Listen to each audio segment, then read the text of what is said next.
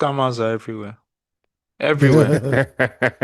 I swear I they saw are a fan everywhere. yesterday, and that's what he greeted me with. He didn't even say, he didn't mention his name. He just, you know, we kind of know each other, but when he just saw him, just say, the scammers are out. I said, well done. Isabi. I The didn't go to scammers main are. island. This Bro, thing. can't you see my eyes? Wait, is my camera on? No, No. camera hasn't been on. Oh, sorry, my bad. What happened? You just go back. Almost something like that, sir. Wow. The Ah. You island know, in block. Lag- How can you say Ayo didn't go you know in to Lagos. attend the island block party? That's the commissioner there. Commissioner go get small security detail. Oh, I beg. How was it? Who performed? How was it? It was good. Tyler ICU, Peruzzi, Terry G. Terry G has been getting shows lately, man. I'm happy for him. Nice. Who again? Odumodu Black was in the building.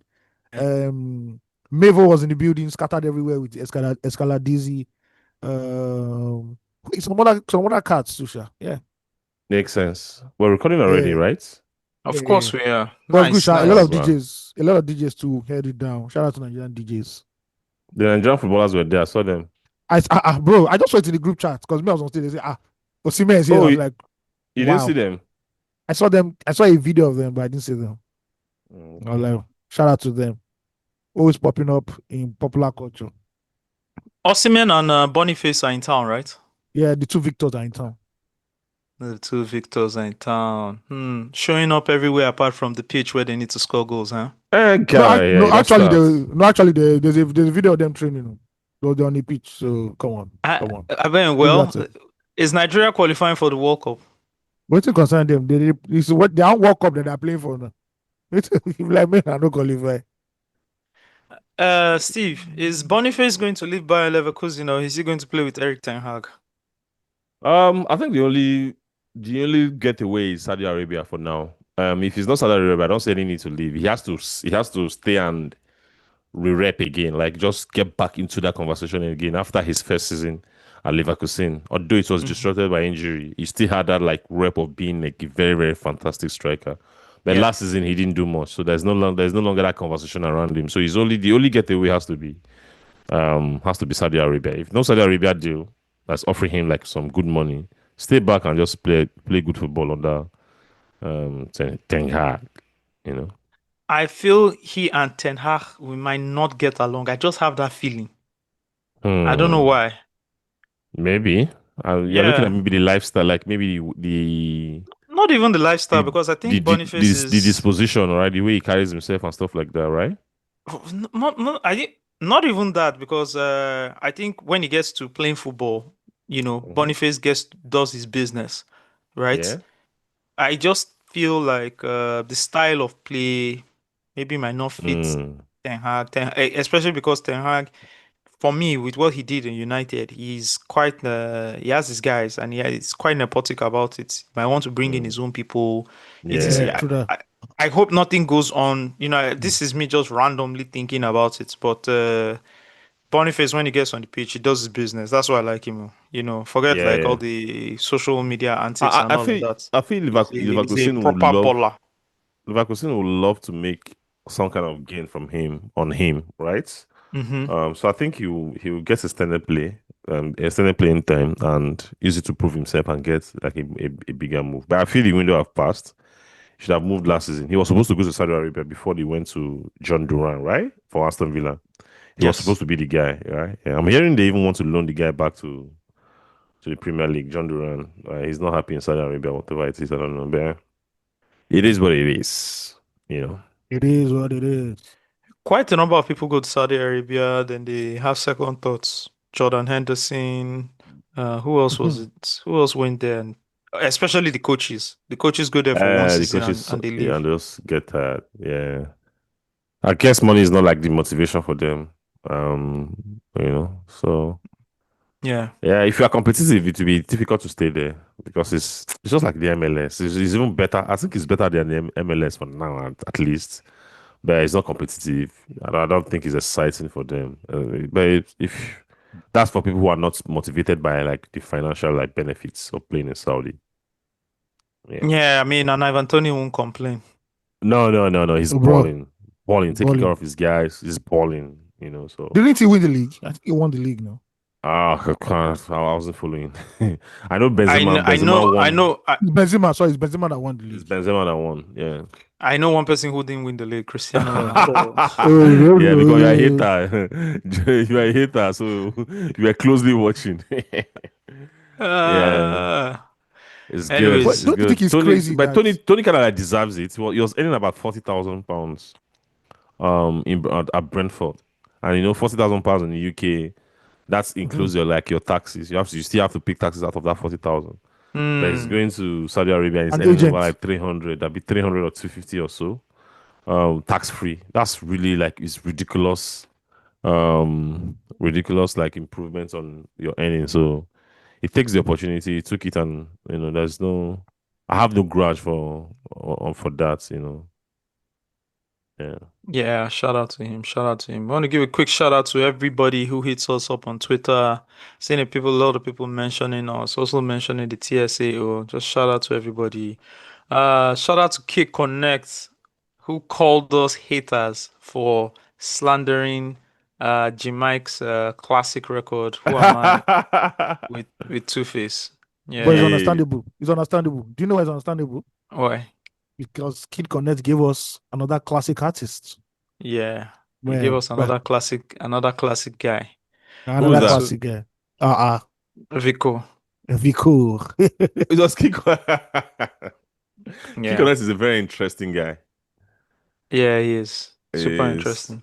Yeah. Yeah, we have before we start the show, let's just quickly we do have the scammers are out submission. Thanks to Albert on Twitter who mentioned us. There is a trending video of a Pastor Jeremiah, who launched a spiritual ATM card that will disappear after 6 months. He is selling it for $20. So if any of our listeners are interested, there is a spiritual ATM card that is going for $20, but the kick here is it will last for only 6 months. Do you guys want me to play the footage? No, I'm fine. I saw it. Oh, you saw it already. Let's play for our listeners, just in case they didn't see Okay. it. Yeah. Spiritual ATM card. This thing expires under 6 months. Spiritual ATM card. You cannot use it to the physical one. It can't work. No, sir.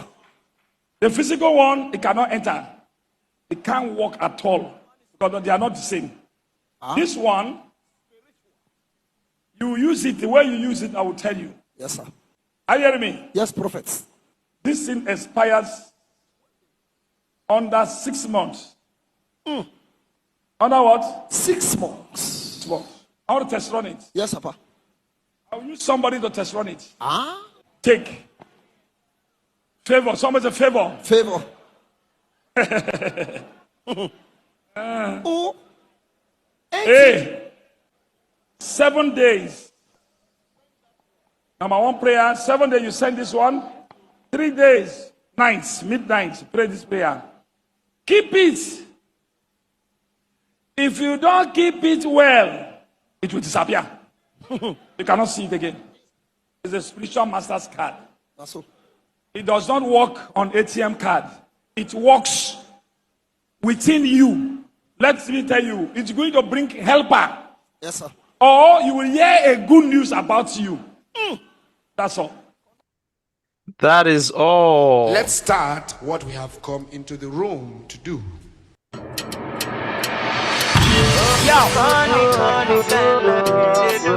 Young Clever Gang, one Danny Young, Chris Bont and Castle Production. So we are telling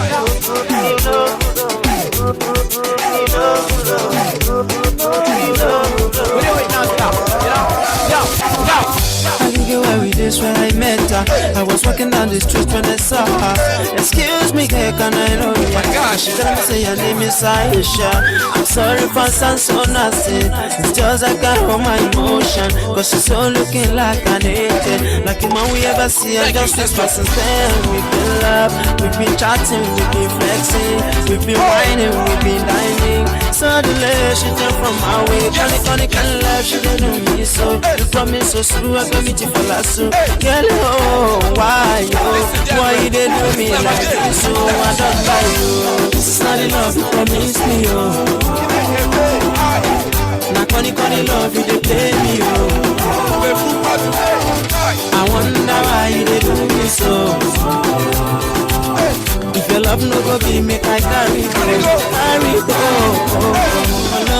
Tell me which one you did. Everybody now so like you feel like, oh I can't take this any longer. This is what you did, they make me mad. I don't tire, sitting by the corner, ticking every day, you don't even bother. Since then we've been love, we've been chatting, we've been flexing, we've been whining, we've been dining. Saturday she came from my way, funny love, she did do me so. She promised so soon, I go meet her for last so. Girl, why you did do me like this? So I don't die, oh. This is not the love you promised me, oh. Now funny love, you dey play me, oh. I wonder why you did do me so. If your love no go be, make I carry go. I like her, no we you with her. These girls they make me the meta. Omo the meta, no with her. Olo me she me that. Me you butter, me you nigga. Right now I'm in the meta. I get shake the master. If I want one more too much, I want that. Hey, Omo get up me low. Make you shake a move. Down the day so I can't you put your hands up. Classic.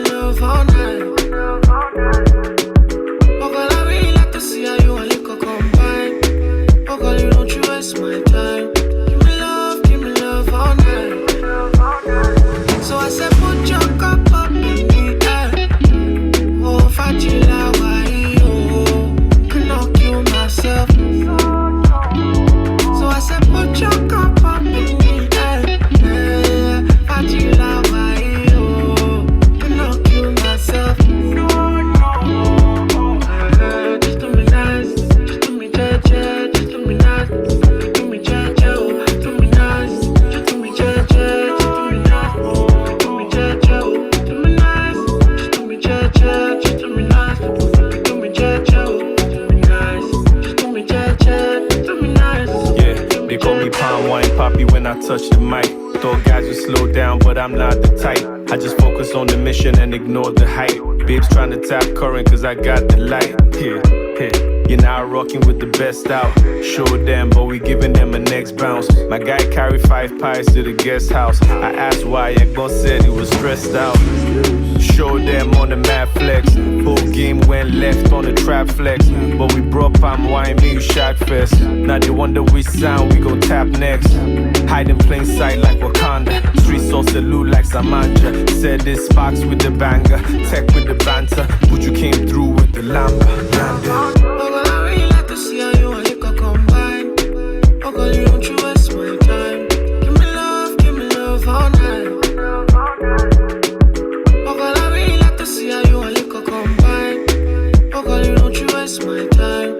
Give me love all night. So I said put your cup up in the air. Oh, Fajila, why you? Cannot kill myself. So I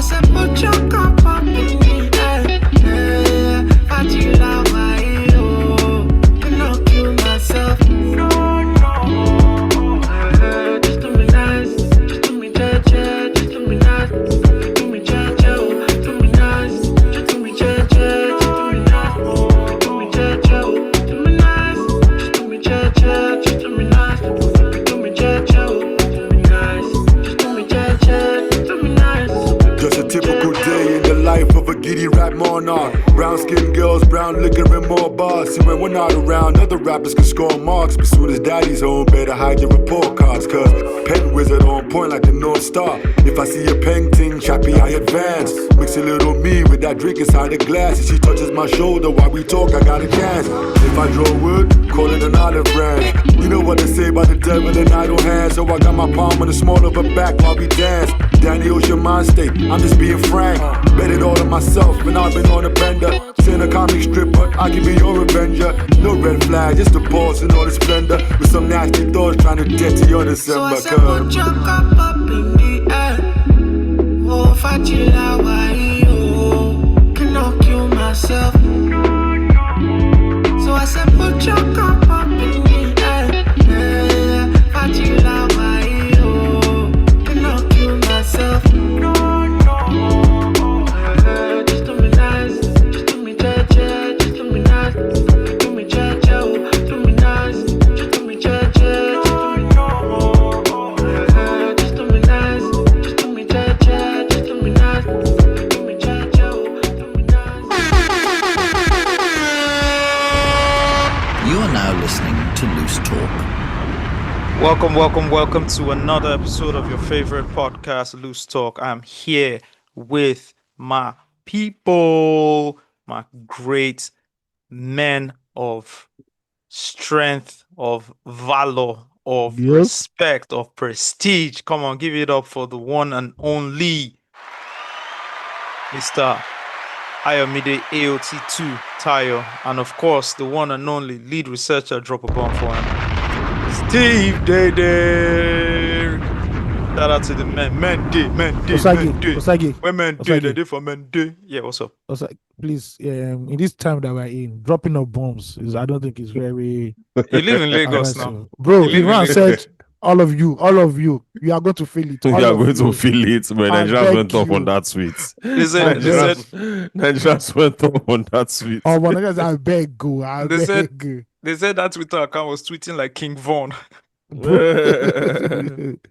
Oh no. I want to say something about like early Nigerian sound, right? The mixing is very, very funny because I think I came back from work on Wednesday, right? And I went for a run. Although I had like a rough, was it Wednesday? I think it was Wednesday. I had like a rough day. That might be what contributed to it. But I started playing the Gift and the Cross on my earpiece while running, and I had a headache. Like Like my head was banging due to the mixing was. Yeah, the Timaya second. That's Timaya sophomore, right? Gift and Grace. Gift and Grace. I'm sorry. Gift and Grace. Yeah. Gift and Grace. Gift and Grace. Yeah. The mixing was the mixing was like he gave me head. I had to like stop running. Like I had to like to reorganize myself and just choose another album to play, like a more recent album to play, and that's how I could like finish my run. That's why still listening to music. Like the whole the sound, the mixing was just like my head started banging. I'm like no.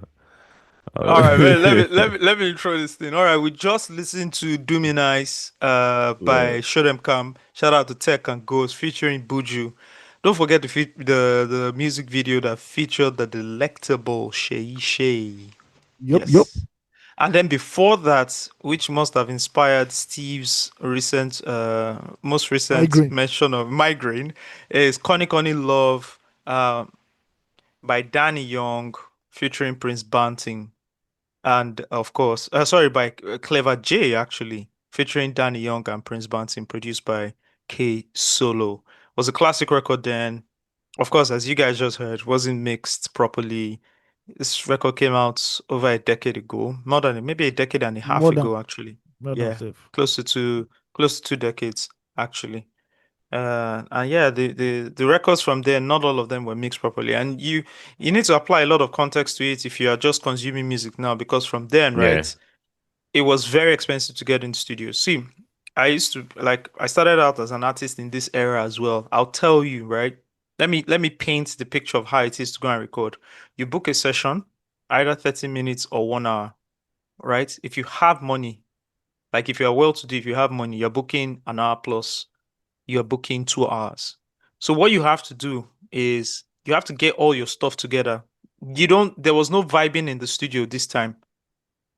Studios were expensive, and You don't have, you know how everybody can just get like their own sound There's a mini studio right now. sound People carry card, studio and around. Yeah. you can just have everything, and you can set it up in a In the you guys hotel can, rooms, in the tour yeah, bus. Yeah. rent a guest house and whatever, and then everybody Yeah. can rap, and then people are recording it, and it's all fun. There was nothing like that back then. All these equipments were very Damn. expensive. Also, these equipments were not as portable as now. People didn't have laptops. Everything was on a Pentium 2, Pentium 3. If you were lucky, a Pentium 4 uh, computer, Windows computer. So you couldn't move these things around. You also had to have a sound card that had to be attached to the CPU. If it wasn't attached to CPU, you had wires. Like, it was cumbersome. So everybody used studios. Now, these studios were expensive because, of course, not only like Afrobeat artists weren't the biggest customers. Biggest customers, gospel artists, and people who actually doing all type of music. So if you booked an hour in the studio, it means you rehearsed very well at home, so that when you got into the studio with your instrumental, and I'll give you the different scenarios with your instrumental, all you're doing is layering your verse. Now, what the studio owner will tell you is that in that hour you booked, they're also going to, if you didn't have instrumentals, the producer will have to create your instrumentals in that hour. Yeah. So if you're lucky enough, the guy does 20, 30 minutes, So you can book like maybe if you have money, I'll book like 3 hours. He uses like 1.5 hours to listen to what I'm saying and singing. Then if he's smart enough, he makes the record, right? And then you want the guy to mix and master. So it was crazy. And that's why this record, they probably got the data files and then gave it to somebody else to quickly mix. I remember putting on my first mixtape in 2004, right? Yeah. Recording it, my first EP, right? It was called I can't remember.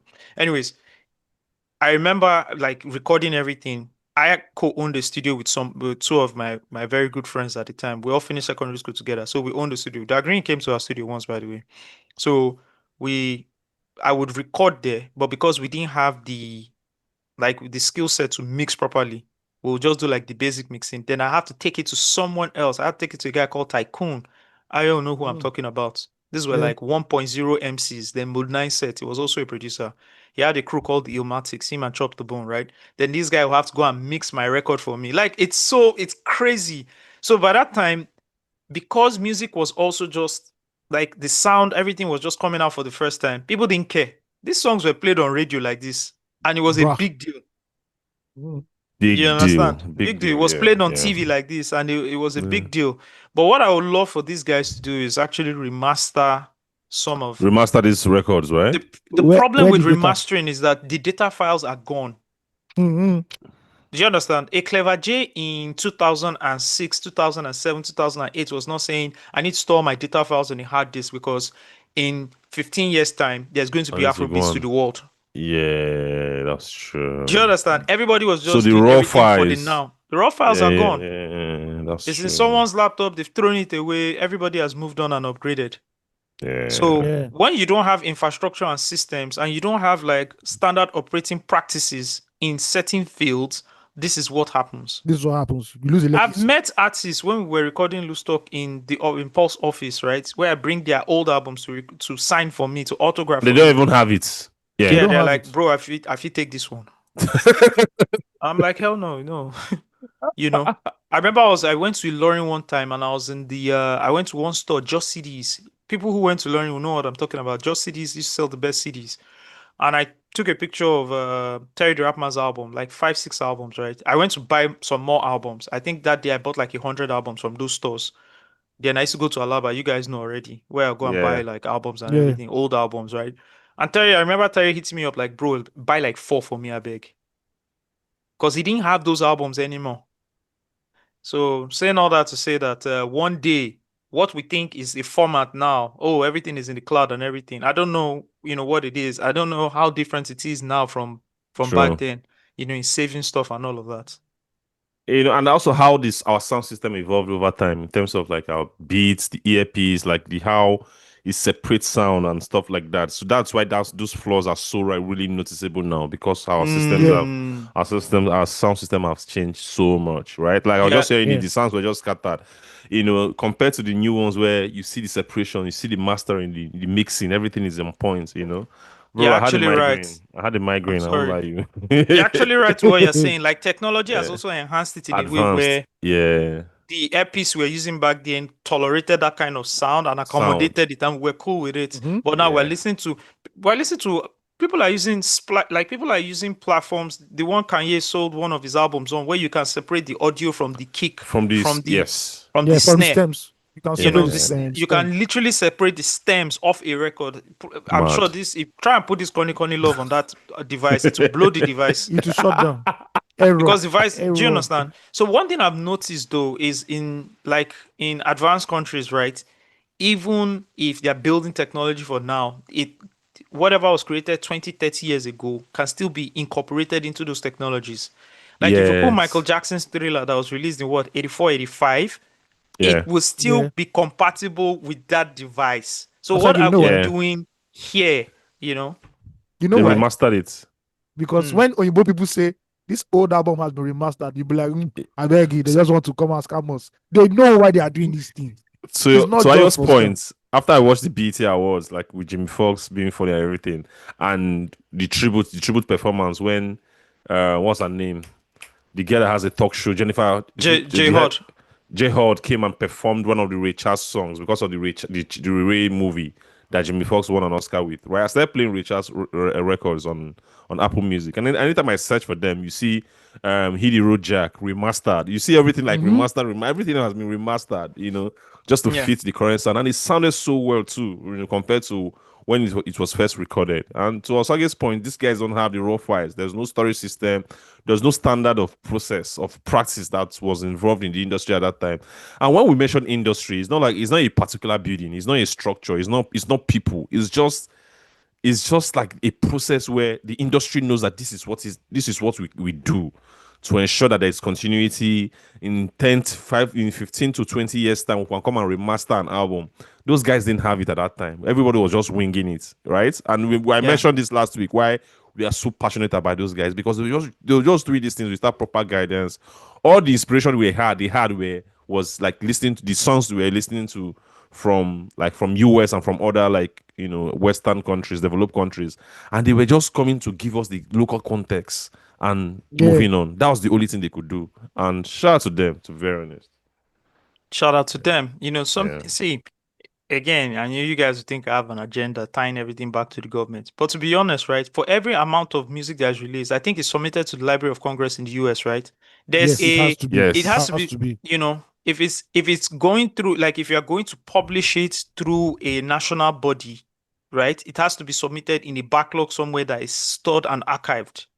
Just like how you print a book, right? If a book is published, it will go through the publishing association, it's stored and archived. Yeah. It's the same thing here. When you don't, because for you to store an archive now, there will be a list of demands. Oh, this has to be like this has to be like. Then the artist then goes and submits the data files. The artist then goes and does all these things so that their body of work can be stored in XYZ. Immortalized, so everything goes back to the government.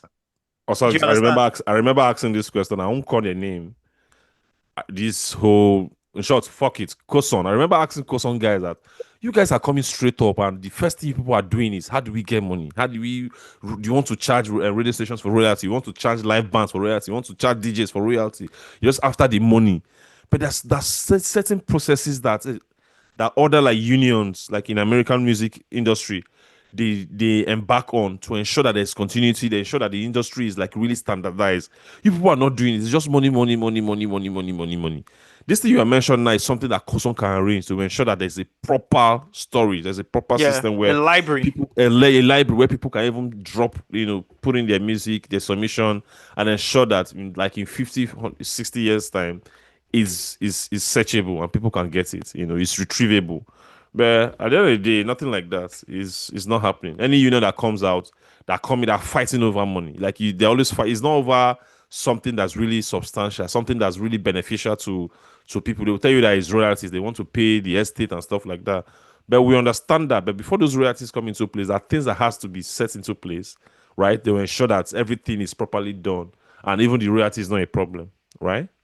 To be fair, right, these policies and projects do exist. I remember when I was working for a record label, and when we released an album, we had to go and submit it at Koson. remember Kosom's office was in Awusu Talent. Keja. Estate. Yeah, on Yeah. Okwebi. Oh, baby, sorry.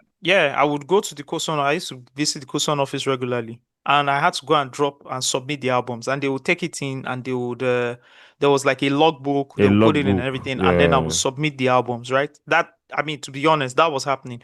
The process there is, or the problem actually there is, you go there now and say, "Oh, I want to retrieve XYZ." I don't know the quality or the state of Of that those storage. physical Yeah. CDs that were there. I don't know if they've been digitized. Do you understand? Like, I don't know Yeah. that process, and that process is not publicly available. Available. Yeah. You know, and when people say, "Oh, like, there's nothing to do," there's so much work to be done, and there's so much, bro. Make we just No be today. make we just live on like salad. Hope everybody's doing well. Let's get into it real quick, real quick, real quick. Let's get into it. Where are we starting from? Let's play some Anywhere, chess. bruv. Let's play some chess, baby. Let's play Okay, we're some going. chess, baby. Move All your right. rookie. I said rookie. Move your. The guy said, "Move your rookie." Yeah, that is here. Move your pawn. Oh my God. Who plays chess here, guys? No, I've tried, bro. I'm going to give it a shot again, sir. I'm going to give it a shot. You I should. do. You I should. do. I do. I play chess. You do? Yeah. Yes, Steve has said he has played chess now. Yeah, I know you said it I a play while chess a ago. lot. I play chess a lot now, growing up. A lot. Don't worry. When Tunde Um, comes to Canada, just link up. I was even discussing this thing with a friend recently. That Scrabble just came at a time to when we finished uni. So we had this, this like there's in the area there's a particular house like everybody goes to that like they're more welcoming. They have like a lot of young people. So Yeah. we usually go there. We play chess a lot. Then somehow Scrabble now became the dominant game, and that's how we Yeah. left chess for a while. And that's how like I didn't follow up on chess for a long time. Although in Lagos I started playing it again with some of my friends, but Scrabble has also like been a lot of like the more dominant game for a while now. From me especially. Yeah. Yeah. There's an area. Anyway, There's a place in my area around 7 o'clock like this. Some old men just come out and start playing chess and draft. For Every day, real? Chess and draft. unfailingly. Yeah, unfailingly. They come out and load it up. Then I remember to like 20, like when the pause, I think my first and second year in pause, I used to play chess a lot online.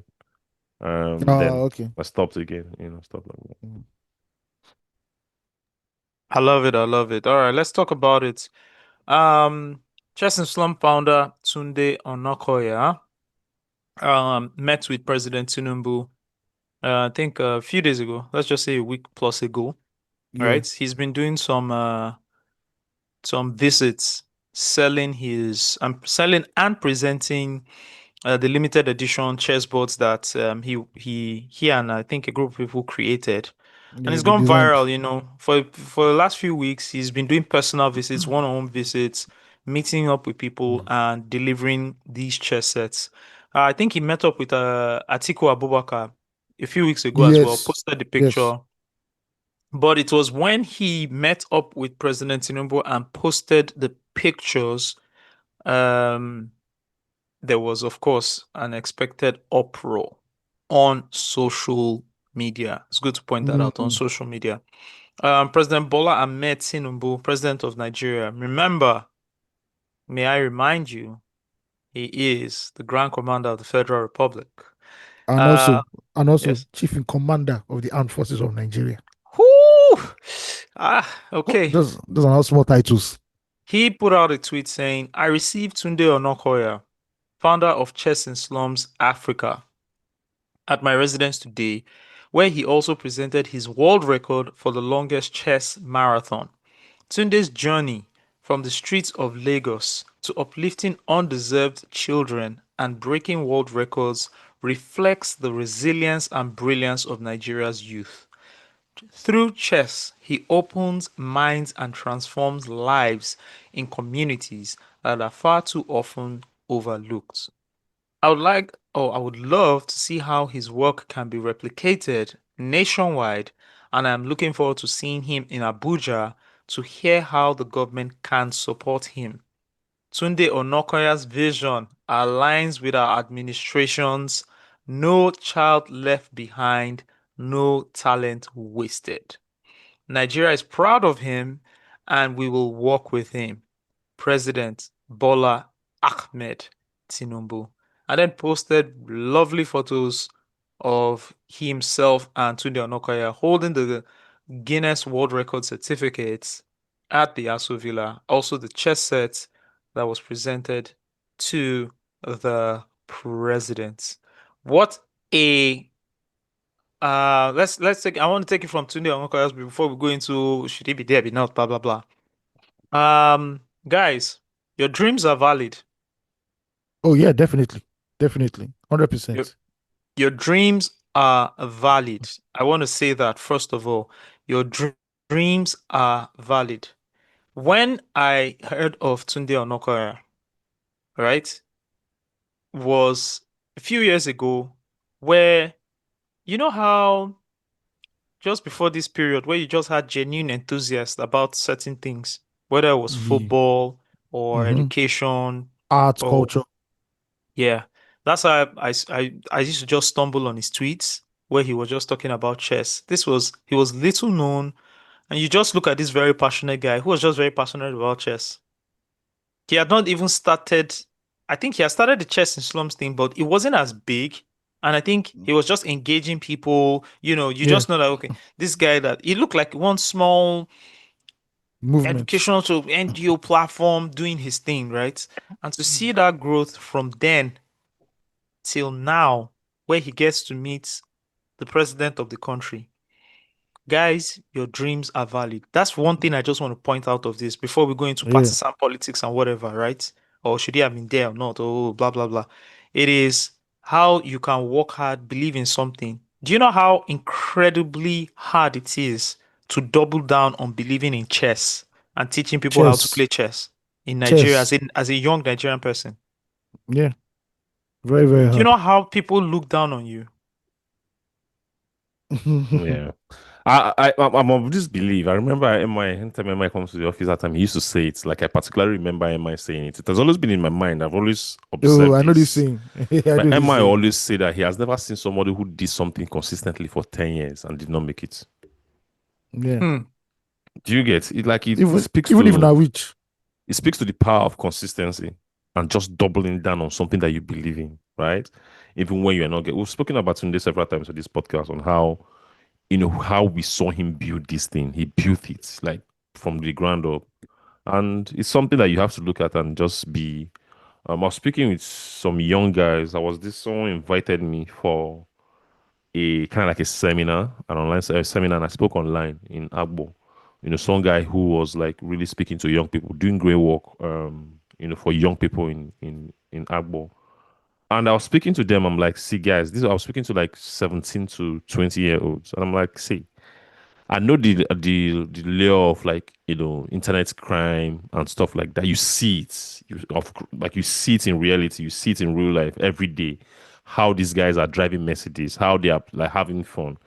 But I don't want you to be carried away by that, you know, because life is a long journey. Like I remember growing up, I remember guys who got like, I remember seeing some guys who were really rich when we were like in early 20s, right? Like really had money, and we were kind of envious of them to say, oh, who are these guys now? Wow, we wish we were them, you know, but eventually, as we lived on, things like everybody caught up and everybody started doing well, right? And the people who were envying before will call you and just be envying you how you are making money, you are doing things legitimately, you have a skill that they don't even envisage themselves doing, right? And they don't even know how to. They don't even have the imagination of doing something like that. So I was explaining to them that, see, pick up something and do it. And consistently do it for 5, 6, 7 years. You'll be fine.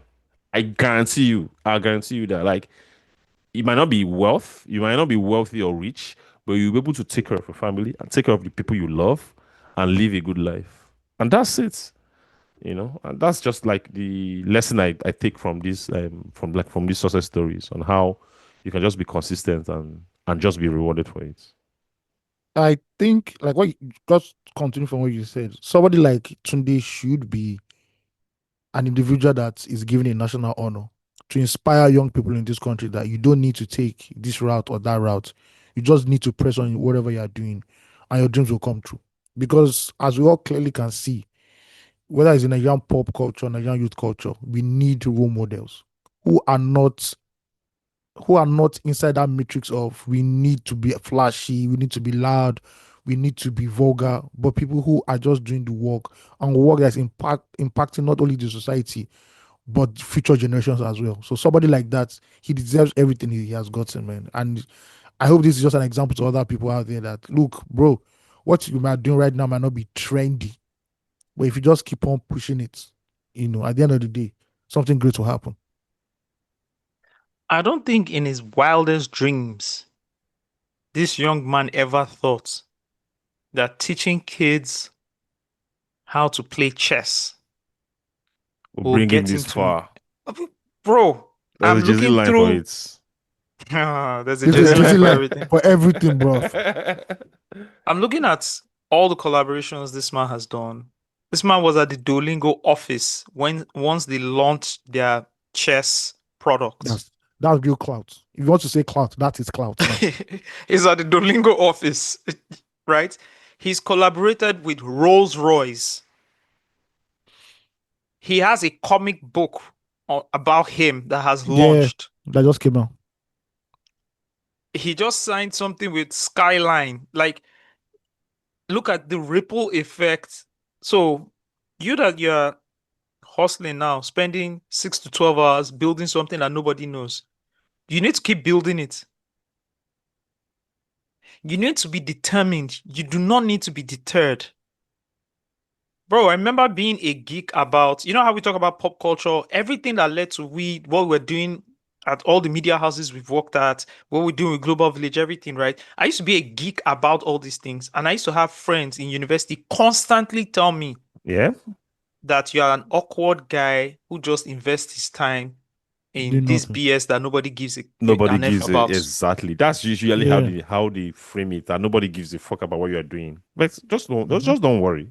Do you understand? Yeah. I used to, as a young person, write video treatments to Nigerian artists when they put out songs and they didn't shoot videos for it.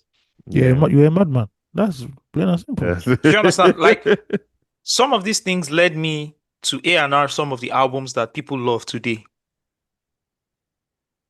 Some of these things led me to be in conversations. See, some of these things led me to get paid very well for just sharing my ideas, because one conversation at dinner with someone, sharing those ideas on what they do, led me into boardrooms I had no business being in, earning money of brand managers that have worked there for decades. Do you understand? Some of these conversations, I could go on and on and on and on, but you understand what I'm saying? Do not be ashamed of what your conviction is. As long as your conviction is not to carry gun and shoot people, right? No matter how awkward. There's a lady, even not just a lady, but I know one person who still does it, the crochet dresses, right? Yeah. And they constantly clowned her on social media that she was wasting her time. So who go buy this one? And today, she has some of the biggest orders. Do you understand? Like, people are always going to be there to either deter you, clown you. Let me tell you how crazy mine is. I used to go for night class, right? And I remember one day we're leaving night class. It was like 5 a.m. in the morning, right? I sat at the back of the taxi. There were two people, and the taxi we used to take at that time, everybody like used to, be crowded in the taxi. So two people would sit on the front seat in front as well. There was a thing, right? So two of my classmates, my friends, were like, friends and all of that, right? Group of friends. They sat in front. I sat at the back, and there were two other people sitting at the back, right? And two of them in front started talking about me and all these things Usags does in entertainment, all these things. Guy's just wasting his time instead of him to just, like, they literally were just talking about me and clowning me about all the things that I was doing, right? And once they dropped, because they dropped 2 bus stops before I dropped, and it was dark, you couldn't see. You know what I said? I told the taxi guy that, those two guys and the people beside me, that those two guys, they were actually talking about me. What? I'm telling you. And it blew their mind. I said, yeah, they were talking about me. I'm the person they were talking about. We're all in the mathematics department. But that didn't stop me from being the person I wanted to be. And I feel like those things are even the strongest indicators to show that you're actually doing something. You just have to do your 10,000 hours. Tunde has done his 10,000 hours. And he's on the next 10,000 hour cycle right now. He's done his first 10,000 hours and he's seeing, this is what you call someone who has motion. He's got motion. So just a round of applause for the sheer determination of teaching someone chess in Lagos. I need to see, let me explain to you. I know somebody like this, like Tunde, who didn't make it. And I'm sure he's looking at Tunde now like, wow, you did it. I know someone like this. We used to be at the cyber cafes. You know what this guy used to do? He used to come to cyber cafes to just play chess with people in around the world. He used to spend his whole time. He used to tell me, Osage, chess is life. Chess is life. Play chess. Everything about his life was chess. He was broke. I knew where he was staying. He was broke. He just used to come, play chess online, and try and teach people chess in the neighborhood. And I know how people used to look at him. Yeah. Everybody has a job. What are you doing? Carrying chessboard around, teaching people how to play chess. Let me tell you, Nigerians are the worst set of people to look down on you. And every level as a Nigerian, every level, a Nigerian is classist to the next person below him. Your family members are classist to you, towards you. Your neighbors are classist towards you. Your pastor is classist towards you. We know what we're talking about. Haven't you approached your pastor before? The church is the worst. And your pastor looks at you like this, like, who's this? They won't even let you talk to you can't even get to the pastor if you didn't have money now. So for this young man to just constantly do this thing, just constantly found his way to Yankee. I think what really blew him up was when he played chess with those 10 people and beat all of them. That thing went viral, right? And that's where everything started. But before you got to that viral moment, man, fam, you have to go through many unviral moments. And then he's gotten to where he's gotten to with the president of a country who is acknowledging and respecting him because he, first of all, do you know this was his second attempt at the Guinness World Records? Yeah, he did the first one. I don't know what happened to that one. Then he has to do it again. Round of applause again to this gentleman, man. Shout out to him. And we constantly talk about, who are these people? Who are the next set of people going to inspire Nigerians? Who are the next set of people going to inspire people? All we see on social media are people flaunting money, buying cars worth 3-point-something billion naira, right? To drive on. You know, the funny thing about that video was that he was showing off his 3.5 million naira car, and just opposite him, they were putting up a building, and they were using bamboo to hold the decking. Do you understand? Where you see like you see extreme wealth, and then you look at extreme poverty, right? So we complain constantly about these things, and then you see somebody who's gone 0 to 100 like this, doing it the right way. I'm not ready to attack anybody like this, and I don't know if we're ready to get into it, guys, about the varying... I don't want to talk about anybody's money. It's your money. Do whatever you want to do with it. No, not that. I'm talking about back to Tunde now, and what people feel about him meeting the president. Should we talk about it, guys? Yeah. We should. Yes, no. Okay, so once the president put up pictures, he also put up his own statements. Let me quickly read the statement. Tunde said, honored to have been graciously received by His Excellency, the President of the Federal Republic of Nigeria, Bola Ahmed Tinubu. We had the privilege of presenting a gold-plated Adire chessboard and the world record certificates. Grateful for the time, listening ear, and kind invitation to Abuja to share our vision to build the largest chess/STEM institute in the world, a place where children, regardless of background, can dream, learn, and become. It is possible to do great things from a small place. So again, context here, he's building the largest chess institute. He's also building a STEM institute, right? And then the backlash came. The backlash came in so much. Oh my God. The backlash was serious. And what's the backlash basically, right? People are being simple. Well, I'll get to my opinion first, but the backlash is simple. People are stating that if you have been doing this chess in slum thing where you've been trying to get young children out of the ghetto, right? By empowering them.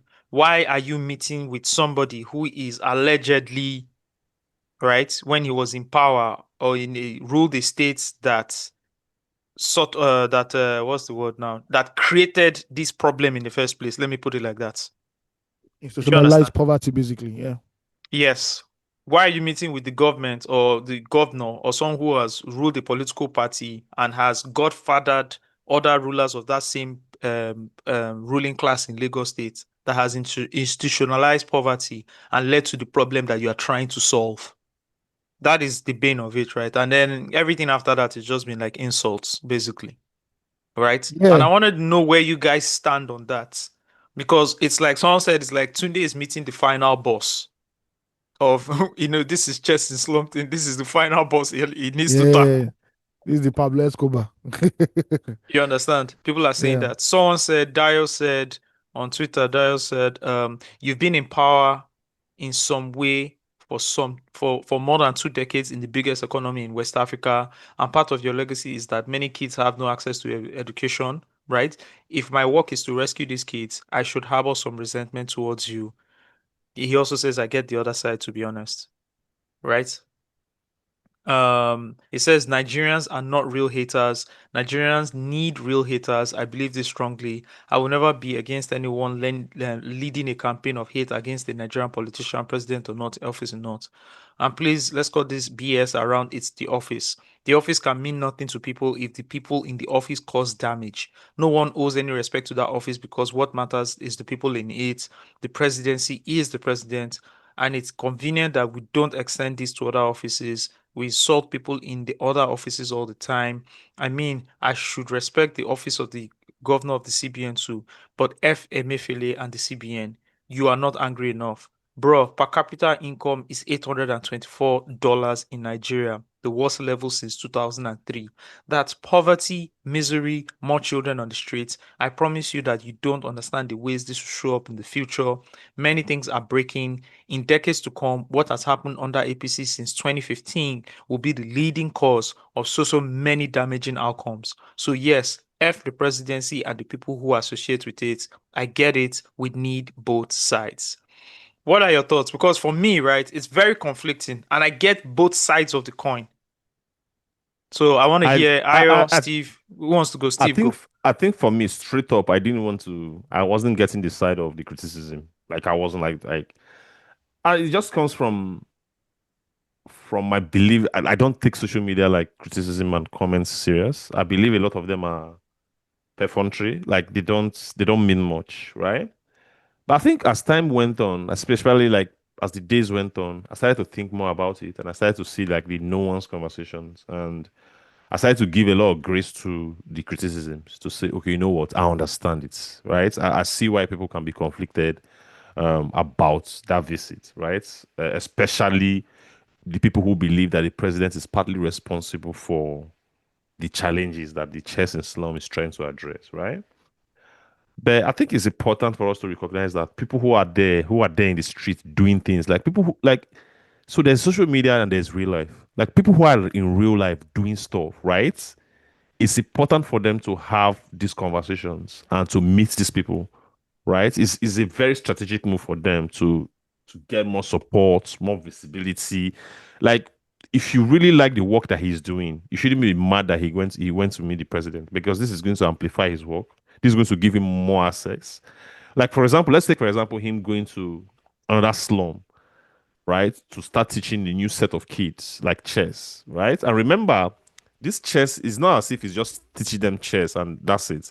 It's just a pathway for them to education, to better life. Like you are giving people a headway in life, right? Some of them are in schools in America, some of them are in schools in Lagos. These guys are going to gain education, are going to start working, productive citizens, right? It's a funnel to the STEM. It's a funnel Institute. Thank you, to STEM Institute, right? So if you recognize the importance of this, you shouldn't be mad that he's being strategic in terms of looking for more visibility, for more support, right? These things are going to open doors for him. Just imagine the headache he used to pass through when he started doing this thing in Oshodi, where he has to like go and mobilize thugs, like the Agberos and whatever it is. Now, all he has to do is show a picture with the president, and everybody just keep quiet. That's all.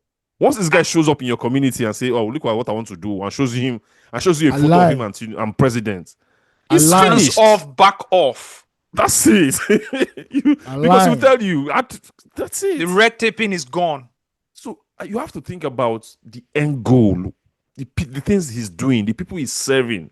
That should come like foremost in everyone's mind to say, if those people matter the most, then it's fine.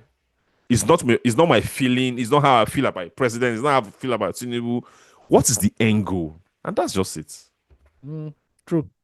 Yeah. Guys, Daniel was chilling with Nebuchadnezzar, guys. For all my Bible hugging lovers, Daniel was chilling with Nebuchadnezzar. Look at that. Look at that. Ayo, what's your submission before I go? Okay, so I believe what that tweet you were reading, that's an emotional tweet, right? And you don't challenge power with emotions. And I think that's what Nigerians do a lot. So what is the next way? What's the next way forward? Everybody is silent. Tunde has always presented himself as apolitical. He hasn't co-signed anybody. He doesn't speak about politics. He looks at nation building, nationhood, and all that.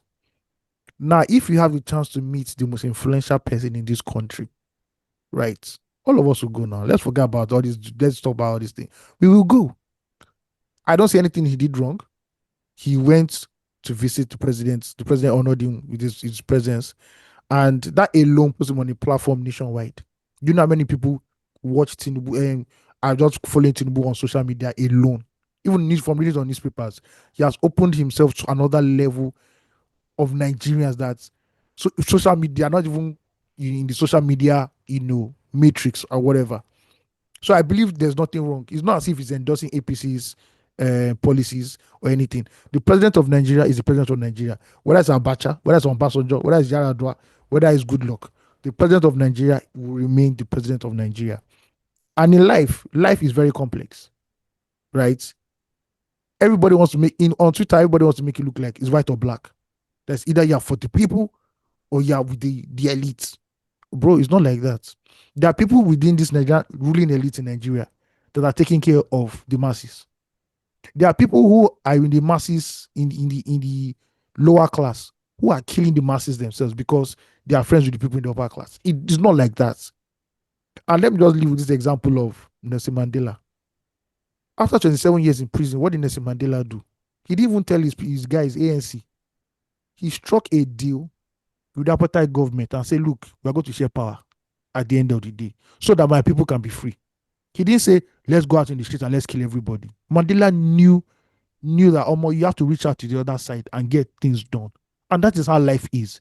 It is not a case of, Tinubu bad, and we are good, so we're not going to do that. In life, you have to sit down with the people. Power doesn't know this one that you people are talking about. Or all this blah, blah, blah. If Tunde needs something from the ministry and you couldn't get it before because of, logistics, red tape, and everything, now, one minister will just give you a phone call and, bro, everything is done. I think that impacted the lives of children already there. So we are not going to wake up one day and just say, Nigeria is great. It's tiny steps, And people who are there in the trenches, who are doing stuff, we shall applaud them. Maybe for you, your own personal policies that, if the president anything and you don't want to go there, it's fine. But if Tunde can change the lives of 100, 200, 300 more children out there by just taking a picture with President Tinubu, me I support it too. At the end of the day, power is power. You have to negotiate with power. Look at Jay-Z. Why people were kneeling down? Jay-Z went to the NFL and said, Alpha, let's do this shit. That's the boardroom. That shit that you people are doing is the language of the weak. I'm very sorry to see. Although that you're shouting on Twitter, it doesn't get you anywhere. You enter the boardroom and follow power to talk at the end of the day. Simple as that. Yeah, so that's my own thoughts, man. Shout out to Tunde, man. Not to do you. I saw the whole statement you released after that because you was pressed. You even tweeted an Ebenezer Obey lyric, a very famous one that talks about the situation. I'm like, bro, you're a very nice guy. You know what I mean? Bro, I don't move on. Nobody wants to shout. Let him shout. I didn't even like that he responded. But it's on brand. It's on brand for him. So it's actually I like the response, and I think he had to respond because when you use social media to build your brand and profile, Then you become accountable to it. Yeah, that's the thing. That's the double-edged sword. Yeah, it's the double edged. So you then become accountable to it because you've used the platform and the people to build your profile, which is fine. I'm okay with that. Let's read his response. You say, he said, I'll say a few things. The anger, the hate, the love, the applause, the criticism, all of it is valid and I embrace it. I'm a world record holder, which means I have attained something no one else in that world has ever done. I was recently honored and awarded by the city of New York. To be honored and received by the president and the highest office in my own country for this reason is not a crime. It is not even a national honor, by the way. I have declined many awards. Comparing me to people who have received awards and recognition from countries that have committed war crimes is at best laughable. I have no interest in partisan politics because of the sensitivity of the work I do. If that ever changes, then I would resign my role as CEO of Chess in Slums Africa. The rhetoric that Chess in Slums only exists or is relevant because of bad governance is not accurate. The real impact of our work is in the synapses. We're using chess as a tool to teach cognition and improve academic outcomes. Using it as a social intervention tool is because those children have fallen through the cracks and cannot make it to the classrooms. This is not charity or NGO. What most of you measure as the most tangible impact is we just dignifying the stories of the children you see all the time on the streets, but pay no attention to. The real impact here is ensuring that they have the critical capacity to think for themselves and putting them through formal or vocational education. I continue to consult with educational institutions and tech companies around the world, so my work will always be relevant, and whatever resource or influence that gives me, I will use all of it to serve the children who deserve a place in the world as well. A visit is not an endorsement. I will visit many more people and will continue to sell my chessboards. You may not understand my intentions or character because the only thing you know about me is what I let on social media, but reputation is not character. It's been 10 long years of staying with this one thing, so I know for a fact that I have earned the benefit of the doubts. He goes on and on and on to like further break it down and all of that. And again, I agree with him here, right? Fellow Nigerians that are mad at Tunde, let me explain it to you guys. We live in a democracy. You are allowed to be mad at him. Tunde is also 100% allowed to do what he wants to do. Do you understand? Take your anger, package it very well, put it in a bucket. You know those buckets they sell with the lid? Put the lid on top of it and go and put it in the store in your house. Because that anger that you have, I have not seen that anger channeled towards what?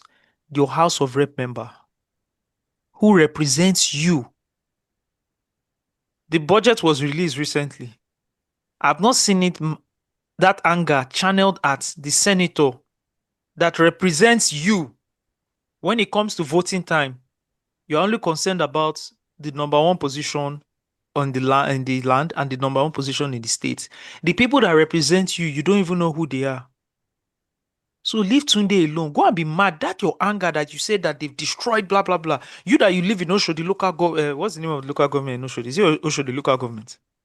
Yes, yes, Solo, yes. Do you understand that you Solo. see those agberos and Yes. everything, right?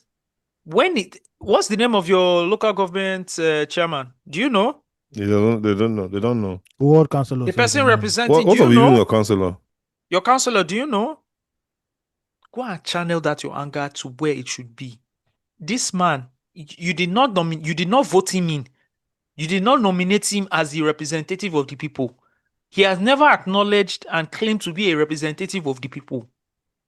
That's not how things work. I'm sorry. Yeah. Stop trying to make heroes out of people who became popular in Nigeria. It's a recurring thing now that I've been seeing. Oh, Burna Boy, why didn't you talk about Burna Boy is even different, right? He cosplays something that he's not, then we find out that he's not. So his own is he's just he's just who he is, right? But we keep picking on people who spend their lives building their art or whatever and trying to put them in this position of trying to make them saviors, your saviors. People's Messiah. They are not your messiahs. When it's time to vote, right? When it's time to recall your senator or whoever representing you, you are not mobilizing, you're not there. So take this anger away from another individual who's just like you, who has excelled in his field. Everybody that is mad at this guy, imagine if you are listening now, if you don't agree with me, imagine what you are doing. You did it so well. You broke a Guinness Book World Record. People know you globally, and then the president of your country, Tinubu, actually invited you to say, well done. Think about it now. Use your church mind.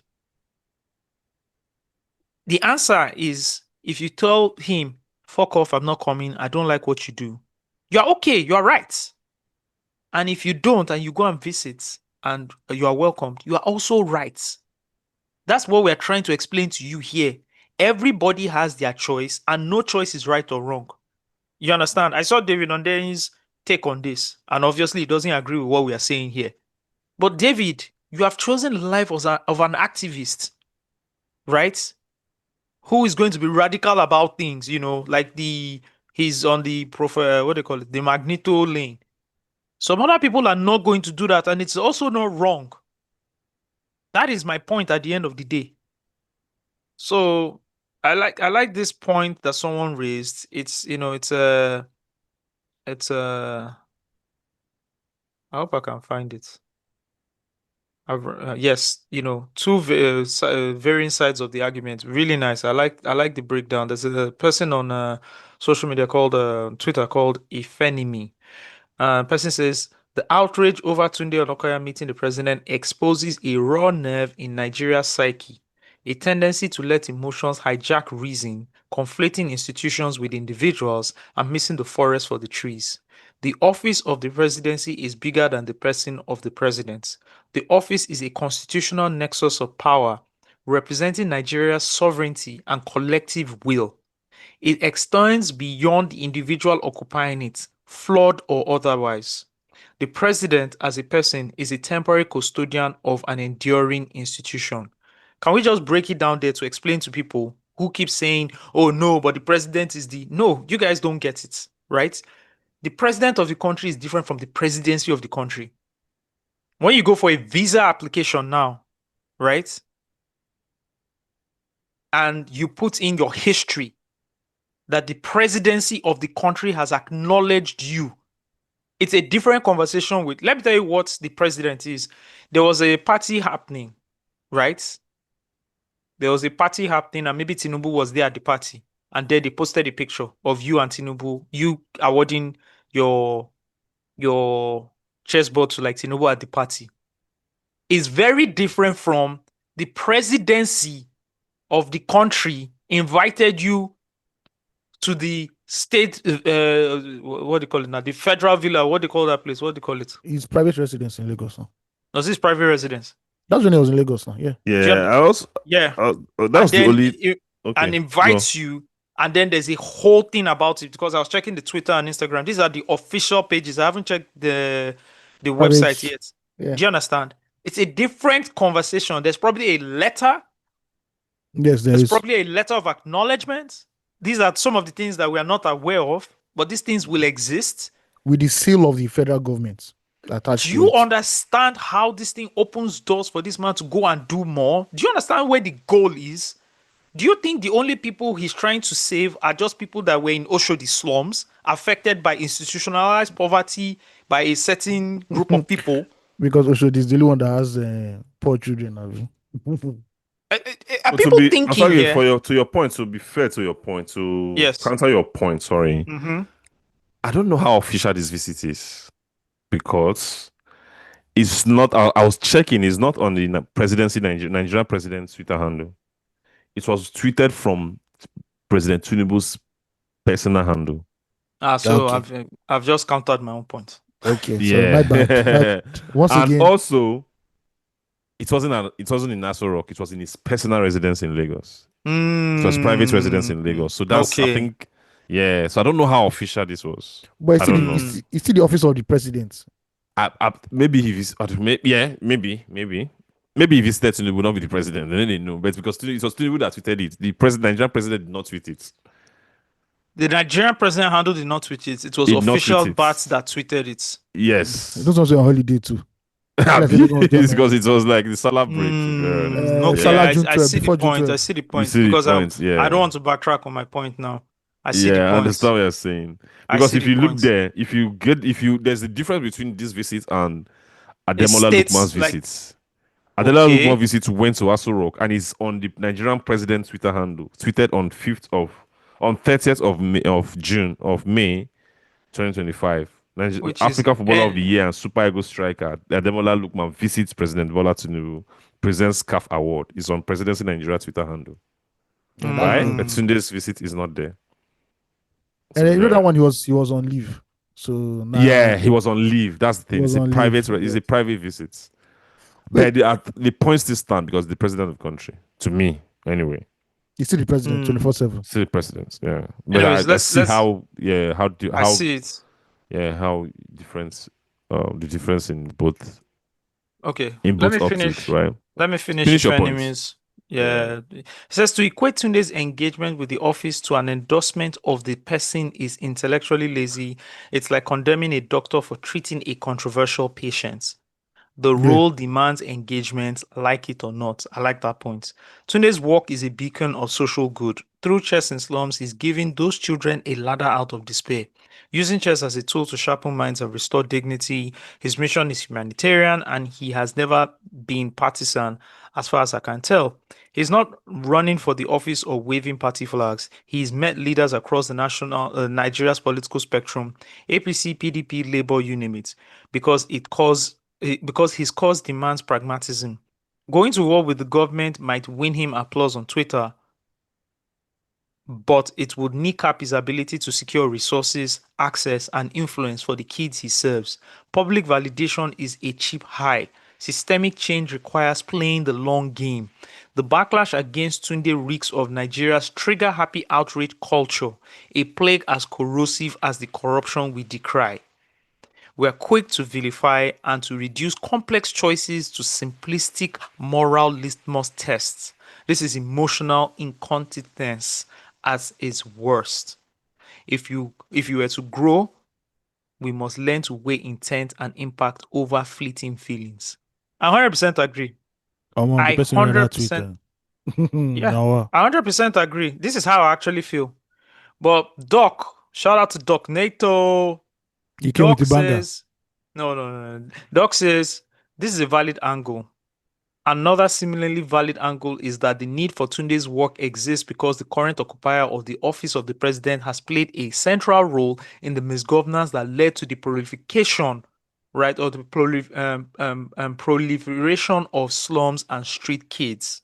Taking a stand against the image of misgovernance can be a powerful statement to spur people to demand more accountability from governments and lead to an enduring legacy of improved government response to slums and street kids.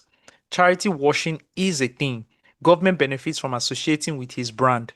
Does he not then have an ultimate duty of care to seek the enduring well-being of the kids he serves by not lending them his brand, but by highlighting their ineffective governance and extracting a commitment from them to do more? There is no right or wrong here, and the aspects of the two opposing positions are not entirely mutually exclusive. The devil can be in the detail in these sort of things. It is, however, good and important we have these conversations. I'd be worried, very worried, if everyone thought unidirectionally. These conversations influence culture and informs all of our personal ethics. I agree with Doc there. Because if you look at both sides of things, there's definitely an argument of you went and met the final boss of what you've been trying to the problem you're trying to solve. You went and met the final boss. The problem has been there way long before Tinubu. That is where people And that's my problem, right? And that's what the feminine lady tried to say. We find a way all the time to pinpoint all of Nigerians' problems on one person. On the latest president, yeah. Yeah. We do it all the time, right? Like institutionalized corruption. My point here is if we really want Nigeria to be better, we need to start solving the problems that we face every day. Yeah. Do you understand what I'm saying? Like most of these people will shout now, but then you still go to you will say I'm yapping I'm yapping my religious leaders, but like you will still tolerate. Fam, I said it in the group now. I said you can't talk to your HR with the injustice that was done to your colleague that got fired. You're telling somebody to go and talk to the president or to not acknowledge the president's invitation. Do you understand what I'm saying? I was also wondering why there was no smoke for the president, like in terms of trolling, because what he did here, what he's trying to do is just trying to capitalize on a positive story and achievement to boost their own image, right?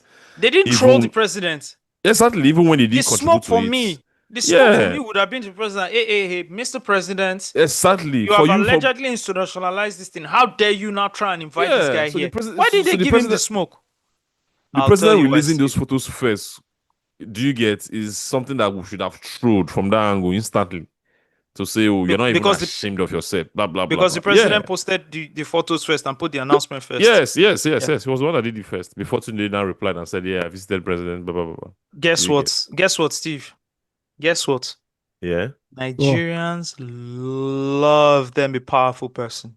Ah, man, so much, man, bro. Nigerians love them a powerful person. From the richest person in your family to the richest man on your state, in your streets. Do you know how they treat the richest man in the streets?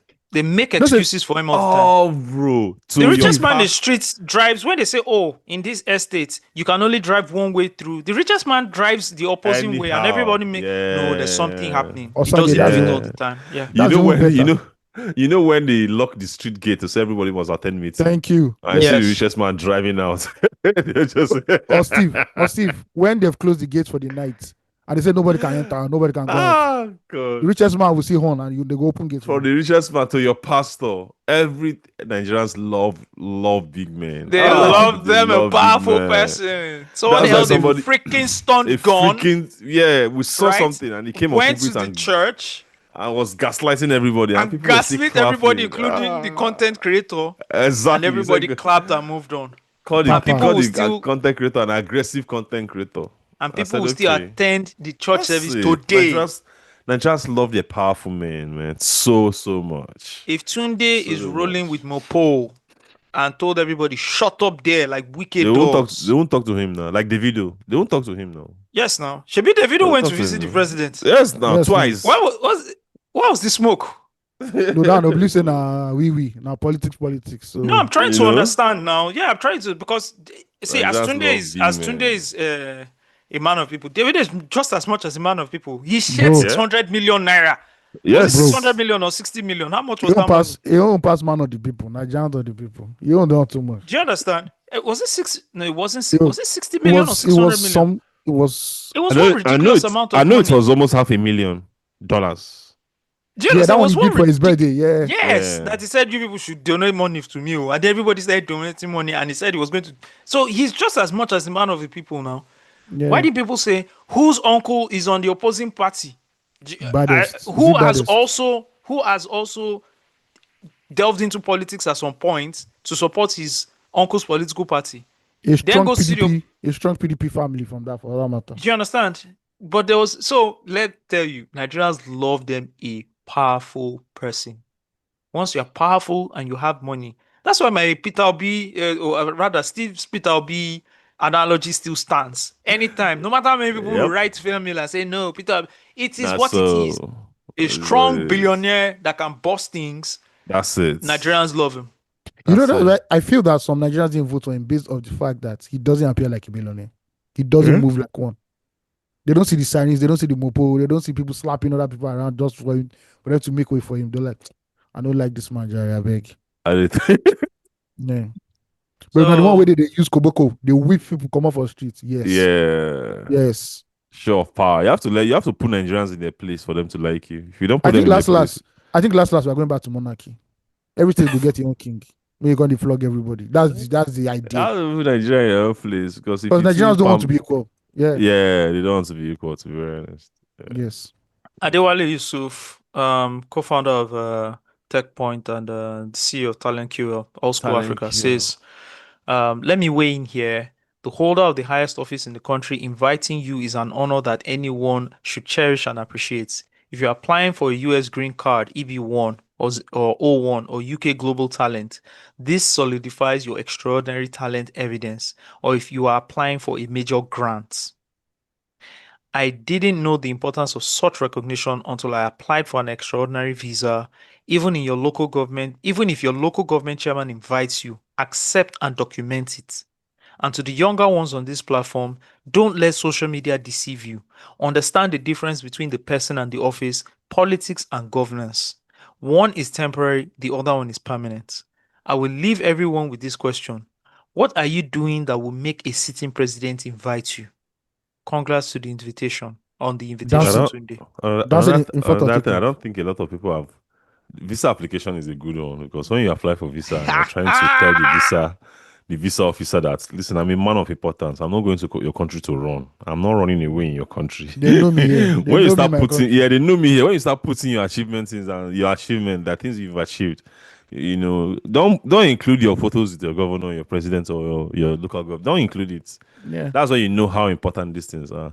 To be very honest, I think every Nigerian So, is like the average Nigerian is just like a fake protester. Like, I no, this said thing is it's wrong. bro, it's online. It's But what perfunctory. It's the just smoke, I don't take it but personal, to be the very smoke is honest. never in real life. The smoke It's is never in never in real real life. life. Yeah, Yeah. it's just for and you never see people who are building, who are really, really out there just there building things, just saying this kind of things because they know how much these things are important, to them, to be very honest. Again, you that you have never fought for injustice in your life, you have the effrontery to Hmm.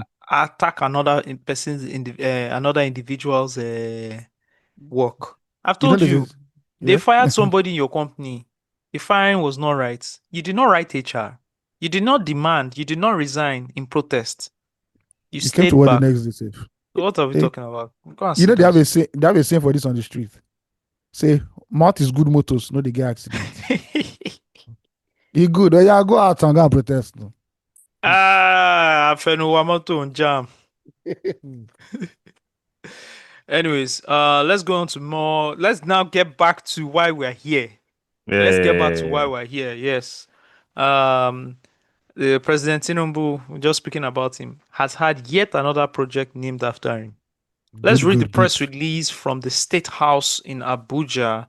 The Abuja International Conference Center has been renamed in President Tinubu's honor as he mandates payments for its use. President Bola Ahmed Tinubu reopened the renovated Abuja International Conference Center (ICC) on Tuesday in Abuja and directed all ministries, departments, and agencies (MDAs) to pay for the use of the facility to ensure its upkeep and long-term sustainability. At the event, Federal Capital Territory Minister Nyesom Wike announced renaming the center, which opened in 1991, as the Bola Ahmed Tinubu International Conference Center. Recalling his previous visit to the center during the 2024 ECOWAS Parliament Conference, President Tinubu recounted his shock at its poor state. When I was attending the ECOWAS Parliament Conference, the environment was dirty, disorganized, and uninhabitable. I turned to Mr. Wiki and I said, "This conference center does not reflect who you are. How have we sunk this low?" He replied, "No, bear with us. We will do whatever we can to transform the place. Today I'm very happy." The International Conference Center is part of our country's larger vision to become a hub for regional democracy, diplomacy, continental trade discussions, global partnerships, and other thoughtful, well-outlined goals that reflect our Nigeria's first principle, President Tinubu said. By the way, I'm reading this on 2X if Tinubu was reading it. He praised Julius Berger's Nigeria PLC, the original contractor, for delivering a high-quality renovation, adding that the quality reflects what Julius Berger has been known for in current years. Okay, enough yada yada yada yada yada. Yes, as this story came out, was published by the Special Advisor to the President on Information and Strategy, Bayo Onanuga. As this story came out, it was very interesting to point out, shout out to Fisaya Sorumbo who pointed this out, that in just 2 years, President Bola Ahmed has named and renamed at least 6 edifices stroke institutions after himself. The Bola Ahmed Tinubu Barracks in Abuja, the Bola Ahmed Tinubu Technology Innovation Complex, BATIC in Abuja, the Bola Tinubu Polytechnic in Abuja, the Bola Ahmed Tinubu Way in Abuja, the National Assembly Library, now renamed the Senator Bola Ahmed Tinubu Building, and yesterday the erstwhile International Conference Center, ICC, now renamed as the Bola Tinubu International Conference Center. I won't be shocked if APC gets renamed Bola Tinubu Progressives Congress, BTPC, sometime soon. At this rate, the president would have named at least 24 public facilities after himself should he complete a second term in office. But one thing is certain, Tinubu's obsession with self-immortalization would only last as long as his legacy of service. In his final 2 or 6 years in office, they are woeful as his first 2. The public will willingly forget him in a flash, and his successor needs no more than a few weeks in office to erase the name from all these institutions anyway. It's just a matter of time. All right, man. I just want to say this, we have now gotten to Abacha levels of psychophancy. That's what I just want to say. Personally, this is my own submission. I just like that. The one thing about Tinubu is that he does not do anything that surprises us, like especially like the people who know him. If you've been in Lagos, you know now. Yeah, he's someone who's like really focused on shaping how history remembers him. So he rewrites like narratives to his advantage. He's very deceptive. The way he spins stories, like, you know, that's why you hear something like, "Who he built Lagos." Yeah, he's not random. It's not something that happened by accident. They cook out. They cook out. Tinubu was very big on media, big on representation, big on branding and themes. Bro, do you understand? You know when I gave it up for Tinubu, he paid a tribute to the Vanguard owner who clocked 90. You know, he said the presidency released a very glowing statement about him. And I was looking back at to see like how did like other presidents, he knows, like he respects these people. He understands their impact. So that's why he's very, very big on them. This man invested in Punch, allegedly. He has Nation's newspaper. He has TVC. This man he's investing in the media because he understands the impact. He understands what it brings to him. You know, so he invested in one defunct satellite TV satellite company. I won't mention the name. Okay. Allegedly, yeah. So when it comes to media, the Baba understands. Baba understands it very, very well. And he likes these grand gestures of "I'm larger than life." I'm the father of the nation. I'm the one restructuring and remolding the country and just giving you lamba. We should not be surprised that one day to be Federal Republic of Tinubu. Yes, no. An African dictator. He beats Nigeria now. Yes, no. Oh, but no, by 2027. By 2027, he beats Nigeria. That's the new one. Nigeria now. The man who easily building Nigeria. He beats Nigeria now. They'll release the book, "The Man Who Built Nigeria." That's it. Because you have the national anthem. Because guess what? You know, a bunch of you useless people are ready to start publishing the book.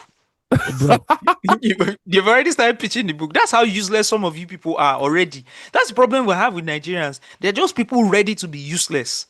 Yes. They started already pitching to feed bro. People have to feed their families, bro. Do you understand? People have already started pitching already. The man who built Nigeria. They are ready to go. I was just looking at it like Wiki is such a perfect servant for Tinubu. Yes. Because Wiki is actually a praise singer. Yes. He's an amplifier. He's an amplifier. Did you see his response to Abati? You know, Abati was very, very critical of this ICC naming on Arise. And they said when they were giving it to your boss, back in the days, you couldn't say anything. You couldn't defend your boss. Here, I'm here defending my boss, and I'll defend my boss.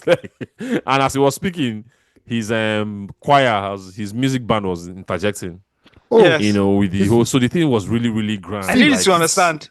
He has a music band that follows him everywhere. He's a praise singer. Wait, the band followed me to Abuja too. I thought he left when he was hosting this ICC thing, Tinubu was there. His band singers were singing. Those boys don't have man for life. Those boys don't have for life.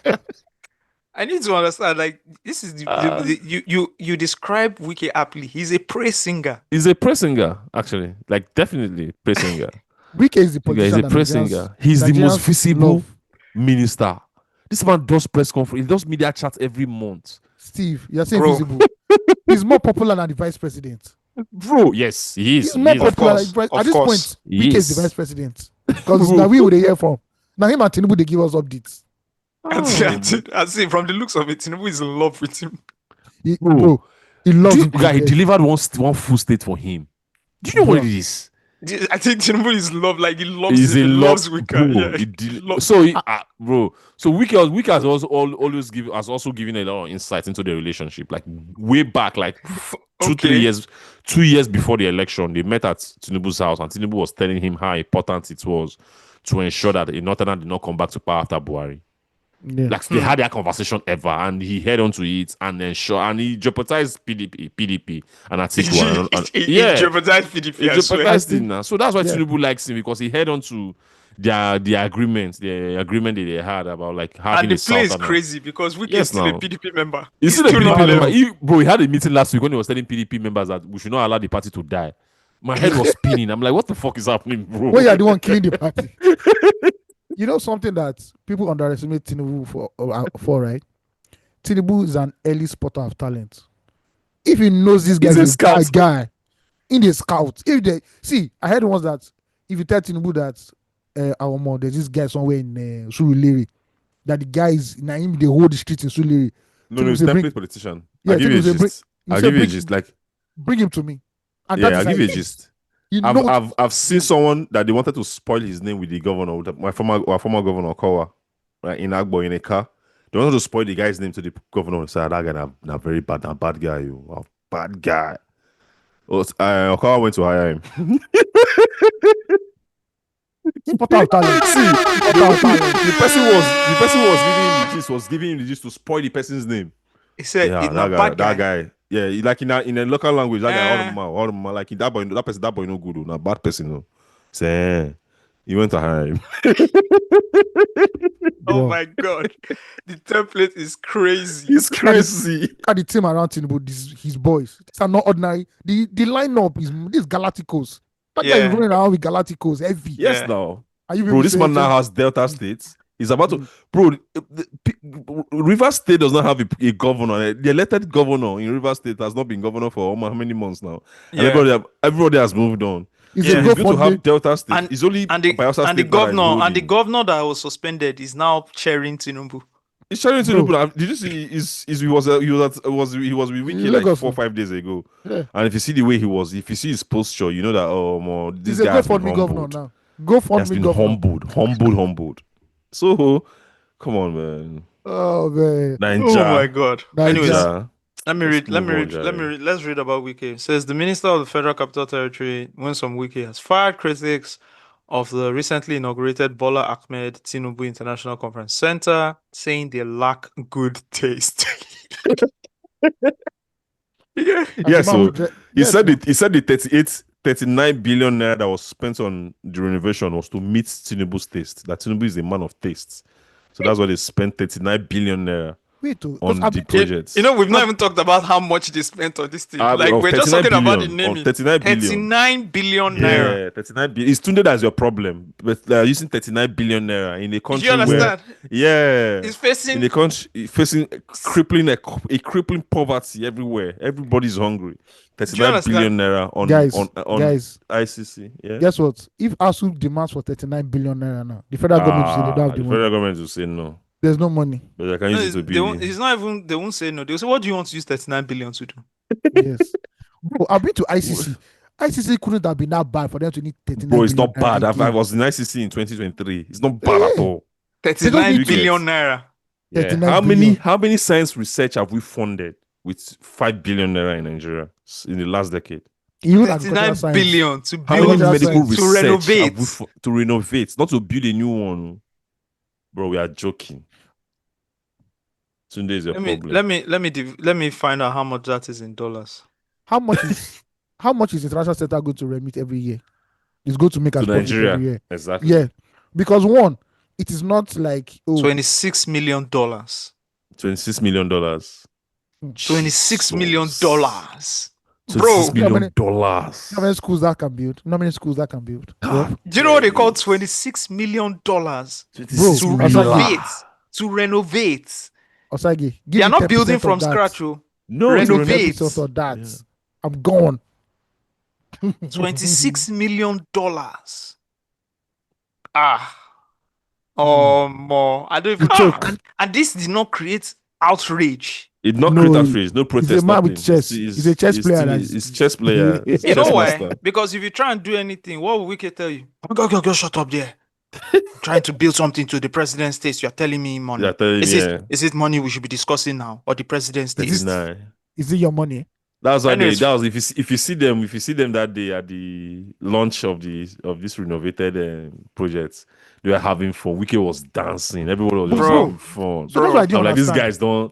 these guys don't share more. How more? See, I tweeted that video of him dancing and said, anytime I see Nigerian people in governance, like the way they carry themselves, the way you wouldn't know that they are leading a country that's poor. You won't. Yeah. You won't. You think like the whole country is balling. Like it's like Instagram. It's like you're watching a video, like an Afrobeat video. Like it's just fun. Bro, those guys are having fun. Like if you see Tinubu and his guys talking, like remember when he went on Democracy Day, when he went to the National Assembly, like this position, like the way they talk. Nah. You just know that. I want us to touch on that, but let me just quickly finish this. So following the inauguration, former presidential candidate of the Labour Party in 2023 elections, Peter Obi, criticized the amount spent on the renovation of the ICC. Obi described the project as a misplacement of priorities by the government to favor the rich while the poor are dying in droves. Right? He said the 39 billion used to renovate the ICC would have been better spent on addressing urgent issues affecting school children who are in desperate need of such investments. Speaking during the inauguration, so he was saying during the inauguration, right, and all of that. I'm trying to look for Wike's statements. Okay, interesting.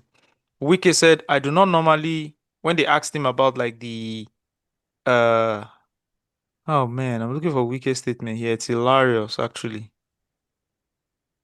Fantastic. He says, you know that there are people naturally, there are people naturally that they don't have good taste.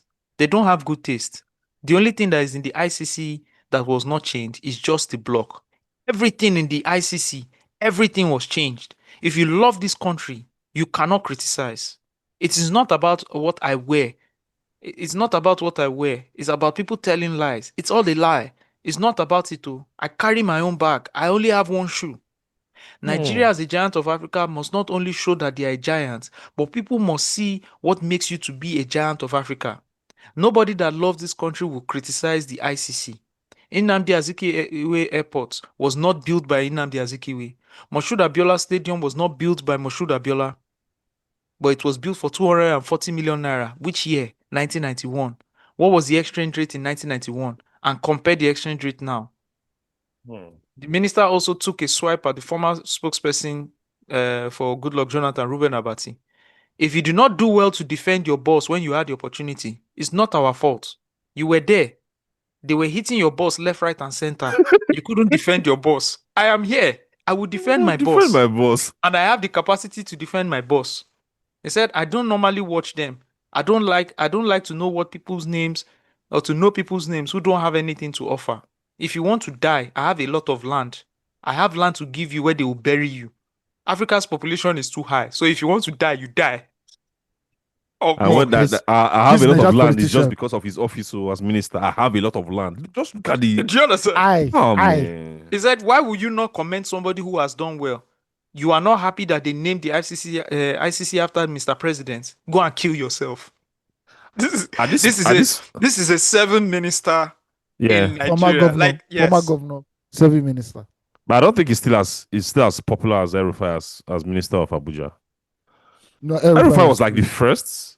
El-Rufai Not was the a demon. first. Not the El-Rufai was a first. demon. He was a El-Rufai demon. was brutal. It was the first Like, in the democratic yeah, dispensation. he was the right? first in the democracy dispensation. Yeah, Exactly. and it did a lot of and the a lot of replanning of crazy things. Abuja. Yes. Yeah, so Yeah, not No, it was crazy, very like, unpopular. it was very unpopular. Let's put it that way. I think El-Rufai is still the most popular, but Wike is gunning for it. Like I'm sure after if Wike does 8 years of this, Oh my he's lord. going to be far Oh more my popular lord. than El-Rufai. No, I believe that after Wike said, first- if you want to die, I have a lot of land. I to have a lot bury of me." land. African population is too much. Let me explain to you. See, 20 years ago, 15 years ago, 20 years ago, what is happening now in Nigeria, like we're reading in the media, this used to happen to other African countries, and we I used will to laugh laugh. at them. will laugh Yes. I at said, them. man, this yes. is crazy. Somebody actually did this and said this. It is happening now. Yeah, I've seen it. This is crazy. It's life. You know another institution that we've not talked about in this whole ICC thing. Yeah. I'll say shout out to Julius Berger. That's all I'm going to say. Shout Any out. government in power, Julius Berger did solidly. They don't send anybody. Shout out. They understand that it's all about the presidency, not the president. All right, man. Let's keep it going. Oh, yes. The Federal Ministry of Agriculture and Food Security called for my a people. prayer and fasting session aimed at seeking divine intervention for protection and national development to address the nation's pressing food insecurity challenges. Yes, you heard that right.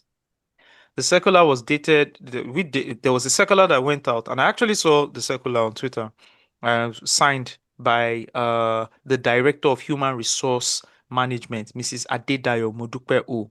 Right? It was posted on Twitter on I think Saturday. Right?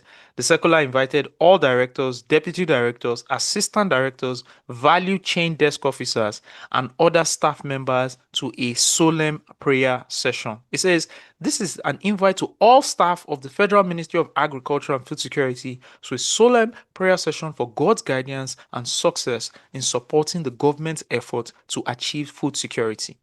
The theme for these sessions is Divine Intervention for Protection and National Development. The prayer sessions were scheduled to take place at the Conference Hall B of the Federal Ministry of Agriculture and Food Security headquarters in Area 11, Abuja, from 12 p.m. to 12:30 p.m. prompt on June 16, right? And June 16, 23rd, and 30th, 2025. Just to give you guys some context, June 16 is a Monday. So they said from 30 minutes, from 12 p.m., while people should constructively be working, they said you should take time off to come and pray. Right? And this was going to happen for 3 days.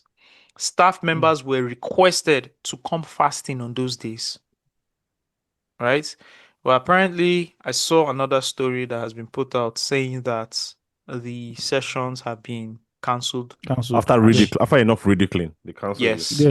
Yeah. Yes. Bless someone spoke sense. I think it has to be a family. Someone is a family member, or maybe a son or a daughter who's on social media say, "Daddy, your mom, this thing don't make sense." That clown the shit out of you.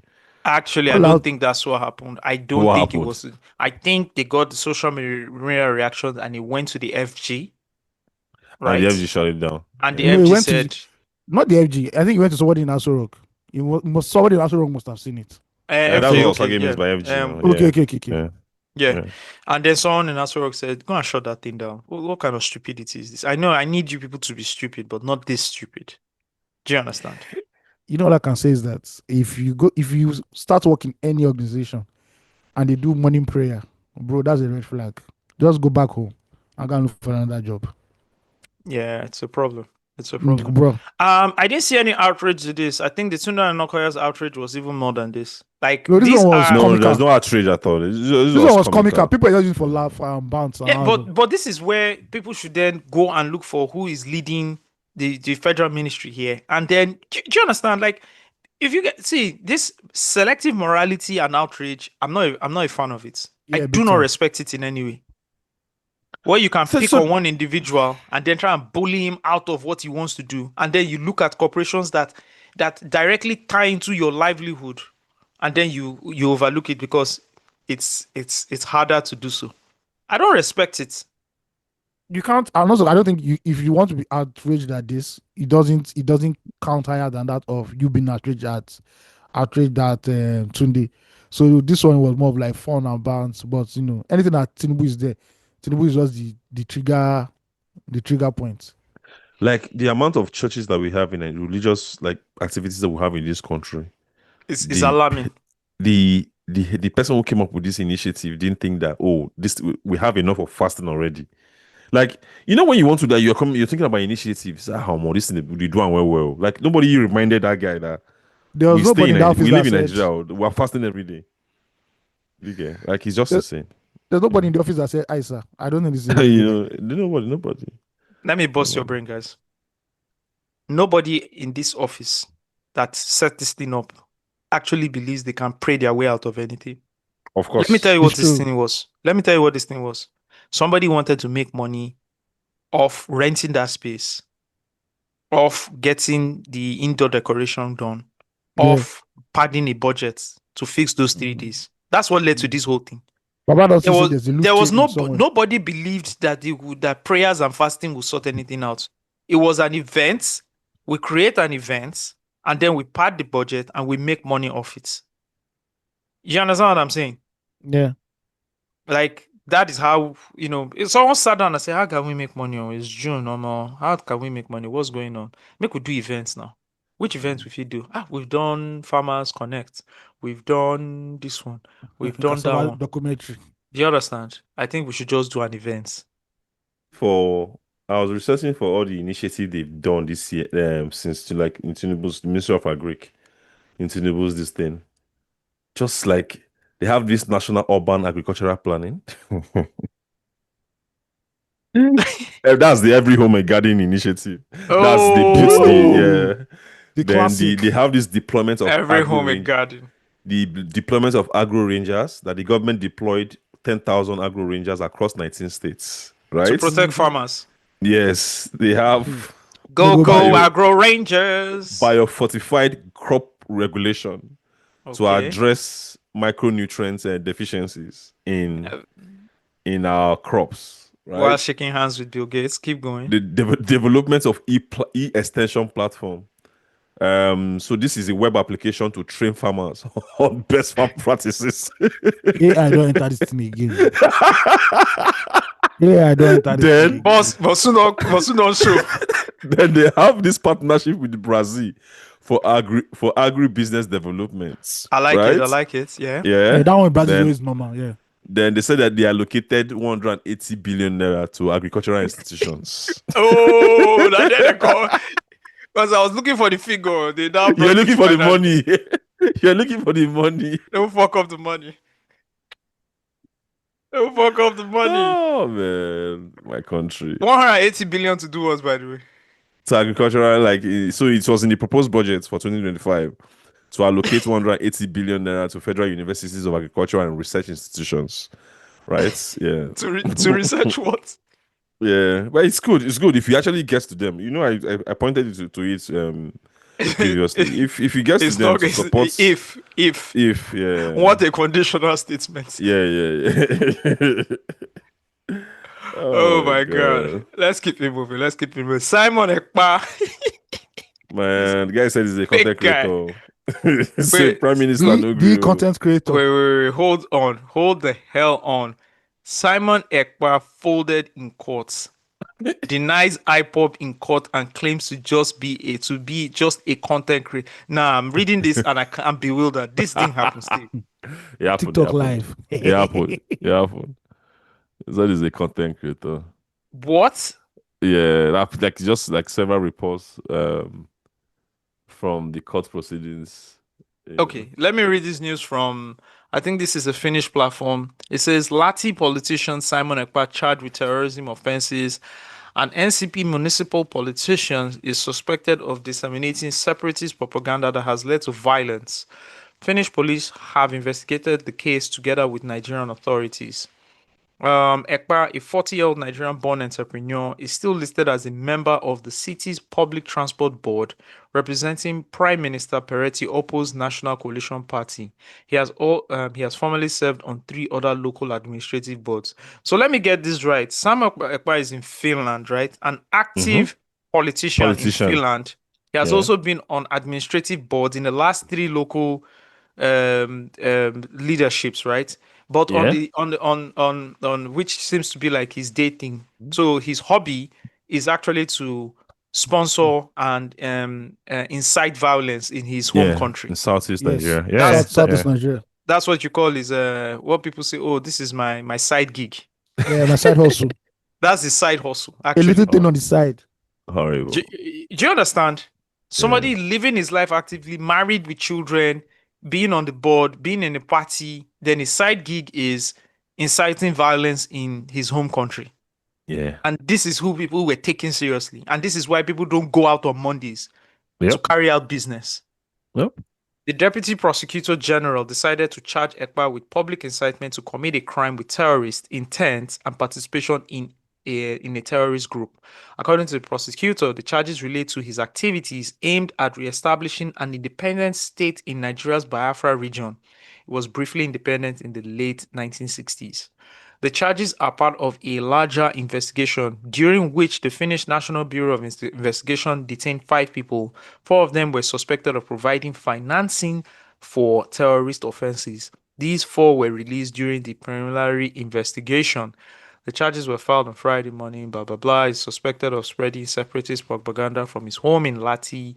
The police are investigating the case together with Nigerian authorities. Ekpa has been in custody since last November. He has denied committing any crimes. And so this is where he now claimed that he is just a content creator. He is no different than who are our popular content creators, than Isbe, yeah, Proco Doctor, Proco Doctor, Pella, VDM, what's the name of the VDM of real estate? Forgotten his name again. Scott Iguma. Do you understand? Cider Bodge.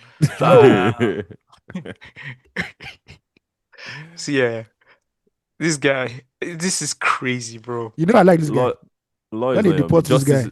Ingo Coletto. I can't wait for the day him and Kanu see eye to eye in the dungeon. And I think Kanu is praying for that because Kanu believes that once they get hold of that guy, they will release him. They're releasing 1 for 1, yeah. 1 for 1, yeah. You know. Someone just needs to be flogged publicly. Just like tie him and just lash him. Like in the olden days. Like it's just Village Market Square, yeah, they go. Village Square, you yeah. know?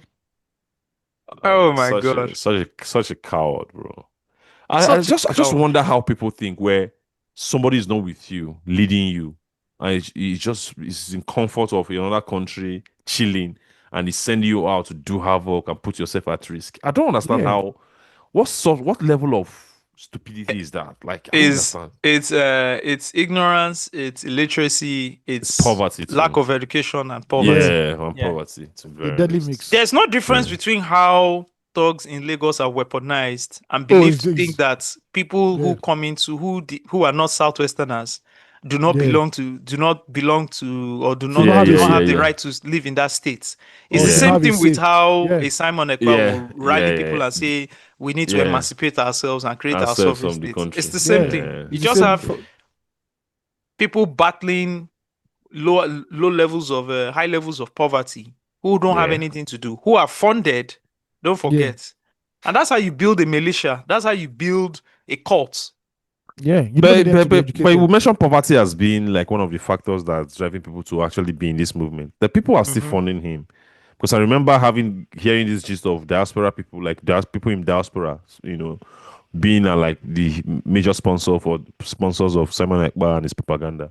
So how do you have money, have exposure, and still just be supporting this rascal? Yeah, I think they are just tied to the ideology of tribalism. That even education cannot remove it. Cannot even remove it.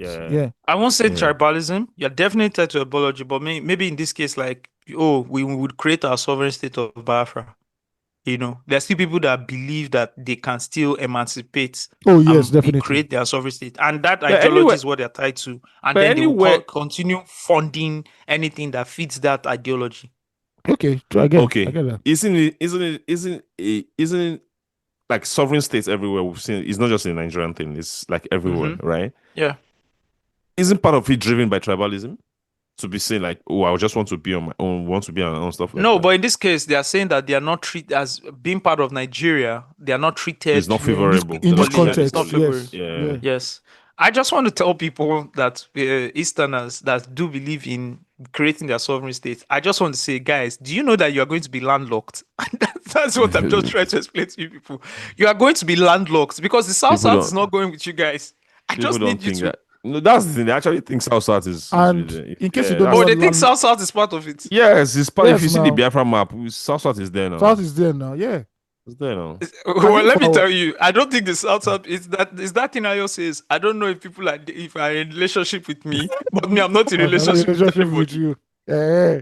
I think it's the same scenario here because Southerners do not identify as It's not happening. And- No, Any it's not happening. In mass case you or guys more. Yeah. Yeah.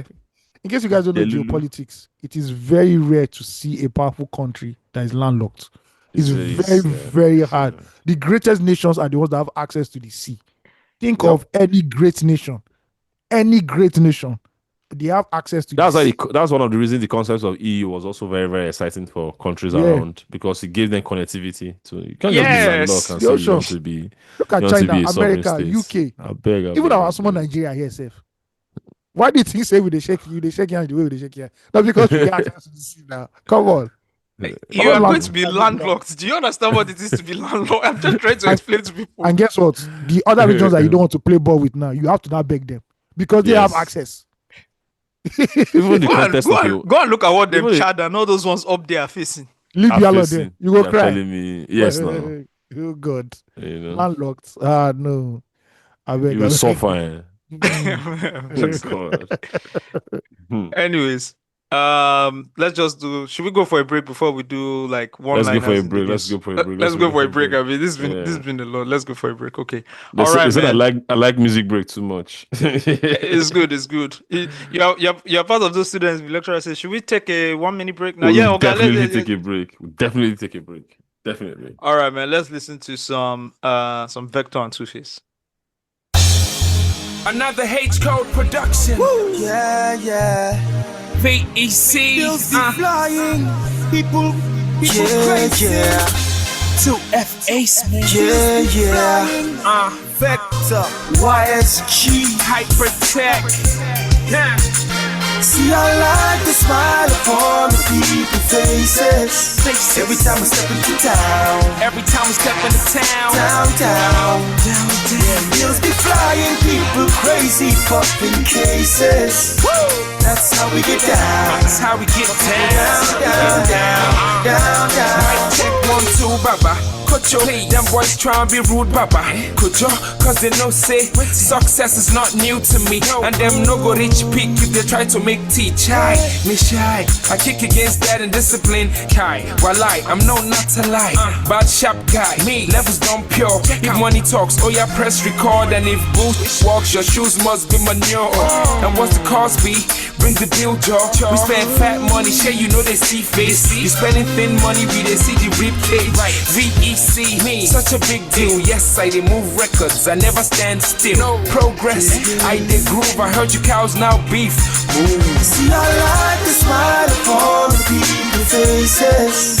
Every time I step into town. Every time we step into town. Downtown. Bills be flying, people crazy, popping cases. Popping cases. That's how we get down. That is how we get down. Come around. We dey drink, we dey drink, we dey shock, we dey shock. We dey catch all the trips cause we have to relax. One why me, that is the Star Quest. I got a car, sir. Why would a Star Trek? So many girls, I can't choose. Our spot is the gal area. Muddy Bruce, ice on my wrist. Sote, I go freeze my pulse. Enemies, they wait just to see my fall. God bless you all. We dey sway with the bar, turn the city to a mall. I can't shout easy on my baloo. Hang with the models, easy on my elu. Dangote chips, city loud loud. Shout outs to all the old players. Lua Lua. What? Making more noise than frenzy. I got that world money, marvelous. See, I like the smile upon the people's faces. Every time we step into town.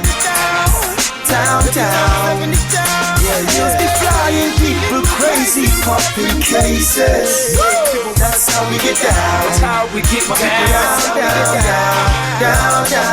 We did face to face, we elevating from grass to grace. We celebrate like every day is our birthday.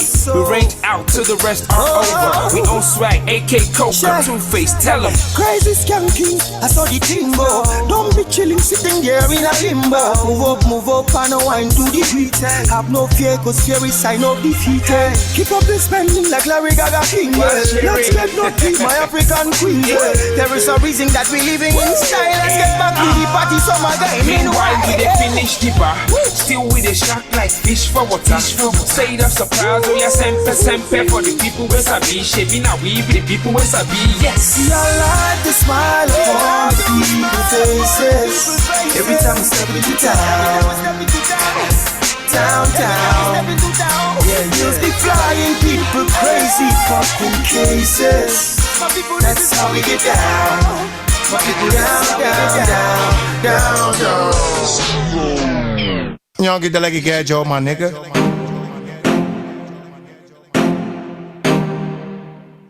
It's got kuturu mabura ubon wanda I pay babon ka.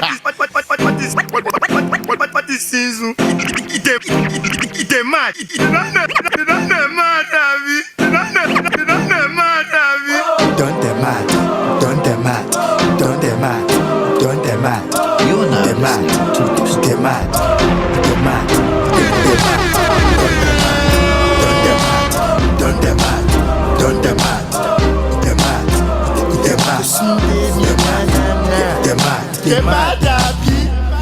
Why you want use granite oil? They drink Gary. Imagine like I shoot retard for head, can't leave and retarded. You go like bath for good toilet. You're out of for credit, your call no connect. Chris woman they show you panta. It's obvious say done the matter. Done the matter. Done the matter. Done the matter. Done the matter.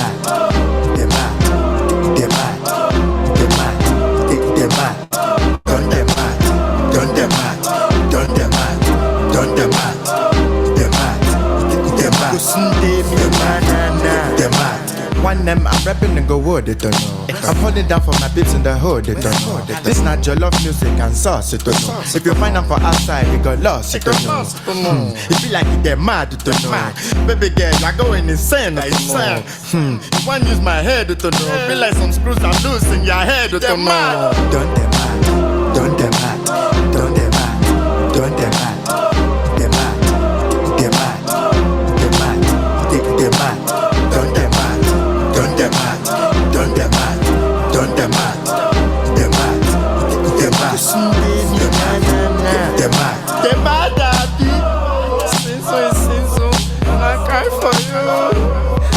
Sorry for you.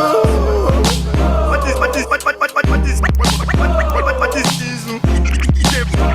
It's mad. You don't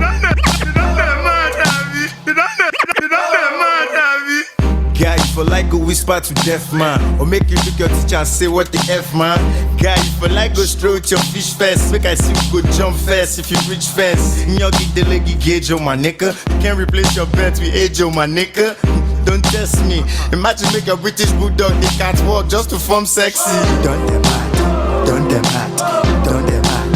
Don't them mad. Let's go. Don't them mad. Don't them mad. Na vibe, Steve, na vibe.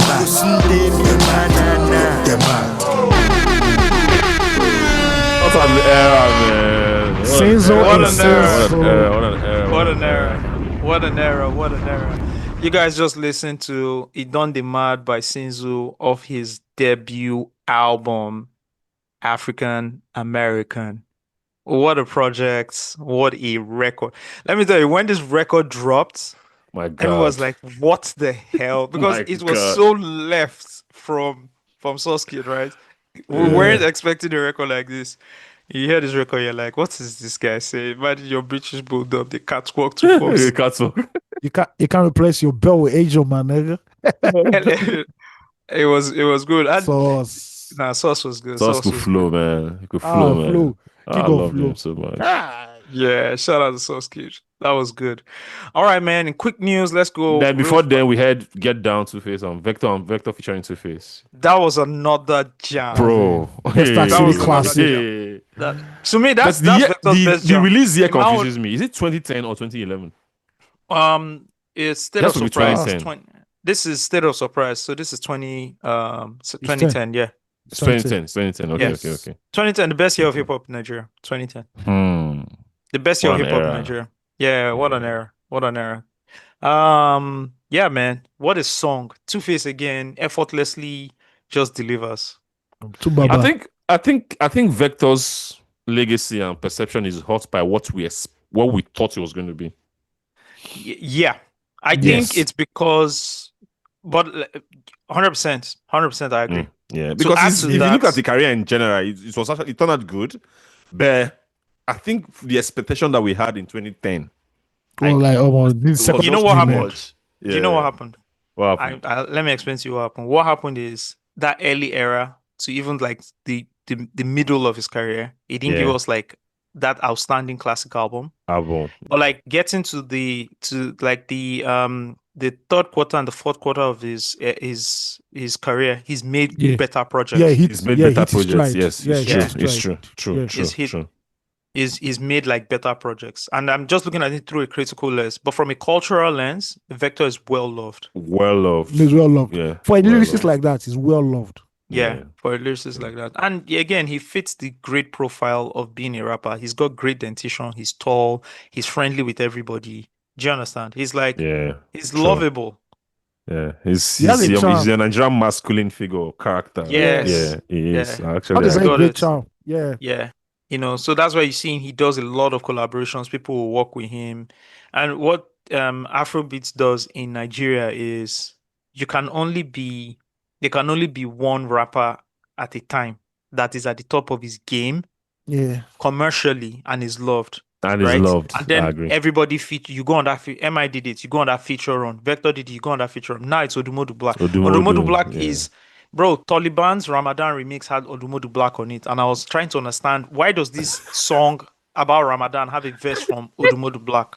Because like Rikasani shout out to Rikasani, just dropped his album, right? And he has Odumodu Black on the record. Like, on the record.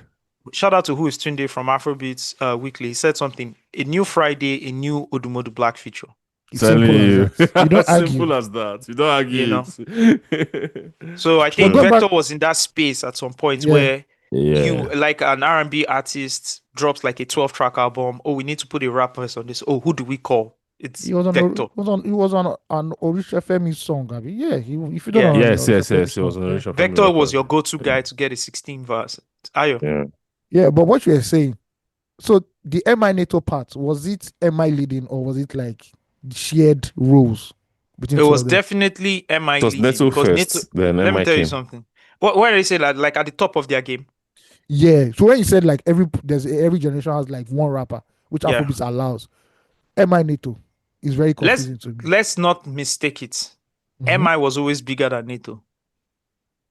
Let's keep it a buck, right? Let's keep it a buck. NATO used media. NATO was great. He made great music. But the NATO run is short. The NATO run came in 2008. Do you understand? And then by the time he was dropping, do you understand? So by the time so they both dropped in 2008. Two great albums. One was very Shiny Suit era. The other one was very Kanye-like. Great music. Right, I even preferred like when MI won Best Rap Album for Talk About It. I felt like some people felt My P. Some people should have felt won to see. Yeah. Till today, My P is a better album than Talk About It, in my opinion. Bro, like M won it, etc. Like That's that your goes opinion. On. We don't agree. My P is a better album. No. I do not agree. Don't worry. That's why he said. Ayo, this is his opinion. Wait, hold on. Ayo, My P. Talk About It. What is a better rap album? Talk about it. Come on. Come on, these guys. Talk about this better record, this better album. What are you talking about here? No, it's not. Come on, come on. I've always known you. I've always known this is your opinion, though. Like this is not the first time you've mentioned it to us, so but it has established that it's your opinion. It's not. It's not the general consensus. Yeah, to be honest. This thing that people want to do today. You want to do today. What do you guys want to do today? Make we no drama. Please, we have other talking points. We have other talking points. Make I know. You know my P. We're not saying you know my P is not about you, but this is what I do. This is what I do, bro. I can write a whole thesis on you know my P. Yeah, okay. That album. What?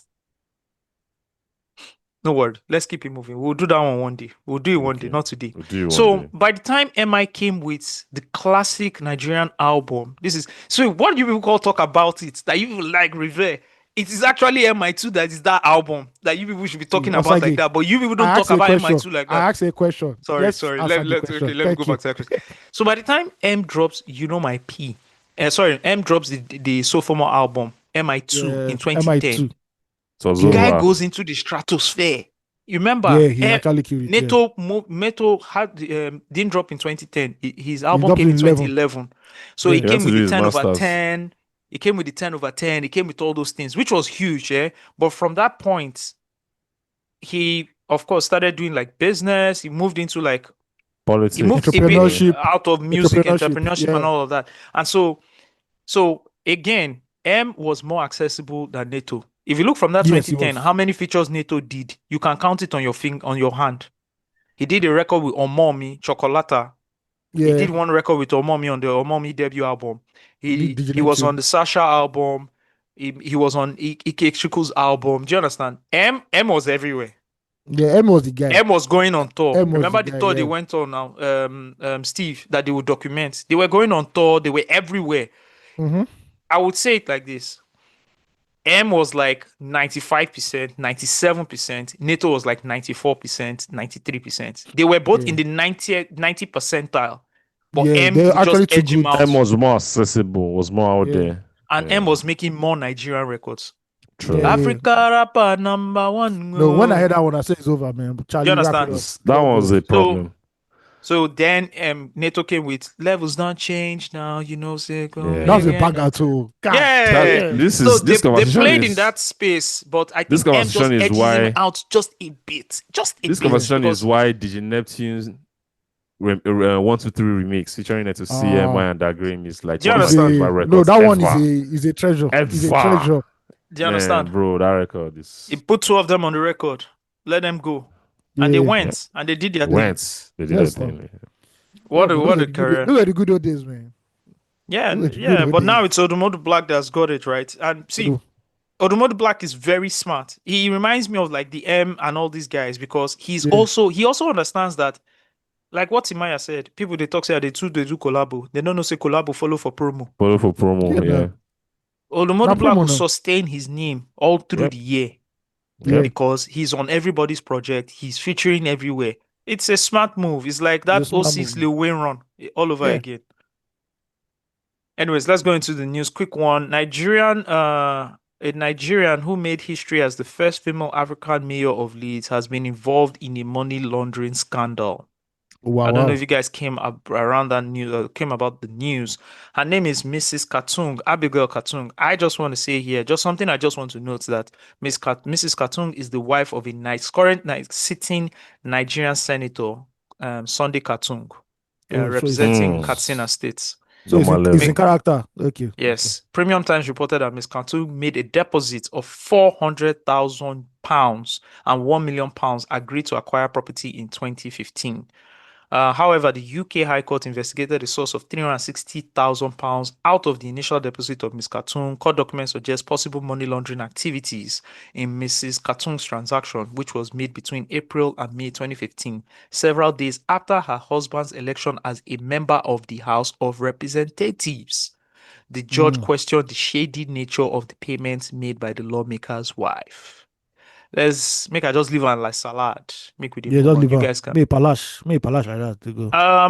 Evangelist Helen Akpabio speaks about saying happy birthday and she says it's the language of the devil. There's a video we want to play here, but honestly, I don't want to get sued by her daughter, so let's just keep it moving.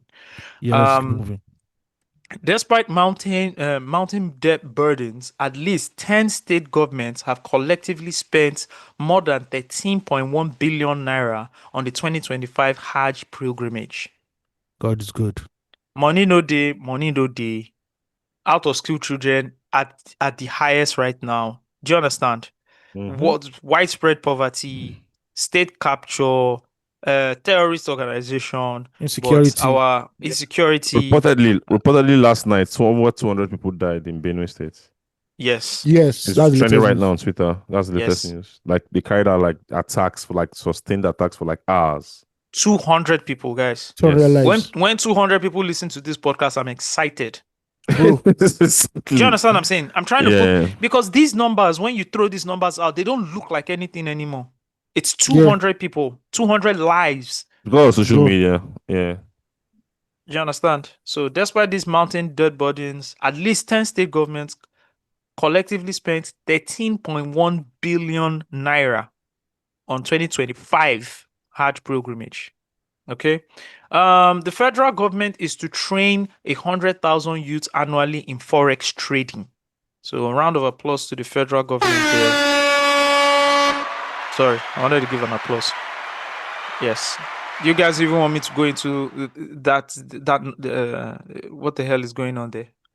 But they said it is an aid to tackle unemployment and drive financial inclusion. That phrase, financial inclusion, has suffered in some of you people's mouths. In a month, your offering should be bigger than your tithes. This is Pastor David Ibiyeomi. I don't know if you've seen anything from that. He actually even put out the video that people should start talking about that thing that will come against people. That even this video is talking about people coming about it, that we should not even share the video. Wow. Anyways, the Nigerian Corporate Commission (NCC) has warned DJs to stop performing other people's music publicly without a license or the owner's authorization. If any DJ is found guilty, the DJ will pay 1 million naira or serve a 5-year jail term. This is the NCC's equivalent of naira notes, abusing the naira notes, because this is such a slippery slope. This NCC's warning. Because you go to any establishment now, or you play any music anywhere, they can just single you out if you're a top prominent DJ, and you would have to pay either 1 million naira or go on a 5-year jail term. And all they need to do is get a court injunction and get you arrested, embarrass you. What is going to happen with this happening? Because, see, I'm not against licensing.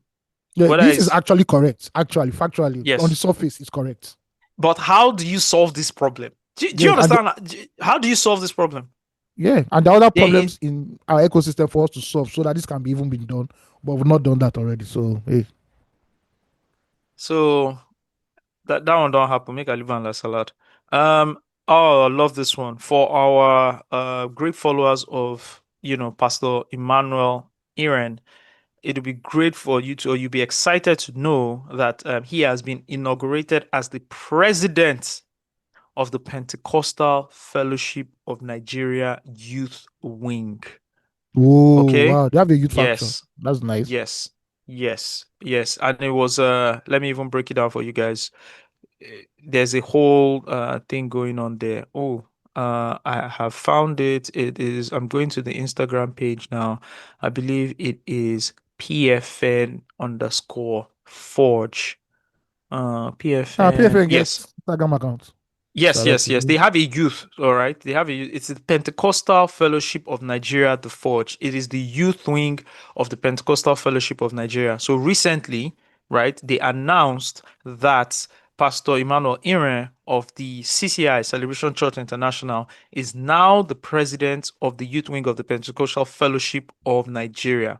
And of course, you have an executive leadership. I'll just name them. Who are the members of this executive council? There is Pastor Karis Ahmed Wealth of the Glory Zone Church in Jos. There is the Pastor Philip Olubakin, the Spiritual or Supernatural Life Church in Abuja. There's Pastor Sam Obiora of City Transformation in Asaba. There is Pastor Olumese from Northlight Ministries in Kano. Other people, we would know Pastor Ogesi Ogwe of the Circle Church in Lagos. Familiar face, of course, is Apostle Femi Lazarus of the Light Nation in Abuja, and a couple of others. So they were at an event recently where they were conferred with these titles. Of course, people took their people took time off their very busy schedules, Nigerians, to actually be there to witness the service. Quite interesting. I watched a couple of videos of it. This is just preparing the next set of people who will. But is it official youth wing, or is like a, how do I put it? Adjacent body. Adjacent body. Is it an official youth wing? Yes. Because it's not on PFN's website. It's on the PFN Forge. It's here. And and not just that. Let me even further break it down for you if you don't really understand what I'm talking about. Right? I know what you're talking about. Okay, so the because what I understand that, sorry, let me just read. The National Secretary of the PFN representing the Bishop Wale Oke, who is the president of PFN. Yes, that's the president now. He was there to confer them and give them these titles. And also on stage was our very popular guy, Pastor Poju. Oh, okay. It was a whole service thingy going on. Let me send it to you. Okay, it's a good rebrand for PFN, because PFN has suffered like a how do I put it? I suffer like in brand wise, especially after like Ayo Rishaja for. I'm looking at the past president list. Everything was going on well until that guy, Enoch Adeboye, Benson Adaosa, Michael Okonkwo. Yeah. Until they gave it to Niger Data man. he made it volatile in a way. He made it kind of like man, wasn't he the one responsible for shipping that from South Africa? That's stuff with so when I saw this, guys, I saw this on Twitter or something. I was like, is this the new guys trying to just like get away from that? Hijack or something. So, but it's good to know that it's official. Oh no. It makes sense. Yeah, it's the youth. It's the feeder team. Young shall grow. You understand? You must always have the academy that will take over the main team. Class of 92 you understand? Makes sense. This class of guys, those ones will fade away. Guys, you need to understand. It's also a good one for PFN, because I don't think they've carried this new generation churches along for a long time. Exactly. So usually what would happen is that all these guys that they were conferring with new titles, usually what will happen is that they would all be under those old churches. Yes, exactly. It's just that the leaders of those old churches have refused to leave. So these guys have just set up their own churches. Yeah. Do you understand? True. They've refused to leave and they've refused to expand. So you will not see like Demoyodekpo and Co. They've expanded so well that the leaders who would have branched out to go and make their own churches didn't bother.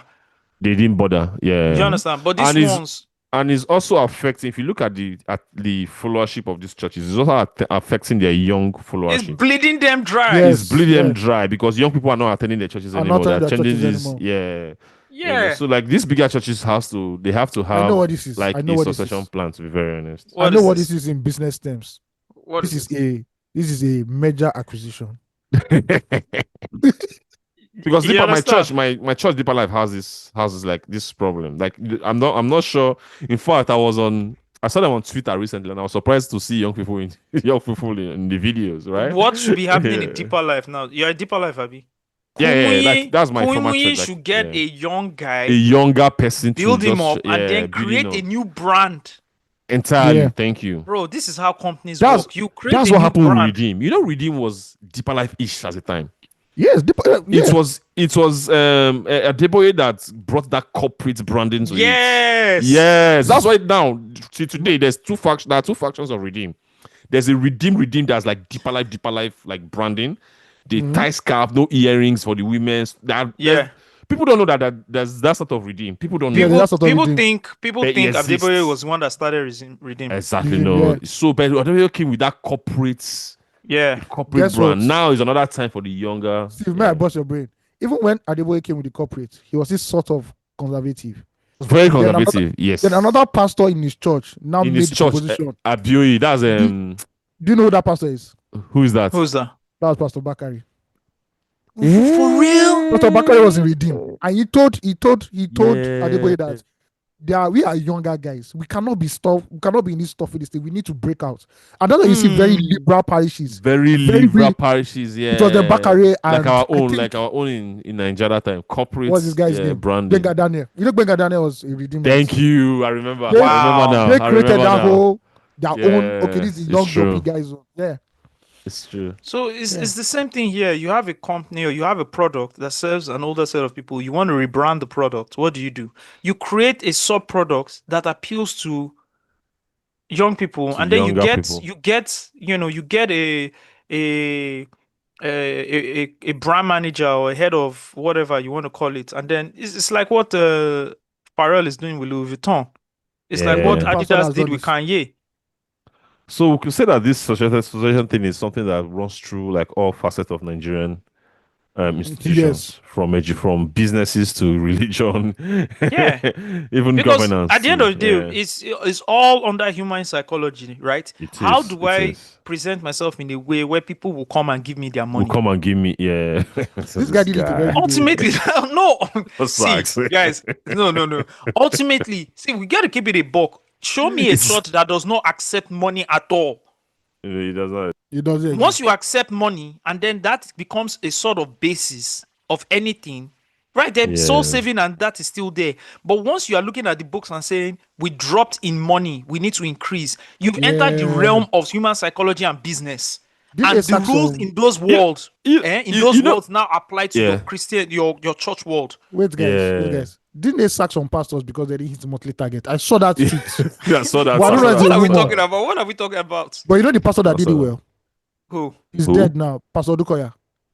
Yeah, because he just gave it to his son straight up. He just gave it to his son. And I heard that some older people left. But they left. Yeah, they affected them. They affected. Yeah, but because younger people that's the thing about young people. When young people there's that bounce. It gives you that bounce, that energy. New manager bounce. New manager bounce. New manager bounce. It gives it to you, to be very honest. And that's what is happening with Lukaya's church right now. Because and like guess a lot what? of new, I have like a lot of friends there too. And guess what? Anybody that creates a strategy for young people is going to win, because 75% of the 7% of the population are below 35. Yes, our demography. So any old man, imagine if Olukoya's son came in now. The guy, he's an actor now, right? That played. Yes, now that's the guy. He came in now, and then one old man says, "I'm not sure you should be." Hey, excuse me, sir, respectfully, fuck off, because I have a my target, total addressable market, my TAM. Yes, is young people. This is the age bracket. I don't like using marketing terms for churches, please. Like this is. Well, like, if Osage is Ezekiel of any church, so you go change that thought orientation. And how do I hit my PMF here? Is to do what? Is to ensure that I target the right audience. Target them. Social media videos, branding, Instagram. That is all. Everything. That is all. Another pastor that did this, but he's not Nigerian. He's TD Jakes. He has handed over to his daughter, his daughter, son-in-law. Well. Really? Just that the children too not too serious. Now they don't their own lifestyle. No, but no, lifestyle is somehow. If let's say that girl is serious. The one why don't divorce him husband? No, the one they gave the church to. The one they gave the church to. Okay. So it's her husband and her now that are running the church. Are running the church. Yeah. So I think I was thinking when the Pope died, I was thinking about it. I was looking at the Catholic. I remember when we were growing up, there used to be a lot of young people in catechism. I used to have friends in secondary school who used to go to catechism after church, after like schools and stuff like that. Bro, it was a culture. It was a culture. But I don't know how it is now, and how young people, these legacy churches, young people no longer attend them. Like it's so even before we left Nigeria, like even in our reading, it was a conversation about how do we even attract young people. Do you get like it was a problem, because seeing these churches, these new generation churches, how vibrant they are everywhere. Oh my God! The thing about these young generation churches is that the pastors are not even the ones even bringing people. Like it's just the members who are just attracting you. They're bringing their friends, their colleagues. Bro, people will be in the office to say, "Follow me, go church now. Follow me, go church." You know, like it's people like me. It's people like you guys that they should be making pastors. It make me a pastor in a church, bro. The way I'm going to integrate pop culture into Christianity. That's what's happening right now, sir. The way church go full. That's why this guy. What's his name? Mark Bamiloye of Mazayon Film Ministries. He said this song that is going viral now. This gay song that is going viral. The Christian song. Gays, Gays Baba. Oh, okay. Yeah. He said how can you attract young people without this kind of you allow?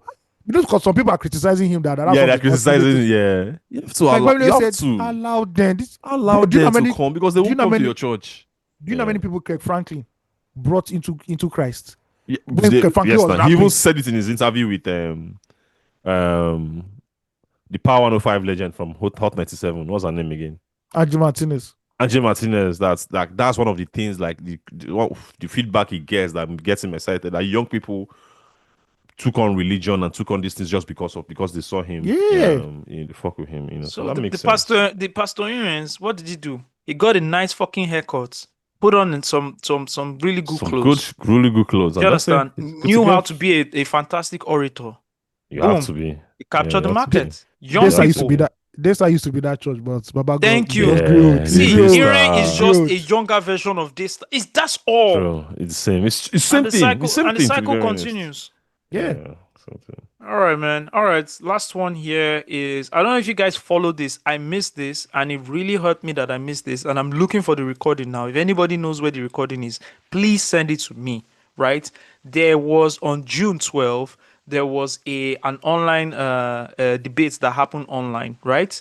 They called it the democracy discourse, and it was democracy versus military rule. What's the answer? A bunch of Nigerians, well-meaning Nigerians who took time out of their busy schedules to actually discuss democracy versus military rule. But here we are, a well-meaning Nigerian looking for the recording to do what with it. Everything I said was sarcasm, by the way. I know, I'm just joking. Yeah. Yes, meaningful Nigerians actually sat down to man. discuss democracy versus military rule. Huh. I wish I was there. I wish it was a physical event. I would have gone with a gang of boys, taking multiple copies of Max Solon books, slapped Just be everybody with it, distributing it. and then distributed it to everybody. That You and just be can't force shouting, people to- read.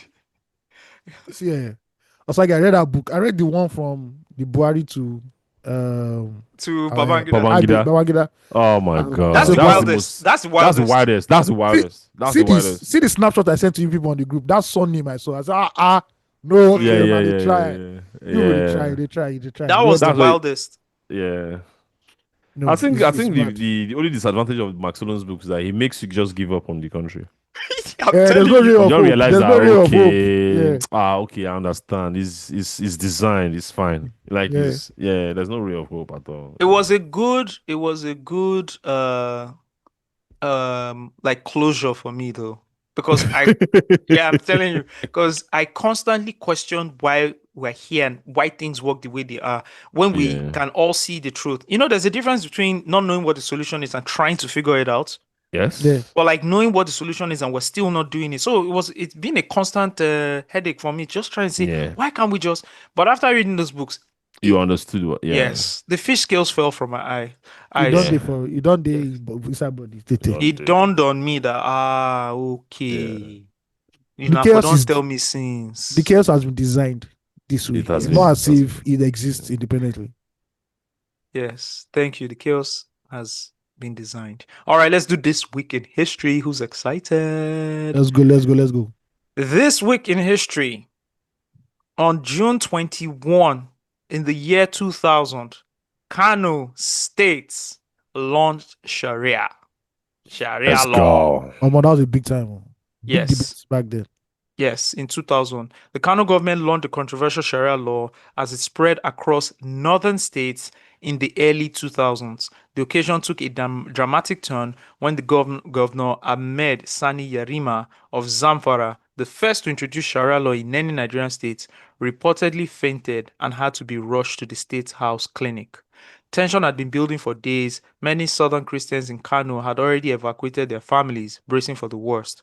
Just months earlier in February, similar moves to implement Sharia in Kaduna had sparked deadly riots between Christians and Muslims, leaving hundreds dead.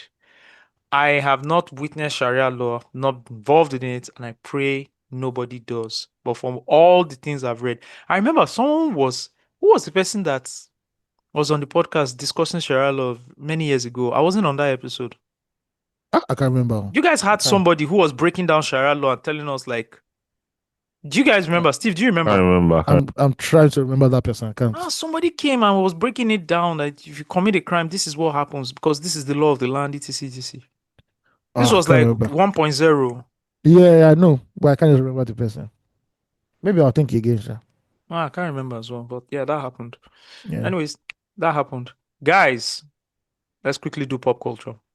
The Let's go. National Orientation Agency has issued a strong warning to a car dealer who always taunts civil servants in his social media videos. Sakin Mota is an Abuja car dealer who got popular because of his style of marketing videos on social media. Basically, he sells cars, right? Yes. It's like sales Okay. cars, yeah. With a lot of flair. Yeah. All right. So Mota themed his marketing videos by always reiterating, civil servants in Nigeria cannot afford his cars. Right? He later granted an interview stating that his intention is for them, or his intention for them is positive. I've seen one of his videos. Let's play one of them so Let's people play understand one, what we're yeah. talking about. Brother, this is a 2023 Mercedes-Benz C300. And my brother, when I say hustle, you go think that they try to oppress you. Look at one technology that this car has. Hello, Mercedes. How can I help? Can civil servants afford you? No, maybe in 2062. My brother, you see, say don't be me talk now. Mercedes talk Hello, Mercedes. How may I help you? Chinajang Hausa. Kadan. All right, I love this. This guy uses outrage marketing. This is basically outrage marketing to sell his products, right? And guess what? We all know who's going to patronize this guy. We all It's know. your politicians, it's your Of lawmakers, course.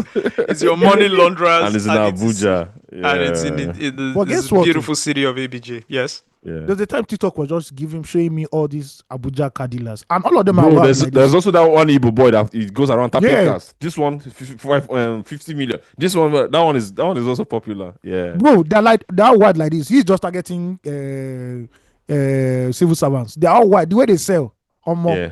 Yeah. that's Very the way they all unique. sell. Yeah, very unique way of selling. Very unique ways.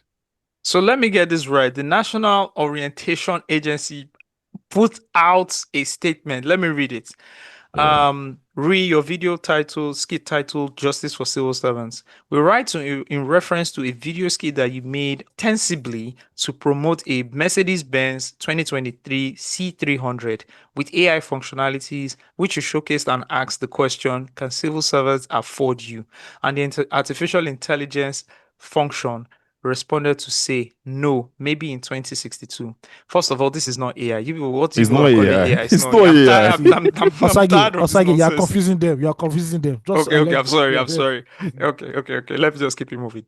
It says, at a time when Nigerians are passing through so much social pressure and in an environment where get rich at all cost syndrome is pervasive and material things are being promoted over and above dignity of labor and decent values, it is wrong to be speaking in such condescending terms about Nigerian civil servants. To be a civil servant in Nigeria, as is the case in most countries of the world, is a very important role. Civil servants across sectors are the ones who work hard to provide enabling environment for businesses like yours to thrive and prosper. It is therefore indecent to speak condescendingly about Nigerian civil servants who spend many years of their lives dedicated to driving the machinery of the government so that business like yours can thrive for the benefit of national development. We therefore want you to caution that you mind your choice of words whenever you're promoting your vehicles for sale so that you don't hurt the sensibilities of any segment of Nigerians. We've taken the trouble to respond based on the feedback we are getting from many people who have watched your video skits on the 2023 C300 Mercedes-Benz. Why are they naming it like this? Does this person want to buy the car? Is this person kind of like green light highlighting to the person that DM with price after this statement comes out? Anyways, please kindly take note. Please accept the assurance of my best wishes as we work together to build I hate resilience and Nigeria in the same sentence. A resilient country where every cadre of citizen can thrive and be respected. In Nigeria where dignity of labor is valued over and above material things like a 39 billion naira renovated exactly. ICC. Yeah. Please let me play part of his interview, because what happened was after this thing came out, I think he was just trying to manage like change the narrative, manage his branding, the perception, and he went on TV to grant an interview. Okay.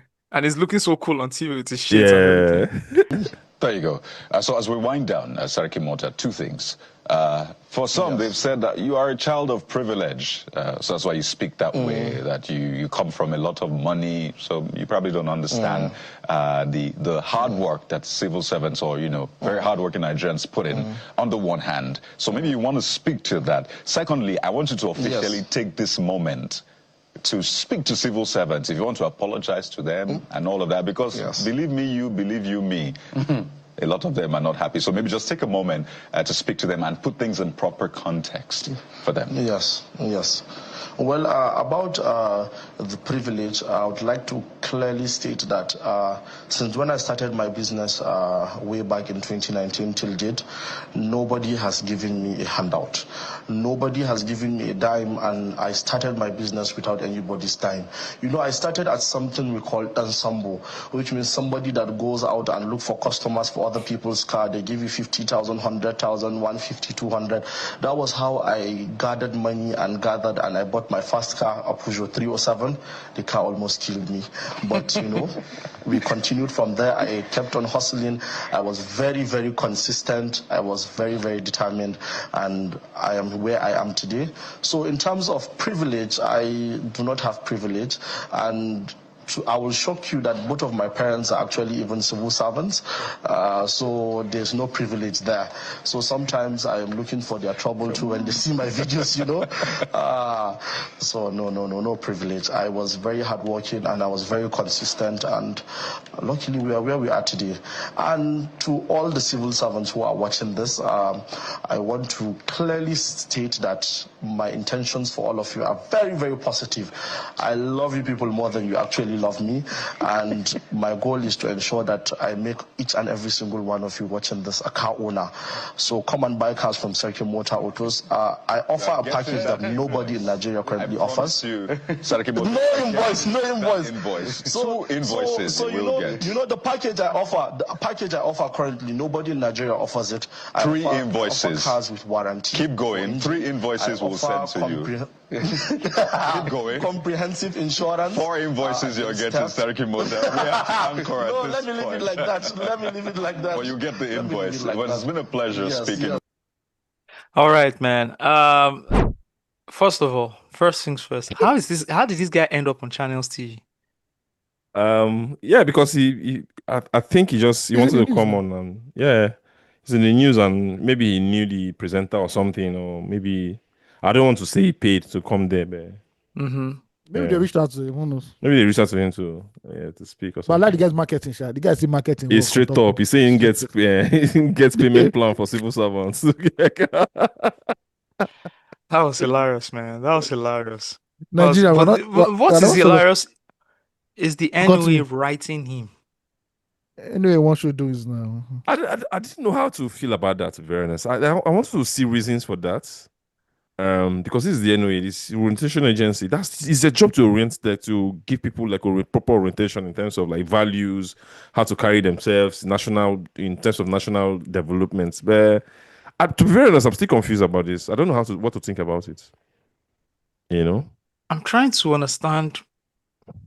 See, I've googled Nigerian orientation is in Sumo that as I put national orientation agency just came out. Yeah, I did do the work. But this is part of their job, actually, to be very honest. To write a skit maker, who put out a skit and caution him to not public consumption. They call freedom of speech. That they didn't threaten him here. They didn't say he's committing a crime. I think there are better ways to have passed. Do you know what the national orientation agency? That letter was very nuanced. They even at the end they even say we are supporting you. Let's work together. Blah blah blah. We know what that is. When somebody writes you like that, if you like, don't see it as a threat. If you like, that's why the guy quickly came on TV to say, "I beg you, I'm not stunting you people. I beg." I know, say Abuja indeed. There's no Abuja too, exactly. So. Yeah. Okay, so I'm looking at the news section of the National Orientation Agency, and they only have one page. Oh, they have plenty pages. Okay, actually. So it's the NIPR celebrates 60th anniversary with focus on public relations and economic transformation.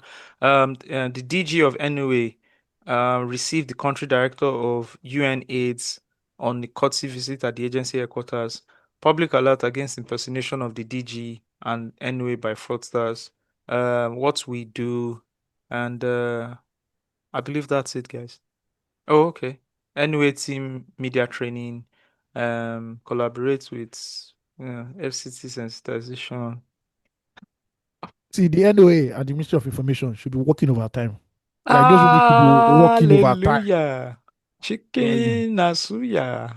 But it's only Wicked that is working in Abuja, apparently.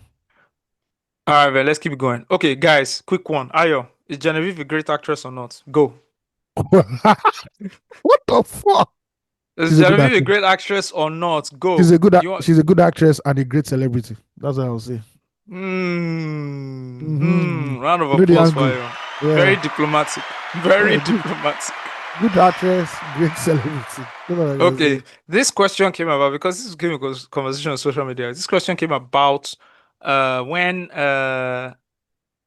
what's that Tyler Perry movie, Straw? That movie came out. I'm very happy. I'm not. You should actually not say I've not watched it. Say I'm never watching it. That's what I'm never watching it. Yeah. Okay. All right. So someone put up a picture of 8 Nigerian actors, right? Yeah. Stella Damasos, Kehinde Bankole, Funke Akindele, Chioma Chukwuka, Inse Ekpa Etim, Mercy Johnson, Genevieve and Rita Dominic. Person said, let's recast Straw, Nollywood version part 1. For the role of Jania Wilkinson, which was originally played by Taraji P. Henson, which of these seasoned Nollywood actresses would you rather cast? Stella Damasos, Kehinde Bankole, Funke Akindele, Chioma Chukwuka, Inse Ekpa Etim, Mercy Johnson, Genevieve Naji, Rita Dominic.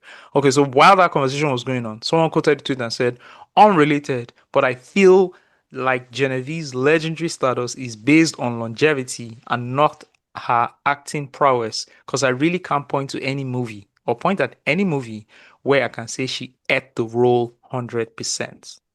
Right? I think you can use this to describe the whole industry, not just Genevieve. Do you understand? The Nollywood of the 90s where they were bigger celebrities. But in terms of acting quality, only a few can really stand up. There's some 90s movies that I watch, I'm like, bro, what in the world is this? Horrible acting. Horrible acting, man. I was watching My Love recently again, the Genevieve. That's one of Genevieve's, I won't say the breakouts, but My Love was very popular. And that's the Ramsey Noah, Emekike. No, was it Emekike or Ramsey Noah? The one where she was a king, the king's son. Wanted to marry her, so I've forgotten again. You know, like there was a part where she was like being serious and she was almost smiling. Like it's just like rewatching those things again, it's just so funny. There's a video when Genevieve was meant to play dead, and I think she opened her eyes or something. We were going to viral for a while. No, but see, those ones can be cast like directing issues. Directing and editing. That's directing and editing. You know, I'm talking about. Have you watched the movie where like, Genevieve, no, that's a damn. You know how we see like Bimbo Akintola and like, no, that's an actress. Like she kills the role. But there's something it's not hype. I mean, again, you know, my bias for people who went to theater and landed in Nollywood is very different, right? But you wanted to say something, Ira? The thing about what did I want to even say again? I think it was just a sign of the times, basically. If you had a pretty face, you were fine. But look at Ramsey Noah, Patata. Look at those guys now. They look good on screen for kind of land. Some of them were also very basic actors. You understand? This is not just for. Although Ramsey improved a lot. I think Ramsey's reputation as an actor has been affected by that era. Yes. He came from. Yes. Ramsey developed. I think Shegun Azize influenced him a lot to step up his game. Shegun Azize, 100%. No, that's 100%. There's an actor. Probably the greatest villain. In Hollywood ever. Do you understand? That's like an actor. You know, when you say an astounding performance, like an outstanding acting performance, you someday. You like Black Arrow, you see those ones. Just, the issue is that they don't have enough roles like that. Like that's why RMD is. One time I have this conversation now. I'm even responding to some of them because I went back to read RMD, some of those comments that we had. RMD is like our undisputed GOAT because of like the range and the number of range, like the number of like standard performances that he has had over time. right? But Violated, the others have not had that Amadas. opportunity. For example, I think Shola Sobolo she's an awesome actress. But thinking back, when I say outstanding performance, I think Diamond Ring is one for me where she was really stand out. Yeah. The others, they've been a lot of over dramatization in like Wedding Party, King of Boys, but you could still see that the performances, you could still see something in it to say this person this person is acting like she's really good in their performances and stuff like that. With those old Nollywood movies, I didn't see something like that. It was They just also didn't popular. require them to be. They also didn't require them to be I'm sorry to say to have this. that skill, that exceptional I skill love- of acting. Just be beautiful, know how to speak English, and that's it. You are good. I know how to shout. I know. I love Susan Peters, Sakobi, hot woman. She can't have to save her life. When she wore that leotard, when she was reading on the floor, oh my lord. Yeah. But bro, go and watch She can't act to save her life. Watch her Sakobi. act. Bro, I'm sorry. People can't act. What's this guy's name? Emeka Ikeke. He can't act to save his life. Is the worst A-list in Nigeria. Okay, Do you understand? Agree. But Like these the guys worst rose to. Yes. So for every time people say, "Oh, Genevieve," then give the same energy to like Emeka Ike and say he was an outstanding actor as well. If you want to say Genevieve was an say outstanding it actor, exactly. Yeah. what's the other one's You name? know? Nonso Diobi. He can't act to save his life. No, some people was a fine boy. As a matter of fact, Jim Ike can't act to save his life. Forget what you people think about Jim Ike. He's not a good actor. Ekpa team is actually a very good. No, actor. inside that is a people good can actor. ask. Just like Yeah. when you want to say, oh, someone is understand? a It's not great fair. actor, It's not fair. just You have mention. mentioned The Stop first talking about this. version of them, Rita Dominic, she wasn't a great actor. Yeah. Do you understand? if you want All to- of Yeah, she like stepped up. name all that sets. They Yeah. were not. Tonto Dike is not a good actor. Baba, Who's forget that one. No, Yeah, no, I never took you've- out. You know, You- so you're I going to the understand you're somebody going to the then bottom moved now. into. No, I understand when someone then moved into and became gracious and had the endorsements and built herself and everything was mature and she's a nice person and she's lovable, right? We just talked about the like Vector, great dentition, tall, everything. Like you fit the role and everything. Try to separate that from like just Amotola is not a great actor. I wanted to ask you that now because he's already just backing Genevieve. You know, No, better act but nemesis. we all know it's not. Genevieve is see, better. She was even better than Omotola too. To be very honest. Amotola is not a great. We Bro. know we know people who are great actors. Bro, I'm not gonna lie. You Let's watch go all into Yoruba Nollywood. The first version. Do you remember this movie Owuro Olojo? Yes, no. Yeah, what's the name of that woman? Peju. Ah, fuck. I've forgotten her name. Yeah. Yeah, that's a good actor.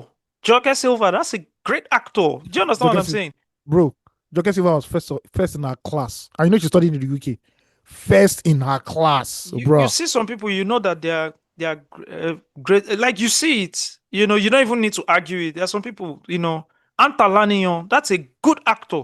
I will still say this anytime, any day. One of the best acting performances by a female in this country is by Bimba Kitola in Out of Bounds. Yes. Bro, she breathed out Bro, of the water. that's what you call an outstanding acting performance. Like you see the acting, you say, okay, this is actually the person went in. Bro, you know, you it's cannot not tell about the the difference. popularity of the movie. It's not about the status, the No. celebrity status. This No. is acting. Yeah. You know that. And I think okay. people can separate. It's like when you go to America, right? And people say, "Oh, Angelina Jolie." No, they're like 500 actors who made films that weren't as big as box office or blockbuster like an Angelina But Jolie act. film that are better than her.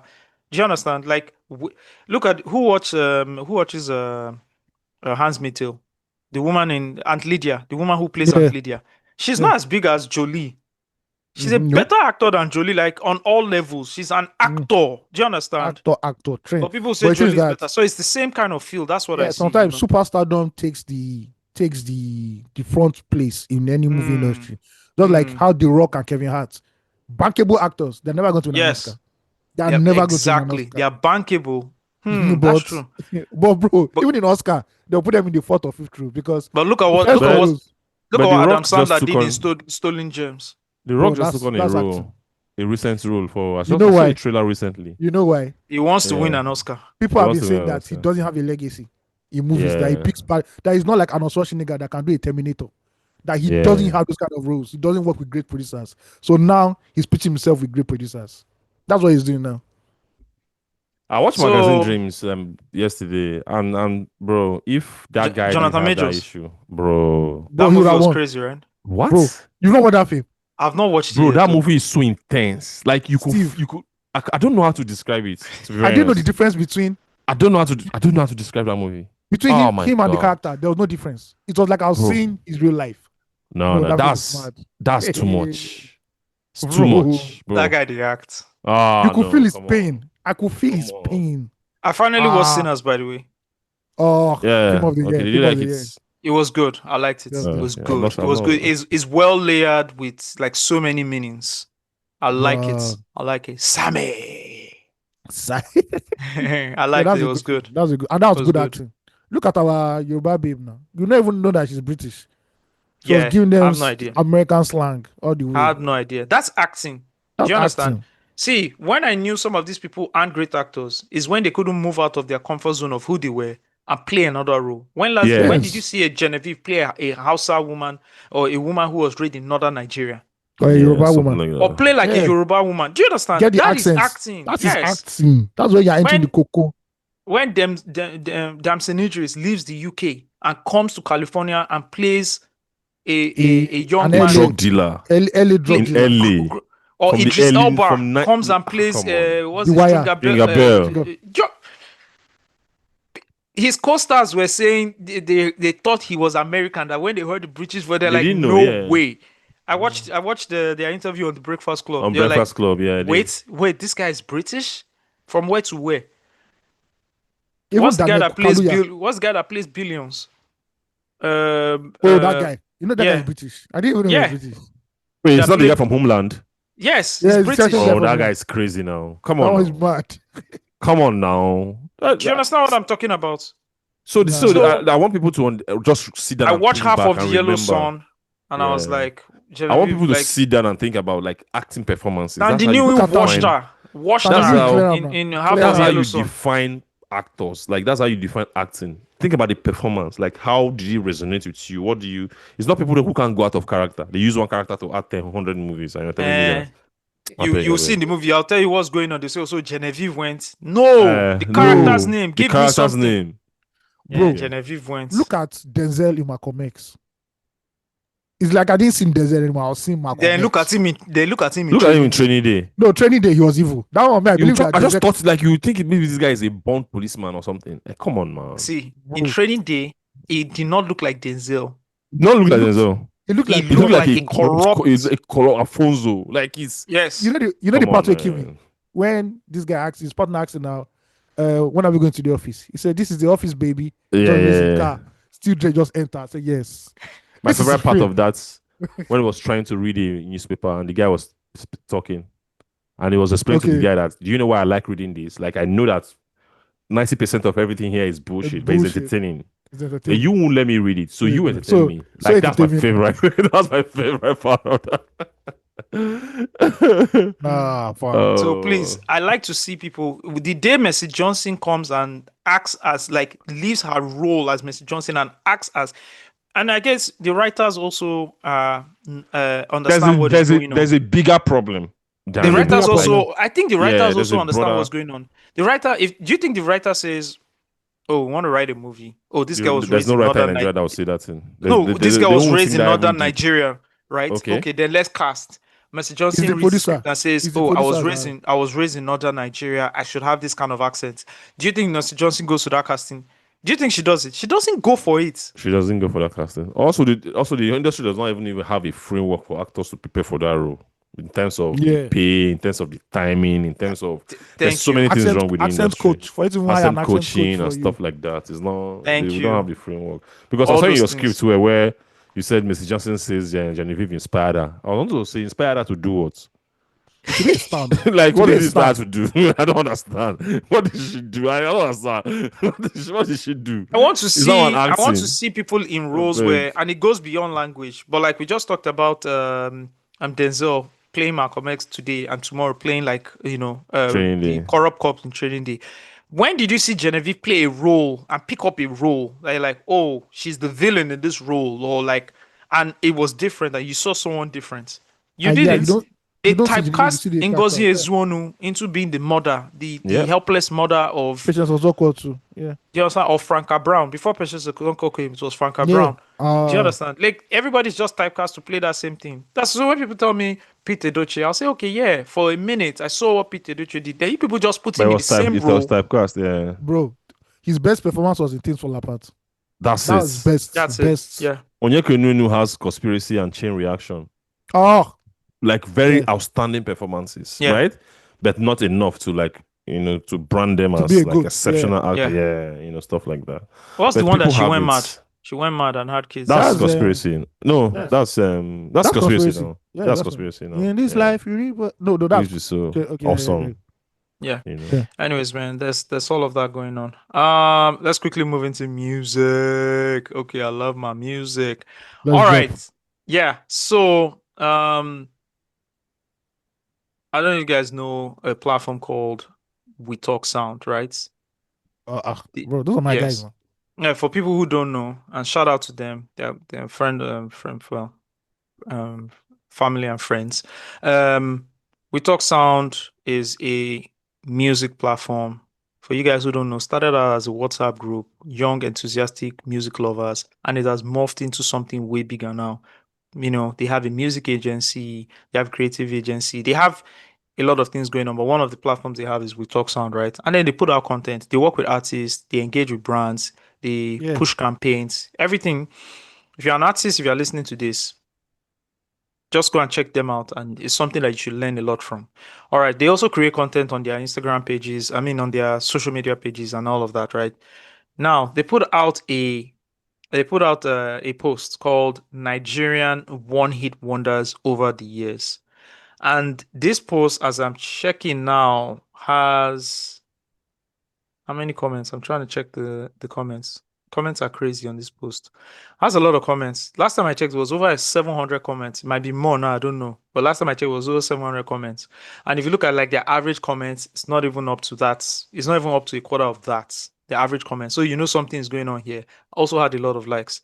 And it was the kind of post they put out. Now, let me explain to you why the post is getting a lot of controversy.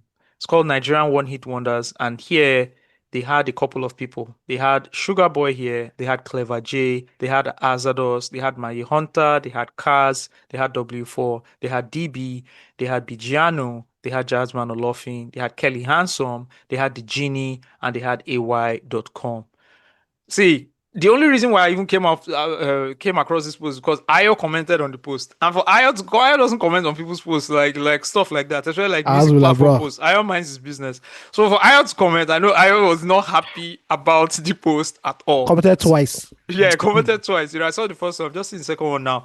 A lot of people got feedback. A lot of people then attacked these guys, right? So it moved beyond, oh, I don't agree with this post, to like direct attack and insults, which I'm Yeah. not a fan of, anyways. Yeah, you can't Now, do that now. Come.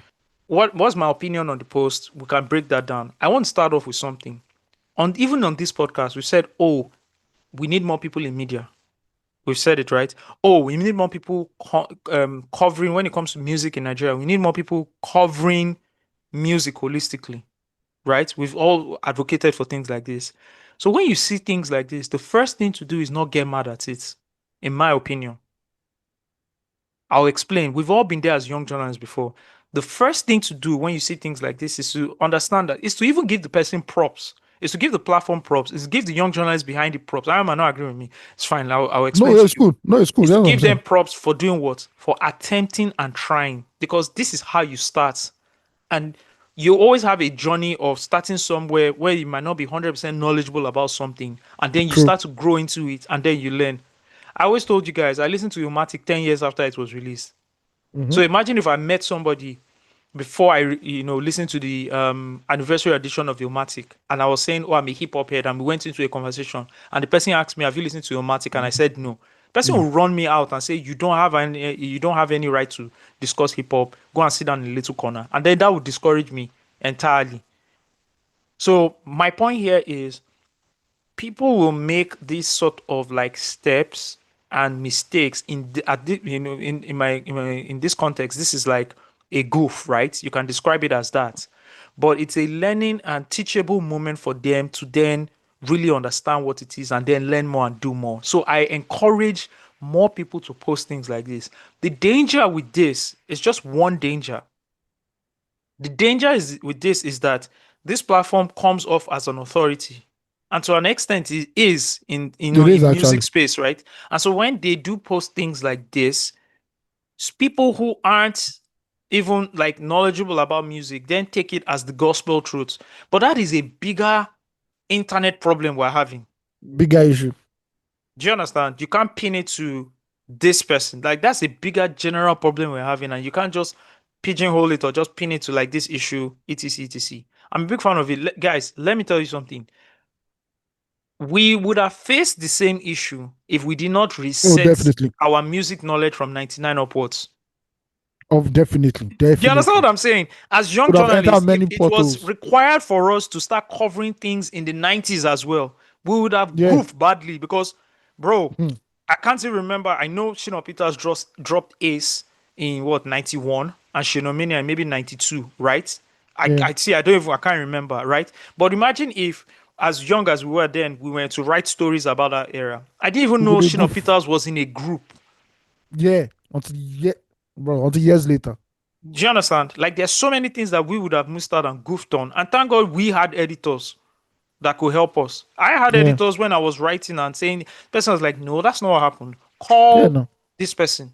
Call that person. And then I'll call the Fimurigwe. I'll call Olumaiti. I will call somebody and say, oh no, that's not what happened. This will happen. This will happen. Now, some of these content creators, journalists in this era do call me. And when I can help, I help. I give some context. I'm sure they call you as well. I'm sure they call you as well, Steve. Enough time. This thing that happened, what was it like in this era? And I think that's so important, right? I might say, guys, hit me up in the DM. I'm happy to give you feedback. I'm happy to give you some insight before you post things like this, because I also understand for you the information and the repository of content that you should be looking for to make this research is not available online. Not readily available, yeah. Don't give yourself a hard time, right? There are still people out here. There's Jide Taiwo, there's who is Tunde, there's AOT2, there's Steve. There are a lot of people that have this knowledge that are willing to share it with you, just to give you some context and all of that. I just wanted to put that out there and put out like a helping hand and embrace everybody together, because I'm not putting out content daily. These guys are putting out content daily, and this has to be passion driven, because how much are you making from stuff like this? Mm-hmm. You understand? They make their money from somewhere else. They didn't make a dime putting out this content on social media. You understand what I'm saying? So it's passion driven and all of that. Okay, I'd like to hear what you guys say. Then we can go through each artist and agree if they were one hit wonders or not. I agree with what you're saying at the end of the day, man. I think young journalists don't just have access to that knowledge bank. It's not readily available for them. And because of, the pressure of putting out content every day, there'll be goofs here and there. We've all had goofs in our careers before. There are times that we put our feet in our mouth and we had to take the humble pie and learn from it. That is the key thing. Learn from it. So yeah, it's standard. I just feel that there should be more knowledgeable people in the music journalism ecosystem today to guide these young people, because we have so many young talented journalists out there who are willing to write these stories, but there's always a knowledge gap. And when they bring it outside, there's always that issue of, people now say this is not this is not this, and who will help them at the end of the day, So it is what it is. I feel I've always been open to all these guys. Whenever they need something, I let them know, this is how it went, this is how it went. If I don't know anything about that era, I just point you to a book, or I give you an article. There are people who call me all the time, and I give them articles, I give them like background information about this. I think the whole idea of music journalism right now should be more unified, that, we need to tell our stories. Because as you can see, a lot of foreign publications are now coming in. And when that happens, people start saying this and that and this and that. And that's what the wise man will believe is gospel. So we need to get our shit together ASAP. So yeah, it's time for the elders now to start teaching the young ones. Simple as that. Okay, thank you, Ayo. Steve, you have anything to say? No. My points was going to take us away from this point. So please continue. Okay. I'll make it later. You make it later. So let's go through it. The first person, and they described it as the magnitude of these songs couldn't be replicated by their owners despite dropping solid records after. That is what was said, right? So there's some context to it, right? But what would you describe as one-hit wonder? A one-hit wonder refers to a musical artist that achieves significant mainstream popularity for only a single work, often overshadowing any other they may have produced. Now, there's a lot of context here if you look at it, right? In what you want to describe as a one-hit wonder. Because if you have one major hit song, like one big hit song, and then you have other songs that were like big, what is significantly bigger? In my opinion, right, it means that those songs didn't even crack anything and everybody just knows you for that one song. Yeah. Right? A great example of a one-hit wonder, in my opinion, is what's the name of this guy? The guy that sang Gold Watch My Watch. That's what I wanted to say. So now, what's his name? I just remembered his name now. I swear. He was signed to Def Jam. Yeah. Oh, God. Trinidad James. Thank you, Trinidad James. If you guys don't remember Trinidad James, let's play a bit of that that record. That is a one-hit wonder. Trinidad James. I wrote Trinidad Wonder. Can you imagine? Trinidad James. All Good Everything. That's the name of the record. Let's listen to a few seconds. Shit sound like 007 and 64 shit. Yeah. Yeah. Yeah. Yeah. Jane, gold all in my chain. Gold all in my ring. Gold all in my watch. Don't believe me, just watch, nigga. Yes. Trinidad James came out, dropped that album, right? And All Gold Everything was the first single off the album. It was a big record. Like, it was played everywhere. And that's the only record.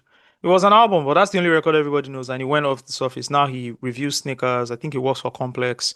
He's also very big in the fashion and fashion space. And luckily for him, what's the name of those guys? You know, remixed his record and made him millions of dollars. Don't believe me, just watch. Yeah. Bruno Mars. Bruno Mars and the other DJ. That Winehouse's DJ, yeah. And they made like a lot of money, and he made a lot of money off it. So shout out to Trinidad James. So that's my example of a one-hit wonder. One record, everybody knows you for. You were big with that record, and you went off the surface of the earth. Full of the map, yeah. That is what you describe as one-hit wonder. So is Sugar Boy a one-hit wonder? He dropped the record Holla Holla.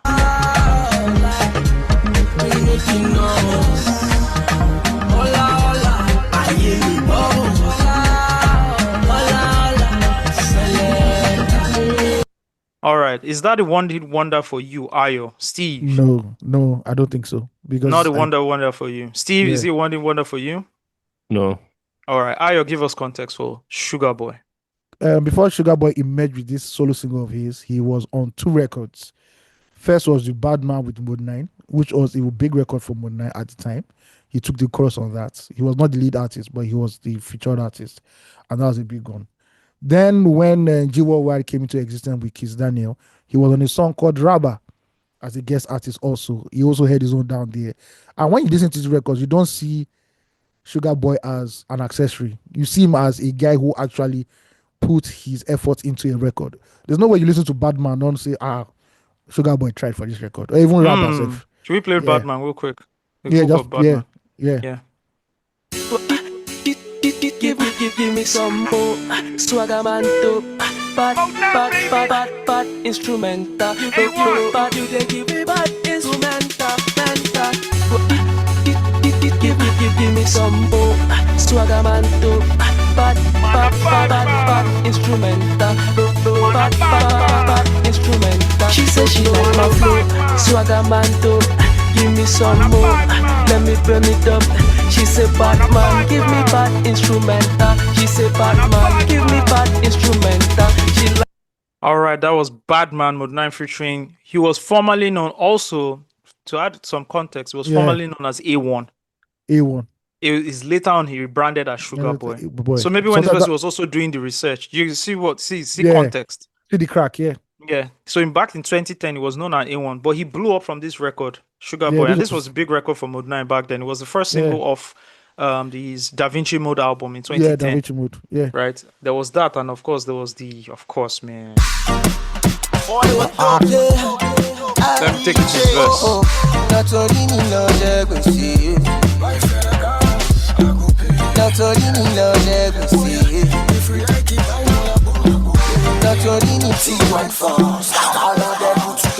That's what they fire me for Twitter. Scatter. Boss feel the beats. Anytime Kobe drop, put that dish on repeat. DJ Shabby for the street, no be beans. The girls want chop big thing on repeat. You believe me? Pretty girls, them want to deceive me. Emperor Jeezy, see let them know that we run the city. Come on, man. That was a hit See song this as verse well. now. Come on. Big hit song.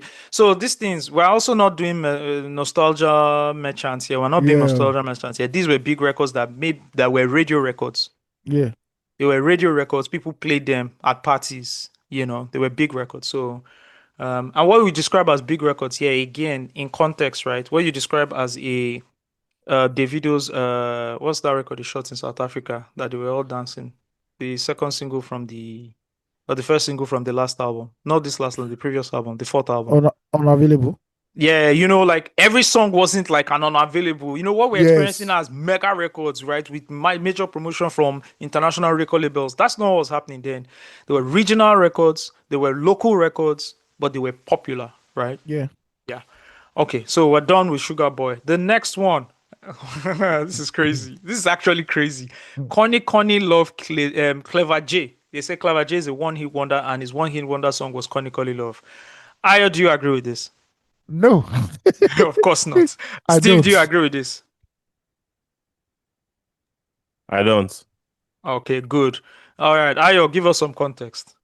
So Clever J, I understand why Chronicle Love is big, but only if there was a bigger song. Only if the funny thing is that there is a bigger song than this. It's actually a bigger song than Connie It's Love, a which is crazy. way bigger song than this. And I was surprised because that song till today is a banger. You still hear Let's it go. Hey, what up? Turn your radio on. Let's go. La Crib, K-Solo, you heard it. K-Solo. Let's do it now. Yeah. Are you ready for this? Iboloti daru, Iboloti daru.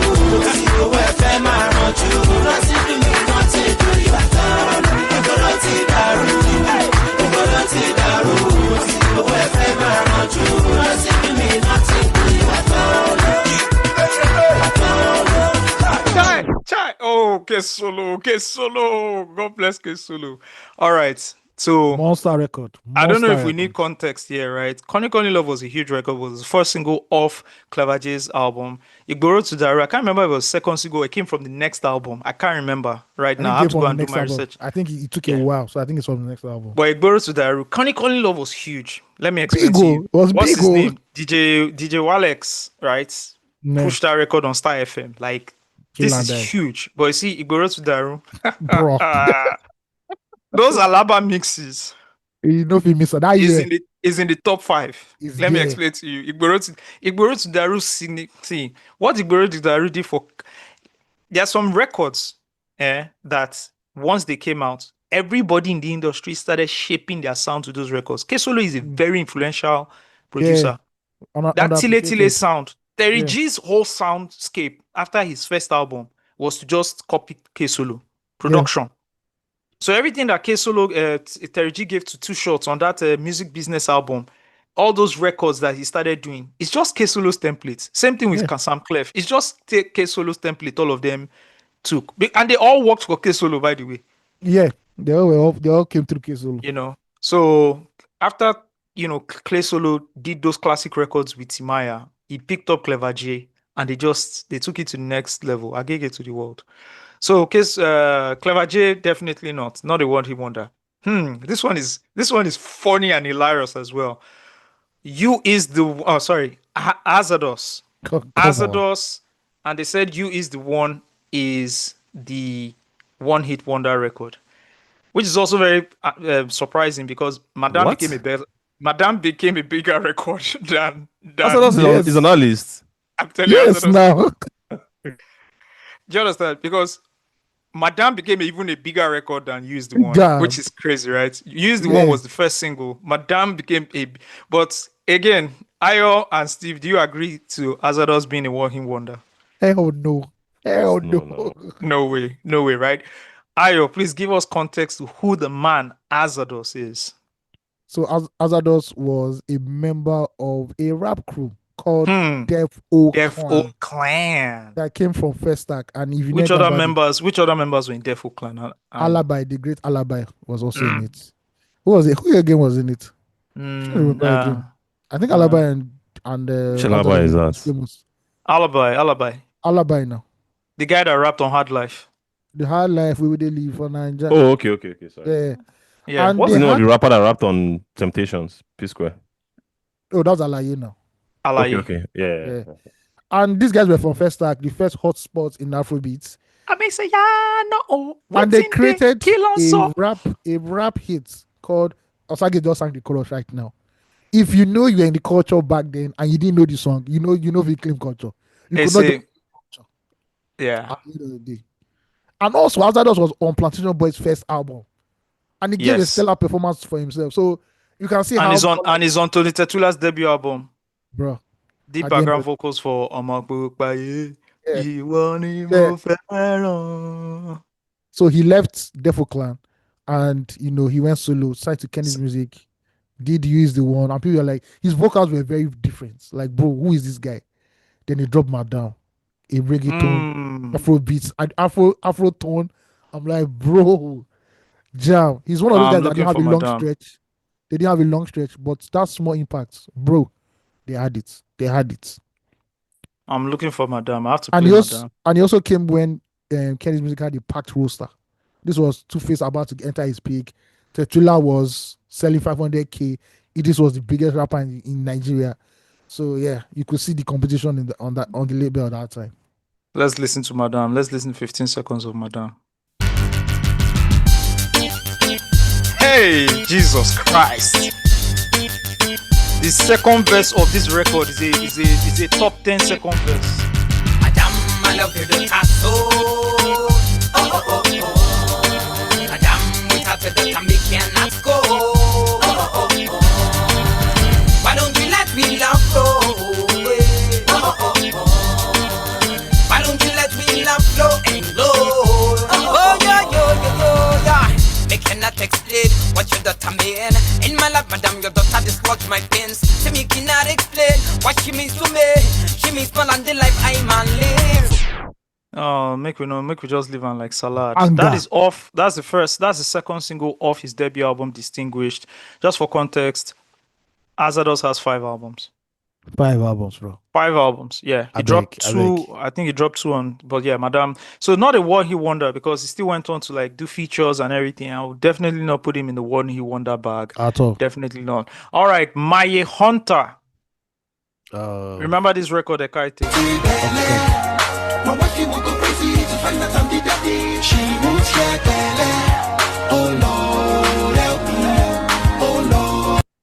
Quick one before we even go to discuss on this record, Ekaite. You won't believe who rapped on this record. Ayo. Who did? I can't remember. You won't believe who rapped on this record. You know who rapped on this record? Who's that? Shizzy. I wanted to say Shizzy because I know him and Shizzy had a thing in South Africa. Yeah. It was Shizzy that rapped on the record. Shout out to Shizzy. Okay, I agree. My Hunter is a one-hit wonder. I do also. Yeah. I'll give them that one. This is a proper one-hit wonder. Remember, he still had another record apart from this record, though. But that record didn't go anywhere. He didn't pick. Yeah. Fell flat. You know, My Hunter, when you call about the one-hit wonder, when you say My Hunter, this is the record. You just say, Ekaite, boom. Everybody's Ekaite, and that's all. Bye-bye. So, yes, one-hit wonder, we agree. All right, let's keep it moving. This is a tough one, but I don't agree. Yeah. Cars came out with the first single, Femile, Baby, Femile. Remember this record, guys?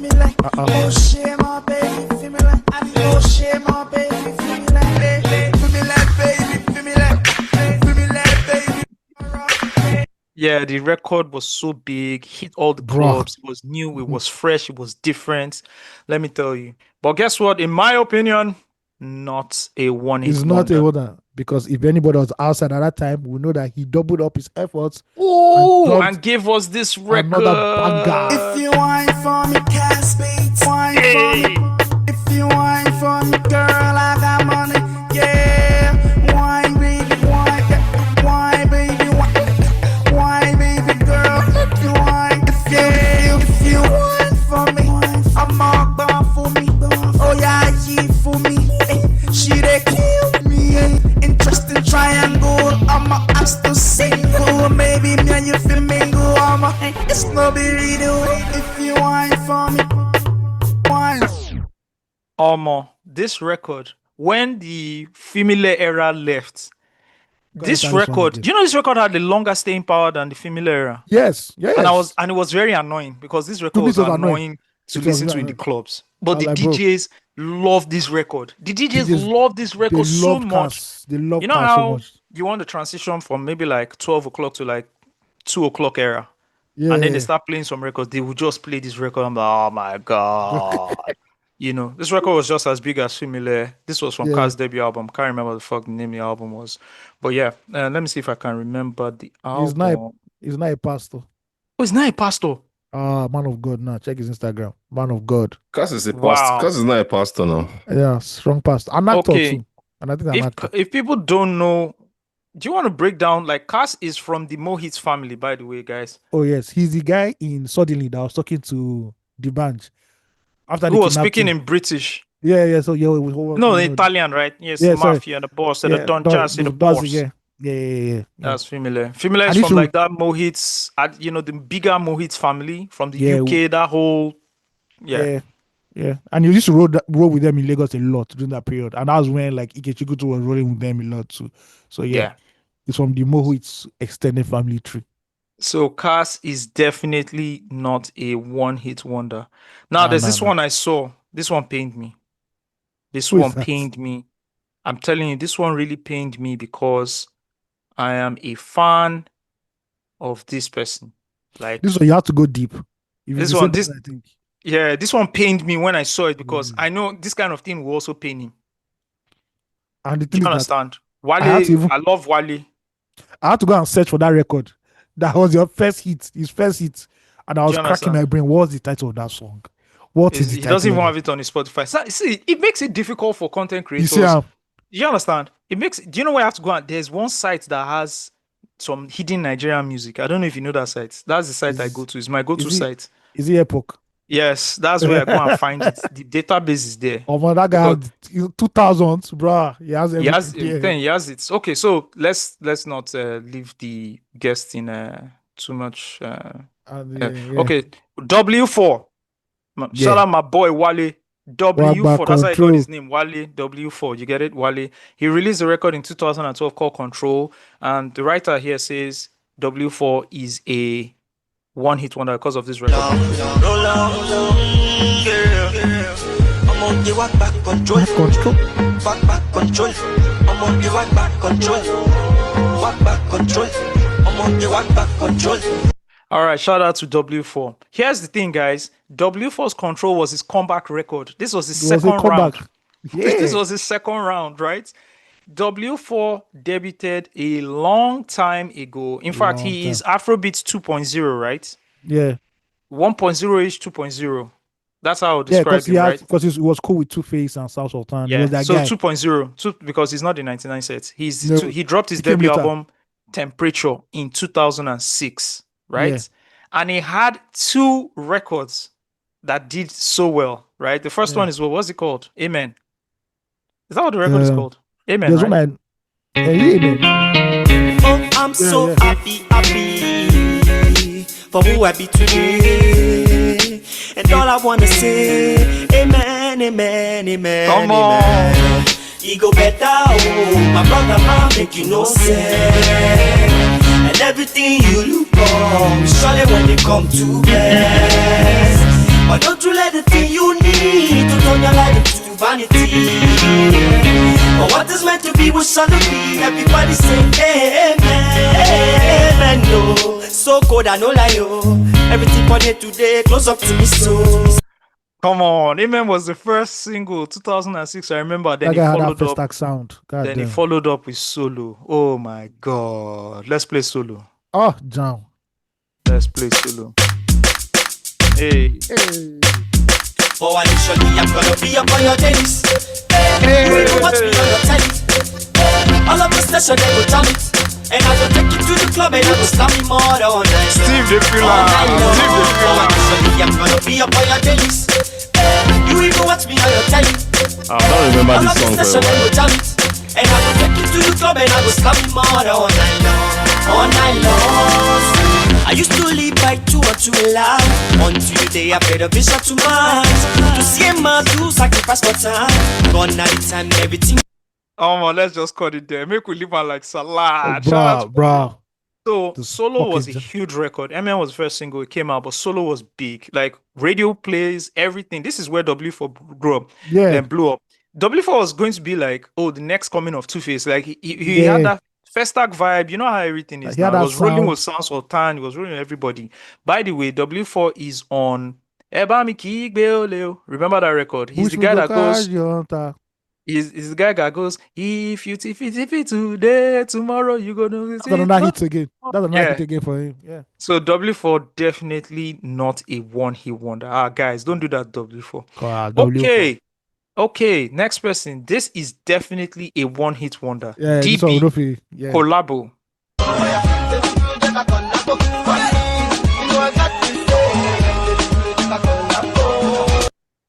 Yes, that is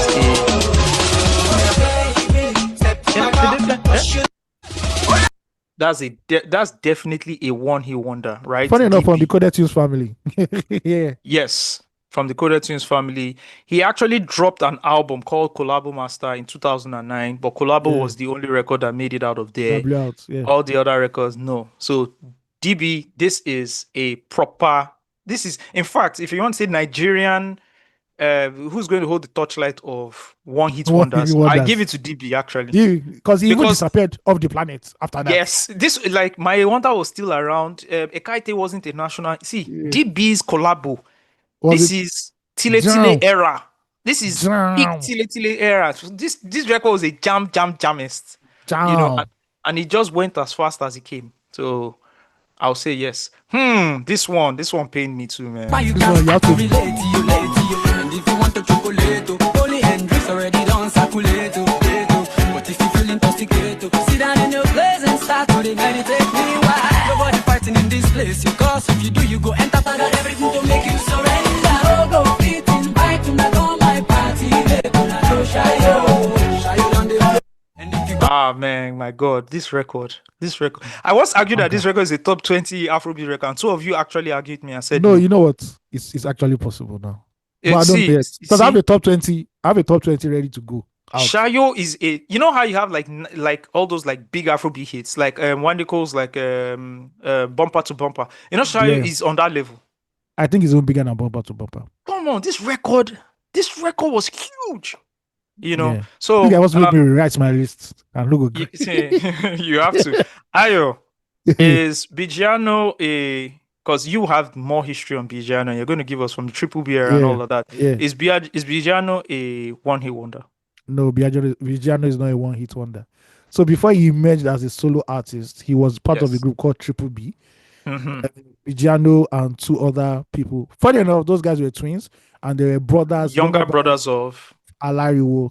Thank you very much. If you don't know who Alariwo is, just get ready for another episode. We'll tell you who Alariwo is. Alariwo of Africa. Of Africa, not even Nigeria. Yeah. And they had a song called Egbami. Egbami, Triple B crew Egbami yo. Pẹ̀lú orin tó dùn yìí o lásìkò táwa yìí. It was such a hit that a Star FM presenter who would later be the boss of Nigeria did a remix. Kwame actually did a remix. There's a verse of Kwame on the remix of that song, which has disappeared from history. Don't bother yourself. Bro, remember the video of that record? Tony Tetwila. All of them were in that Earthquake. No, it was too good. All of them in that click. I don't think that song exists. Even the original, I don't think it exists now. I can't find it anyway. Yeah, so please, Triple B guys, I beg, help us get that song. That So is to understand that Bigiano Shayo was his comeback record. It Was it wasn't a comeback newbie. It wasn't a debut single. It was No, like no, a no. comeback record as well. Yeah, You know. it's a comeback record for him. So I won't call him a one-hit wonder. He also had the record with Da Green, Iwoefa or something. What's the name of Yeah, he did. remember that record? Yeah, I remember it. Let me see if I can find it. Iwofa, thank you. Yeah. Turning my microphone. BGando. It's been a long way home, son. 4, 5, 6, 7 years and even more ain't no joke. Right now I know you got so much in your mind you gotta say. Speak your mind, son. One thing I bow for. Now also people say I know go make 'em all alone. It's funny how people they talk. You know we got my bros, no be so. Anyways, man, let's keep it moving. Who else do we have here? Ah, this one paid me the most. This one is You know why this criminal. one paid me the most? This one is criminal. This one paid me the most because just on the previous episode, I ended the episode with one of his jams. This one go Mr. pay Steve Funky. too. This one go pay This Steve one. too. No, this one will pay Steve. Yay! Because he asked for a song that is Steve's #1 song. If they say, Steve, you are going to heaven, you can only pick one song. We know the song is Steve what- is going to that is pick. what Steve Let me pick. just play. This is going to pay Steve.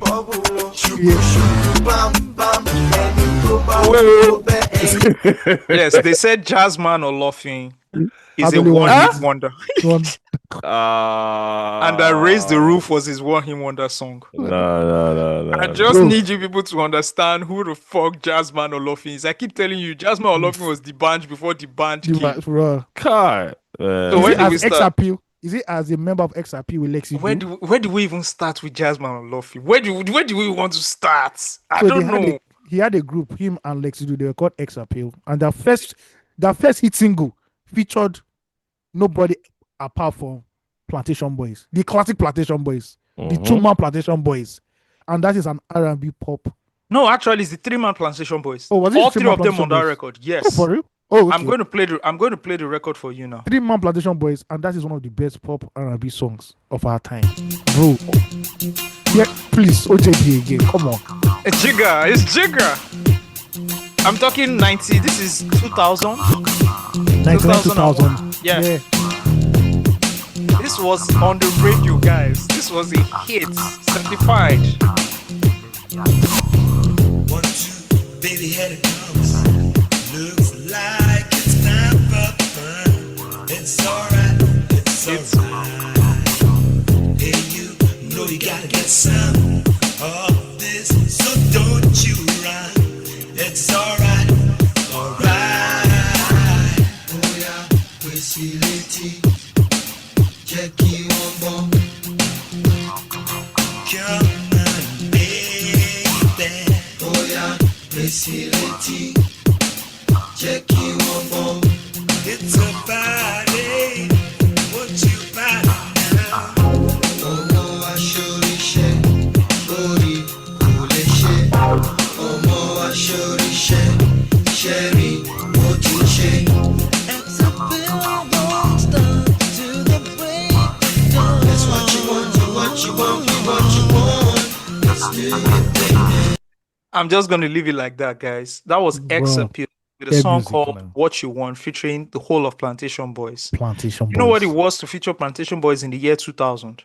With OJB on beats? With OJB on production. So X-Appeal was a two-man band, Lexi Do and Jazzman Olofin, right? Jazzman Olofin then went solo, dropped Raise the Roof, Surulere Connect with OJB. They sampled Wale Ayuba. They did And the they featured record him also, yeah. and featured him. And then Jazzman Olofin, right, guys, now went on an incredible run. Mad run. When you call about incredible run, right? I'm talking about albums, Mr. Funky, Boiling Point. Like, man has albums, okay? Where do we even want to start? Let me start with this. Yeah. Oh, yeah. Check it. Once again, in the house. Jazz man, Lovin'. Check it out one time. Home beats, baby. Woo! Just my test. Rest in peace, OJB Just Real. Holla. Oh, yes.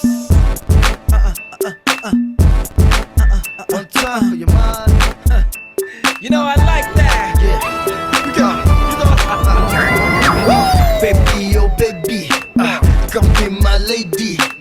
The way you're shaking, Motila crazy. Twist your belly, like spaghetti. Shake for me, button shake, in the telly. I'm more tasty, like fried chicken. You're shaky, shaky, finger licking. What are you drinking? Cause I am thinking. Otilo waju, shama dream. Shake something. Them I gon' move something. Them I gon' shake something. Yes. Them I gon' move something. Body like you are moderator. Like mama, Yeah, lo fijo, moderator. just like mama. Yeah, lo fijo. Talk like mommy, walk like mommy. That's right. Doom, ati check, yeah, lo fijo. Come on, man. Come on, man. Scorcher. Come on, man. You got Steve mad. You guys got Steve mad. Hey. Oh my. Let's go get him. Oh yeah. What you tell me? Oh yeah. OBI in the house. Oh yeah. This is when he signed the Storm record.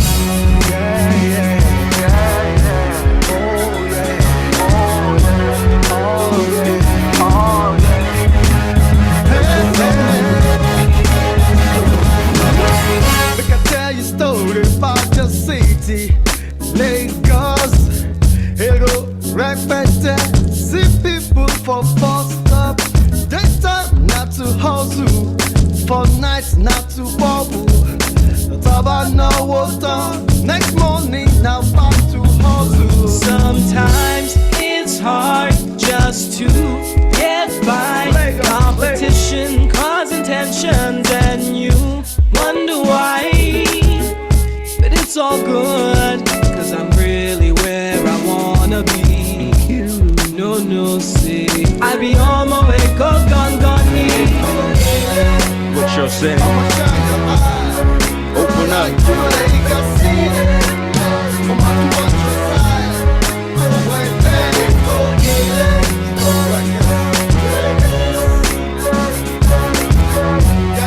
Young man, now tell me where did you get your skills from? While I'm bliss, you can hear the drum. Jazz man, while I'm at it, tell them where you from. From Ekiti, Sasha, of course, born, raised right here in Lagos. To make money, share money, only choice. I got the mic and the start to make a noise. I don't shop Amala with Jiga for shita. Surulere, pepper soup, every corner. OJ, get me more beer. And your kuleko now, belly is getting bigger. Yeah, so now I'm rocking 45 tonight. Get the more fun, watch me party all night. Jazzy so high on score D. On the dance floor, I'ma get soggy. Yeah, what's up? Come on. Come on, man. I can go on and on with hits. There's still Omo Shalewa. Remember Omo Shalewa? Oh my God. Bangers records. from. Remember the record? He did one record with like Pasuma or something. Like it was like Fuji. Come on, man. Come on. Bangers on bangers on bangers. This one I not even figure. Not even possible. Jazzman or Lofty. Jazzy. I saw that one. I say Steve is gonna be pissed. All right. This next one was also painful. Yeah. This next one was also painful. Kelly Handsome. Tile. God, Kelly Handsome is one hit wonder too. I'm telling you. They say Maga don't pay. Right?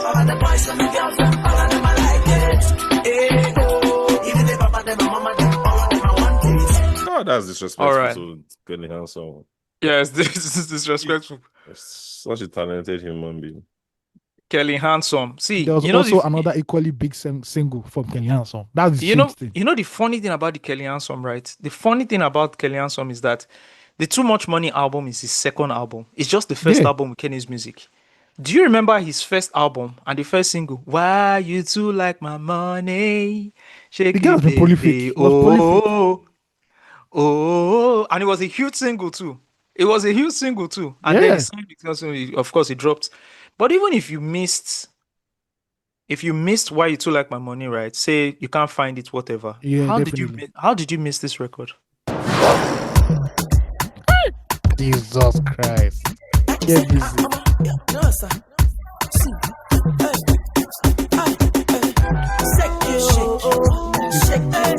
Shake, criminal. I say roll you. Shake you. Ukunkane mecheza. Ukunkane nyema IBP. Ukunkana baka misi. Ukunka.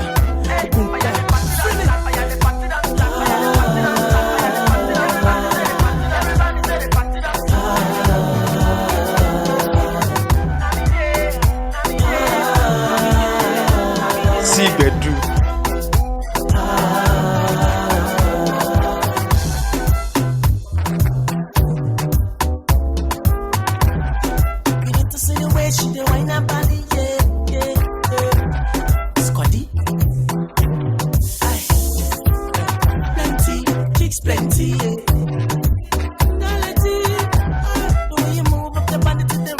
I think this is the backing track, but you guys know, play, right? Like Every play, record, play.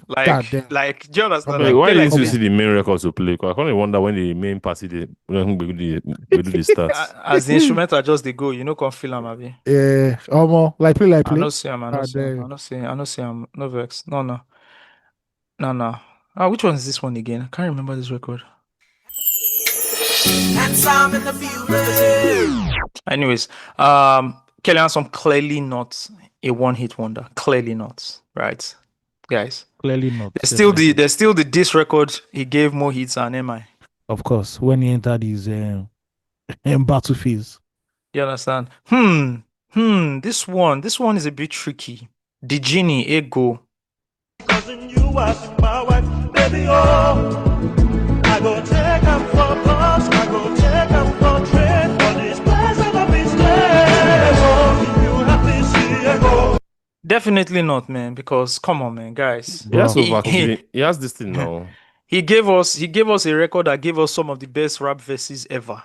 Even before then, right? He gave us I Know This Shame. Oh, I know this shame for you. Give us another shame for you. Now. Come on now. Oh God. There was also Ladeo. Let's just say Lade. Come on now. Why would they call Genie one hit wonder now?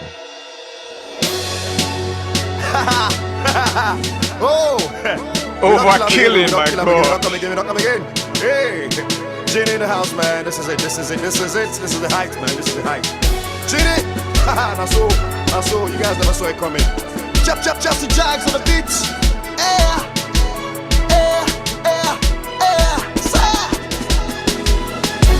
This feels good, I'm overkilling this. Put up your fists if you're feeling this. Make me jump like if you're feeling me. Hi, I can get very mad. I dey calm down, oh.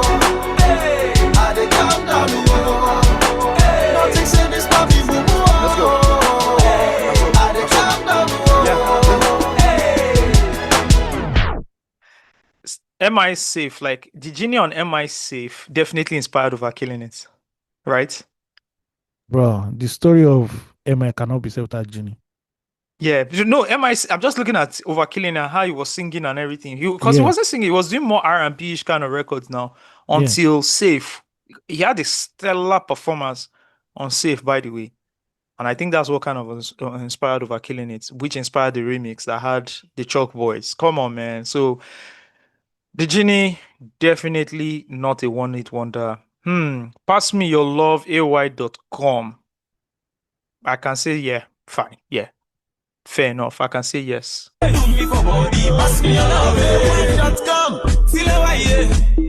they use me the form why you they form for me? I can say yes, one hit wonder. I think the only song that I remember that is like a bit prominent is Two Shots and ay.com. Remember that record? Yeah, but not. Yeah, it wasn't that.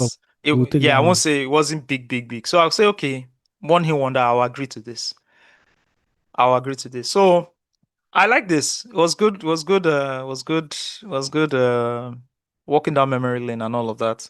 But yeah, please, if you're listening to this, whoever put this together, please continue to do more lists. Please continue to create more, right? And just research more and ask more questions. This shouldn't stop you from creating. We've all made mistakes, not even mistakes, but like we've all gone into spaces where we publish some content and people called us. Even on this podcast, right? People have like called me and said, no, Sax, I think you guys got it wrong on XYZ. In fact, Biomishori called me recently and he was breaking down something you said, Ayo. For real? I think you missed a timeline or something. I can't remember. See, I should be writing these things down when he calls. He will But remind like us, don't that's worry. As you said it now, he's going to remind us. Don't He worry. will send you. Let him send text. You understand? But like that's someone listening to say, I don't think that's what happened. I think this is what happened, right? Because nobody's fountain of knowledge. We're all learning. But yeah, man, it was good to just do that. That was interesting. Made in Lagos turns 14. Should we do this next week? Yeah, we can do Let's it do next it. week now. Yeah, anniversary. Steve is already like, get the fuck out of here. All right, Rolling Stone Africa names new editor in chief, and what's the name of the editor in chief? I want to use the opportunity to make a point I'm trying to make. Like Faz just released an album and I've been seeing his interview everywhere, but on music platforms. But I was asking myself, what are even the music platforms? So Like, what kind of I interviews? saw- Were they video interviews? Were they text Video interviews? interviews. I saw How him on many Tay's music podcast. platforms? How That's many what I'm music saying. platforms have like That's video what I'm interview saying. structures? I just said it. Yeah. Oh, And okay, sorry. I was just listening to the Tea with Tay, and for someone who just released an album, I know he's there to promote an album, but bro. You can't, because obviously Tay does not know like Fawz's like music like that, so he's just being generic with the music questions, and I'm like, this is not doing a lot of service to Fawz and his career and the conversation he wants to have about his new album, the sound, the production. I just felt so bad for him and like for like artists who need like platforms like that, to really talk about their art, and it just saddens me about the state of music journalism in Nigeria. And I will have to say that, I think I blame people like Sags, What the fuck? Yeah, I have to, yeah. And Blame me. Yeah, it's just sad, bro. It's just sad. I don't know how Blame to me put for it, man. what? Then the one that you know the one that bust my head. I saw him the week he released the album. He did an interview with this woman that's trending now that says she wants to do surrogacy. The Instagram celebrity, personality. Wait, what? Oh, you Diary didn't of see that a interview? Diary of a Mad Black. No, That's sorry, Diary of a Nigerian. What's it? Whatever it is. Niger girl. Oh, sorry, I said Mad Black yes. Woman. Guys, there's actually a movie called that too. It's a movie. If you guys don't know, I didn't call This guy anybody. said that Black man. No, there's. Why are you guys doing this to me now? I saw Diary of Faz a- interview there. Then I saw him. Thank you. Excuse me, Steve. Let me just clarify before the 10-second clippers come. There is a 2005 comedy romance movie called Diary of a Mad Black Woman, right? Yeah. Tyler Perry's movie is still on brand. No wala. So please go back to your thing. So You Diary save of a yourself. Niger chick or something. Yes. Yes, that was the first Faust interview. did an interview with her. Bro, check it out now as I'm speaking. He did an interview. That was the week the album dropped. And I'm like, what is happening now? Do you get like? Then now the major interview, the second major interview after that is the Tea with Tay podcast, which does not obviously do a lot of service to him and his music career. I'm like, bro, Oh this shit! is There's sad. actually an interview, and Bro. the headline of the interview is "Files on Rap Rights and Family Hurt." Exactly. Do you get? But you can't blame him. Where do you There's no want place. him to? There's no place. The media There's no team is platform. looking at it, right? His PR team is looking at it and say, "Files, we need to get you in the face of like people, Yeah. right?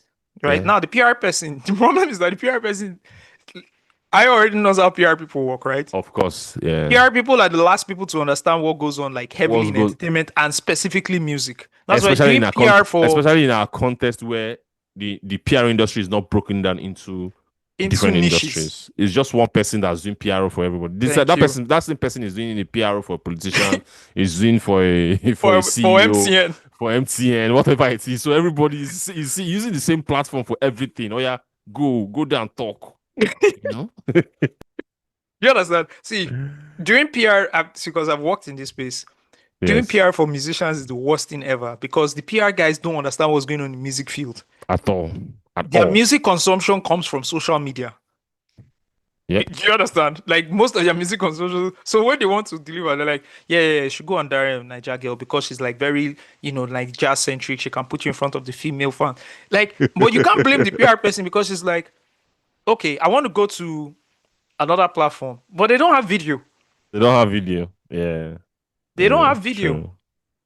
Do you understand? Yeah. But the problem is when this person then goes here, which is not a bad interview actually, because Files is also a well-rounded Very person. rounded person. Yeah. But the problem is that you're not going to hit any music conversations that would let people go and stream your album. And People will listen to just the go and album. follow you on Instagram. On Instagram, that's it. That's the problem. And so nobody's going to say, oh, on this album, I see you've moved it. Okay, first of all, what the fuck did you do on that bad album? And why did you go so left on that album? Exactly. And the guy can then give you context. Do you understand? Yeah, And then you move from yeah. there, and ultimately people go and listen to the new album because you're breaking out the new album. But sorry, what's that? Ife is not going to of Diary of a Niger Girl.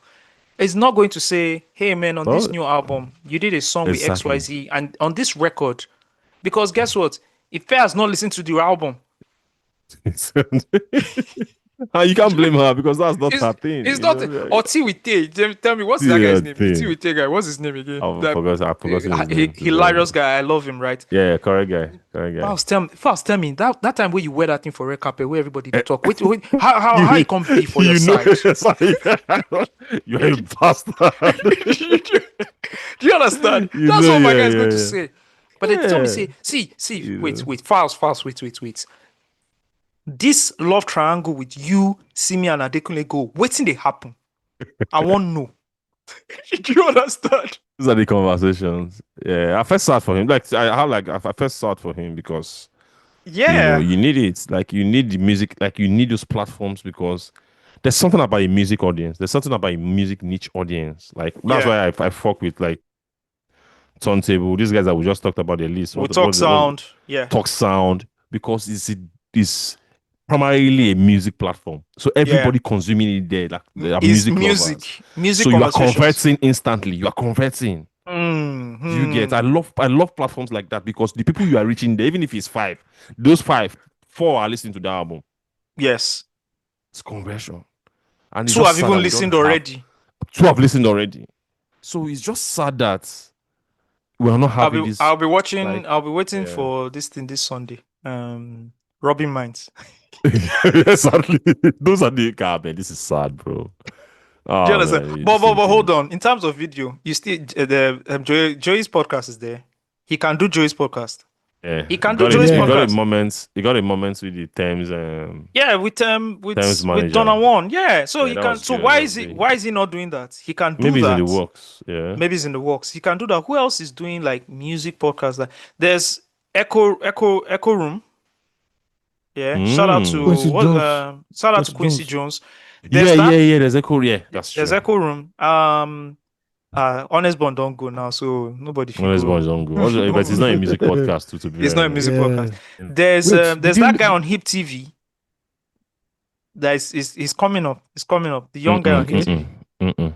No. I know who you are talking There about, was, but it's not. there was an interview with Magix. Magix was breaking down numbers. And the guy Yes. started talking The about guy said, I saw it.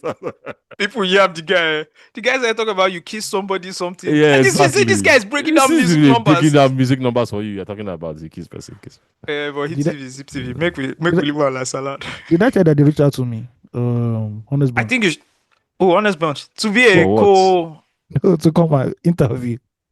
interview. Yeah, I think you should do it. That I said like, you know what? I have a busy. This was after the whole drama. No, So I they're think you looking should do to- it. I would do it. Why do you think he should do it? Why can't I do it? You should talk about the thing is that you just need to know the terms and You just need to conditions. be very careful. I'll be Exactly. fine. I I will know be what fine. the people want to ask, right? I know what think- they want to ask. Yeah. Yeah, I think it's a good interview for like you. I won't do it, right? Because I know where straight they're going to, right? Like there's no point me doing it. But like if you are going to do it, still are going to do it the way you guys do it, and it's like, okay, what are the questions around? What are we discussing? And then Ayo is very see the most diplomatic person to answer questions. Ayo, I can go to bed. Ayo does not need the media training. You cannot catch Ayo Exactly. like this. You can't cash out.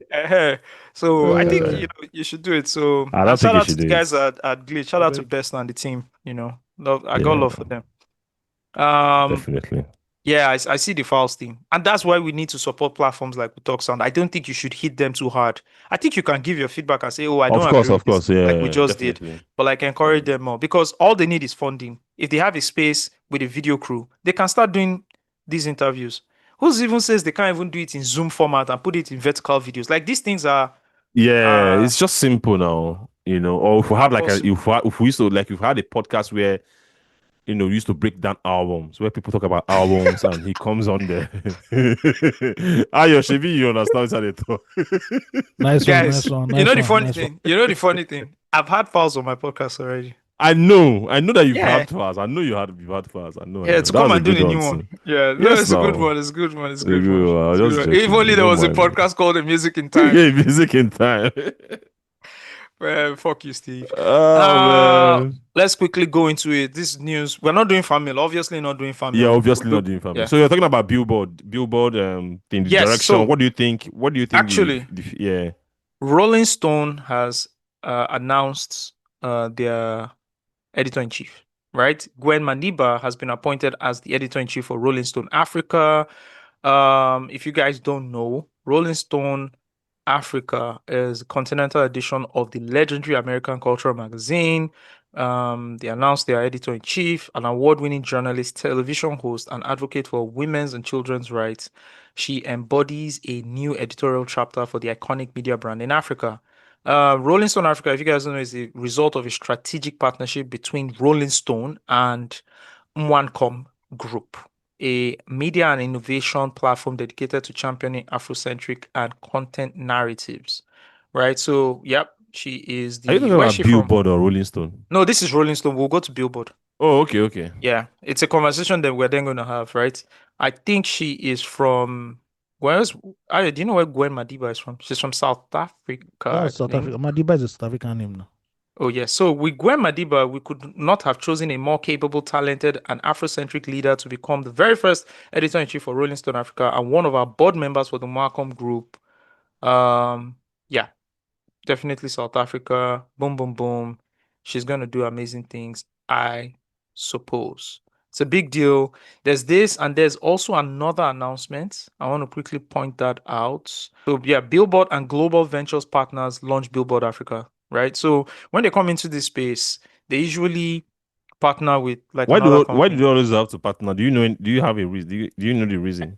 From my understanding, it would be that it is the company they are partnering with that has the interest in Africa. They don't give a fuck. They don't about really Africa. care. Yeah. Yeah. It's like how Business Insider came to Sub-Saharan Africa, right? True Ringe, yeah. yeah. It came through Ringe, blah, blah, blah. Yeah. I was the editor-in-chief, by understood. the way. Yeah. So, yeah, it's the same thing. Like, who has the interest? We will bring this credible platform, right? We would align with your editorial standards and branding, and then we will try and make money off it with your name.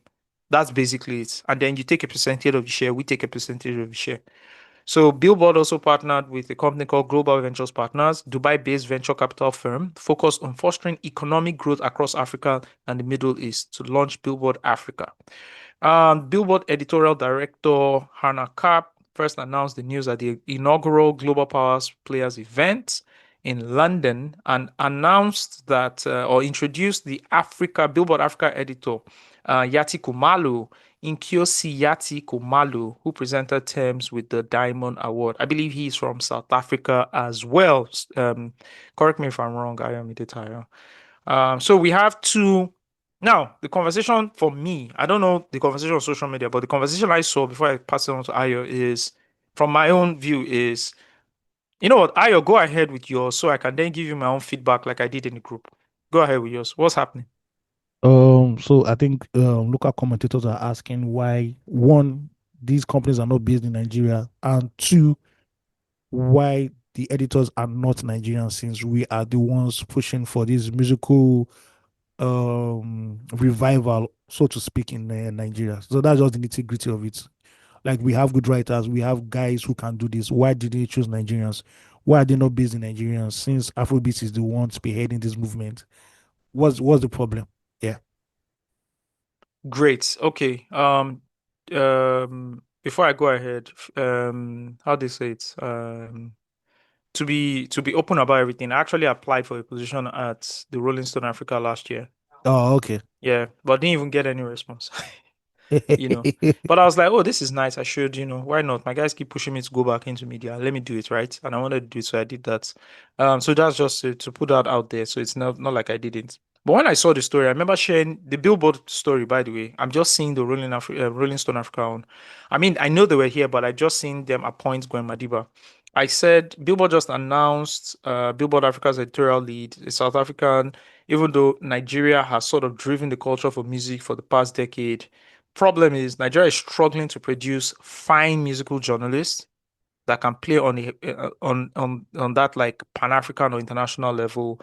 Nigeria is also a poor market, so the numbers will always lead back to SA. It's like a conundrum what is happening, right? The soft power is here in Nigeria, right? But when they look at the numbers, the metrics, Economic who's power, making the yeah. most economic power is coming from down, like from SA. South Africa, right? So they are in like it's a whole loop back. So what happens is that okay, we're coming into Africa.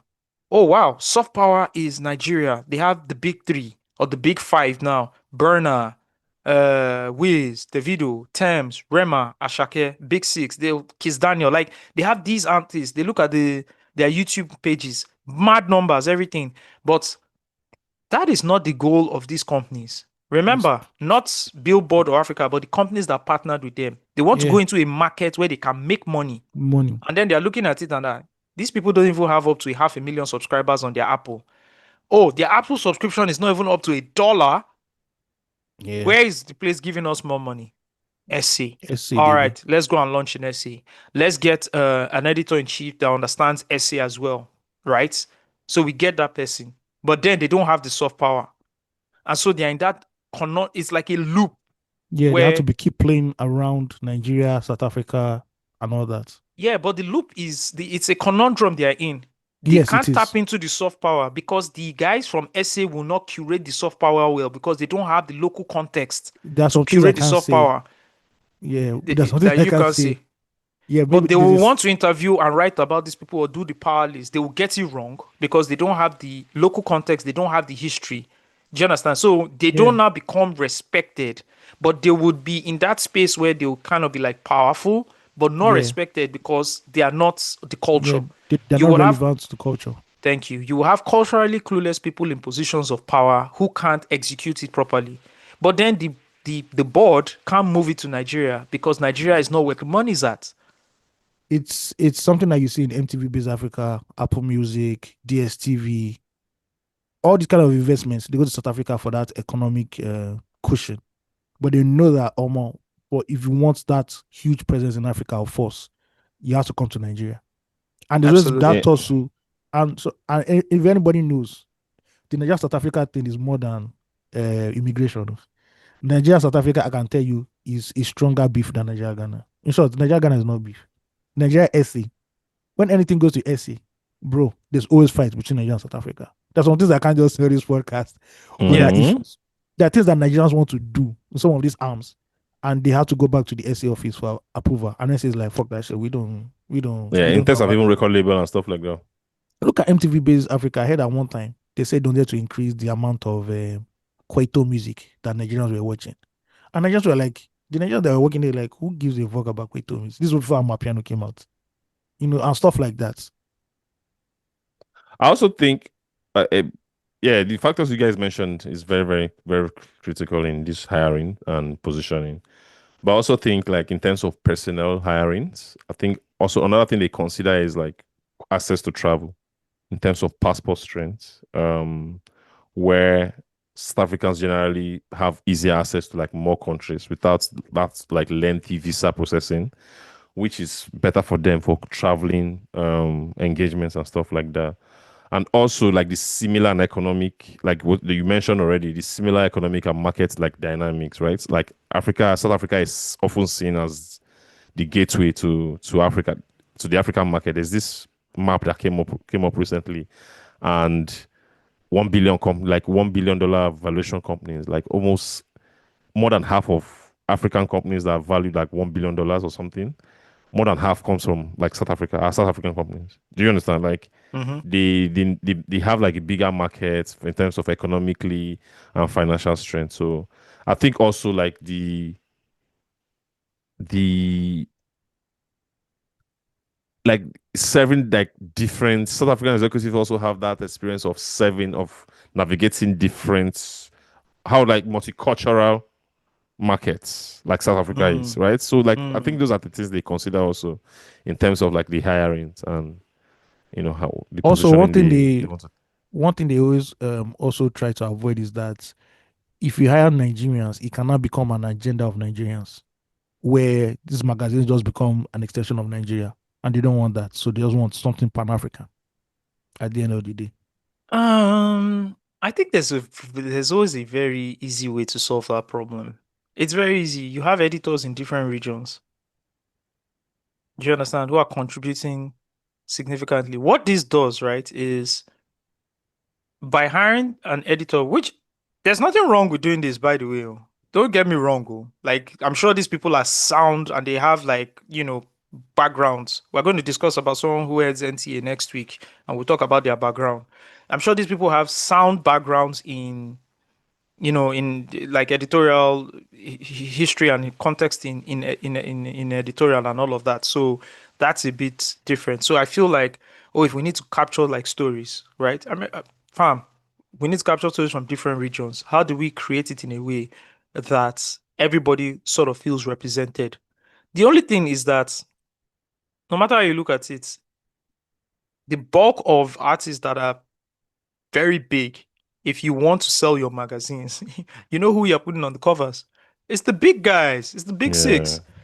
And if you want to do catchment area, after you put one or two essay people, you have to rotate it back to who you know are the big guys. Let's give it a buck. It is what it is. Pass the rock back. But I'm looking forward to it. But I'm not, because I've seen things like this happen before, and I see how it's not going to be exciting. It's always very cosmetic and not thorough and not authentic enough to tell the stories. But I'm looking forward to it.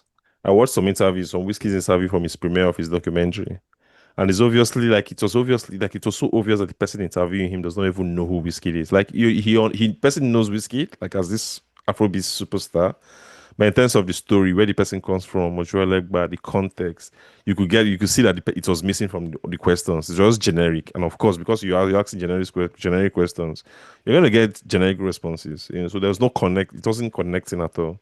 I have a question just because there. the person does not identify or does not even have strong identification to where Whiskey comes from. Yeah, what's the question? I have a question there. Would that matter if the audience that they're trying to push it to don't know about Ekpa, etc.? It matters because it's storytelling. Strong story connects to everyone, no matter like the cultural differences. Do you get? Yeah. So good questions and positioning and responses will also like resonate well. That will even spur people to go and watch, right, the documentary to say, oh, who is this guy? Is interesting. Where he comes from sounds interesting and stuff like that. It's just excellent storytelling. If you don't tell your story well, it won't resonate. That's it. All right, I've said all that, and we've all said all that to say Billboard and Rolling Stone, Billboard Africa, Rolling Stone Africa, call her immediately. Yeah, man. Straight up. Yeah. Our story Call her immediately. That's the person you want to have on your team. See, guys, when you're putting the team together, you have the leader, you have the bullish guy that comes and runs through everybody for you. You also have to have the sniper who goes on the 10-story building and is just sniping away. This young man here, AOT2, is a sniper. You need a sniper on your team. So if you guys are listening, and he's done the work, that's the incredible thing. He's done the work. And we're still doing it. Yeah, please, go ahead and do what you got to do. And there are other people, amazing writers, and people that you would also train that you can pick up. I hope that's what they'll do. I would like to see stories. For now, like, I want to see more stories, music stories from West Africa. I want to see more stories from East Africa. I want to see more stories from, I want to see properly done well. When you read Rolling Stone, I want that approach as well. I don't just want the cover story, glamorous, fantastic cover story, cover story. I want the small stories. And that's what I used to get from Sound City Mag. I didn't even get much of that from, I got it from Hip TV, but I got a lot more from Sound City Mag. Sound City They Mag. were always able to tell the smaller stories and tell it very well. Importance. Yeah. Yes. Whether it think was the 1.0 version or the 2.0 or Tokes version, Tokes 2.0 version, version, both versions, they gave me so many stories and context from different regions in Nigeria and different people, and made it worth reading. Yeah, and I also want to mention that OK Africa got it right because they have two great writers on their staff, and that's Dennis and Emmanuel. They're actually good. Those boys are crack. They know Dennis what is to on do. OK Africa. Yeah, they all left native. They moved from native to OK Africa. Dennis is dope because he's always reaching out to ask questions. That's how you know someone who's curious. You get, like, yeah. No, both of them, Dennis and Emmanuel, dope. Very good. Dope. Both of them solid writers, solid, and they've been doing it for a minute. They've been doing it for a minute. Yeah, now. they've been around for a while. I was happy to have Dennis on the San Sultan episode of the podcast. I haven't had Emmanuel yet. I think that's somebody. You know what? Okay, I won't say much. Hey, see, you don't happy now. I won't say much. I don't want to hear. I won't say much. Music platforms coming to Africa. Take the lever of others like fintech. Everybody they come and they choose from Nigeria, and we deliver. Nigerians deliver. That's it. That's just all I have to say. That just choose the right Nigerians. Nobody wants to go. Of course, we know that's another problem. That's another problem. I'm not talking. Anyways, man, we've come to the end of this episode. It's been a long one. Wow, guys. We always start with the intention of reading fan mail. Yeah. Well, trust me, we always start with that intention of reading fan mail, but this then happens. And a lot of people wrote in. Okoyemi Farmakin wrote in as well. Someone wrote in tackling Okoyemi Farmakin. The best smelling man in Lagos and Abuja wrote in. Yes. There's no Nigeria now. I thought it was best smelling man in Nigeria now. But there's only one I'm going to read. Yeah. Because it's important to read it. It's from Jane. She's a first-time writer. Big love from a new fan. Hi, Jane. My first time writing. Jane Doe? No, just Jane. But from the email address, it looked very Jane Doe-ish, to be very honest. Anyways, this is my first time writing in. I just want to say a big thank you for the amazing work you guys do. My boyfriend, who's been a huge fan for years, got me into podcasts, and now I'm totally hooked. I've been binging episodes like their jollof rice, unskippable and full of flavor. I've not missed any episodes since our 1 year plus together. First of all, congratulations for being together for over a year. I love it. All right. You guys bring such a unique mix of inside humor and chaos that makes every episode feel like a real conversation, not just a podcast. It's refreshing and honestly addictive. Not forgetting to add the new Scammers Are Out sessions. Also, if it's not too much to ask, I really love if you could give my boyfriend Kenneth a little birthday shout. His birthday is on the 19th of this month, and I know it will totally make his day. He's been riding with you guys for years, and it will really mean a lot for both of us. Thanks again for all the laughs, rants, and real talk. Can't wait for more episodes. Much love, Jane. Jane, shout out to you. Kenneth, the boyfriend. First of all, drop a bomb for Kenneth. Kenneth, you've held that down for over a year. Shout out to you. Round of applause to you. Happy birthday to you. Give him an air horn. Come on, man. Kenneth, it's your birthday, man. It's your birthday, right? You've added another. You had to say you've gone another 365 days round the sun.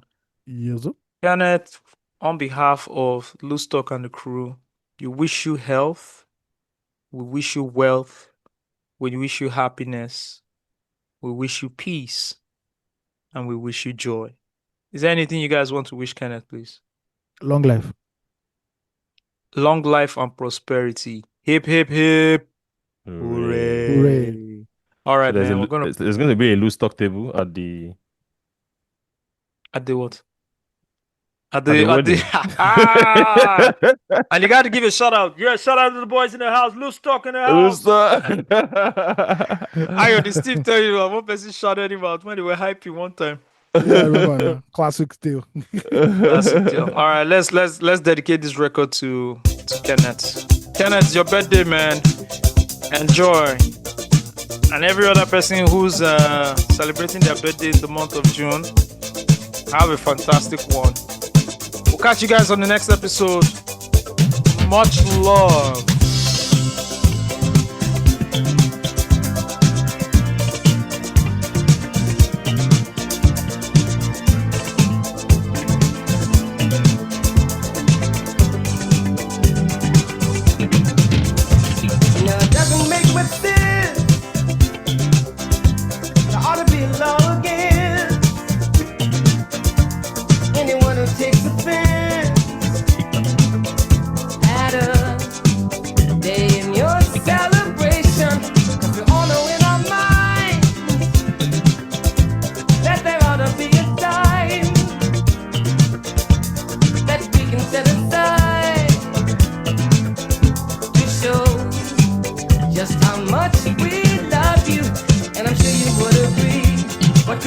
Perfectly than to have a world party on the day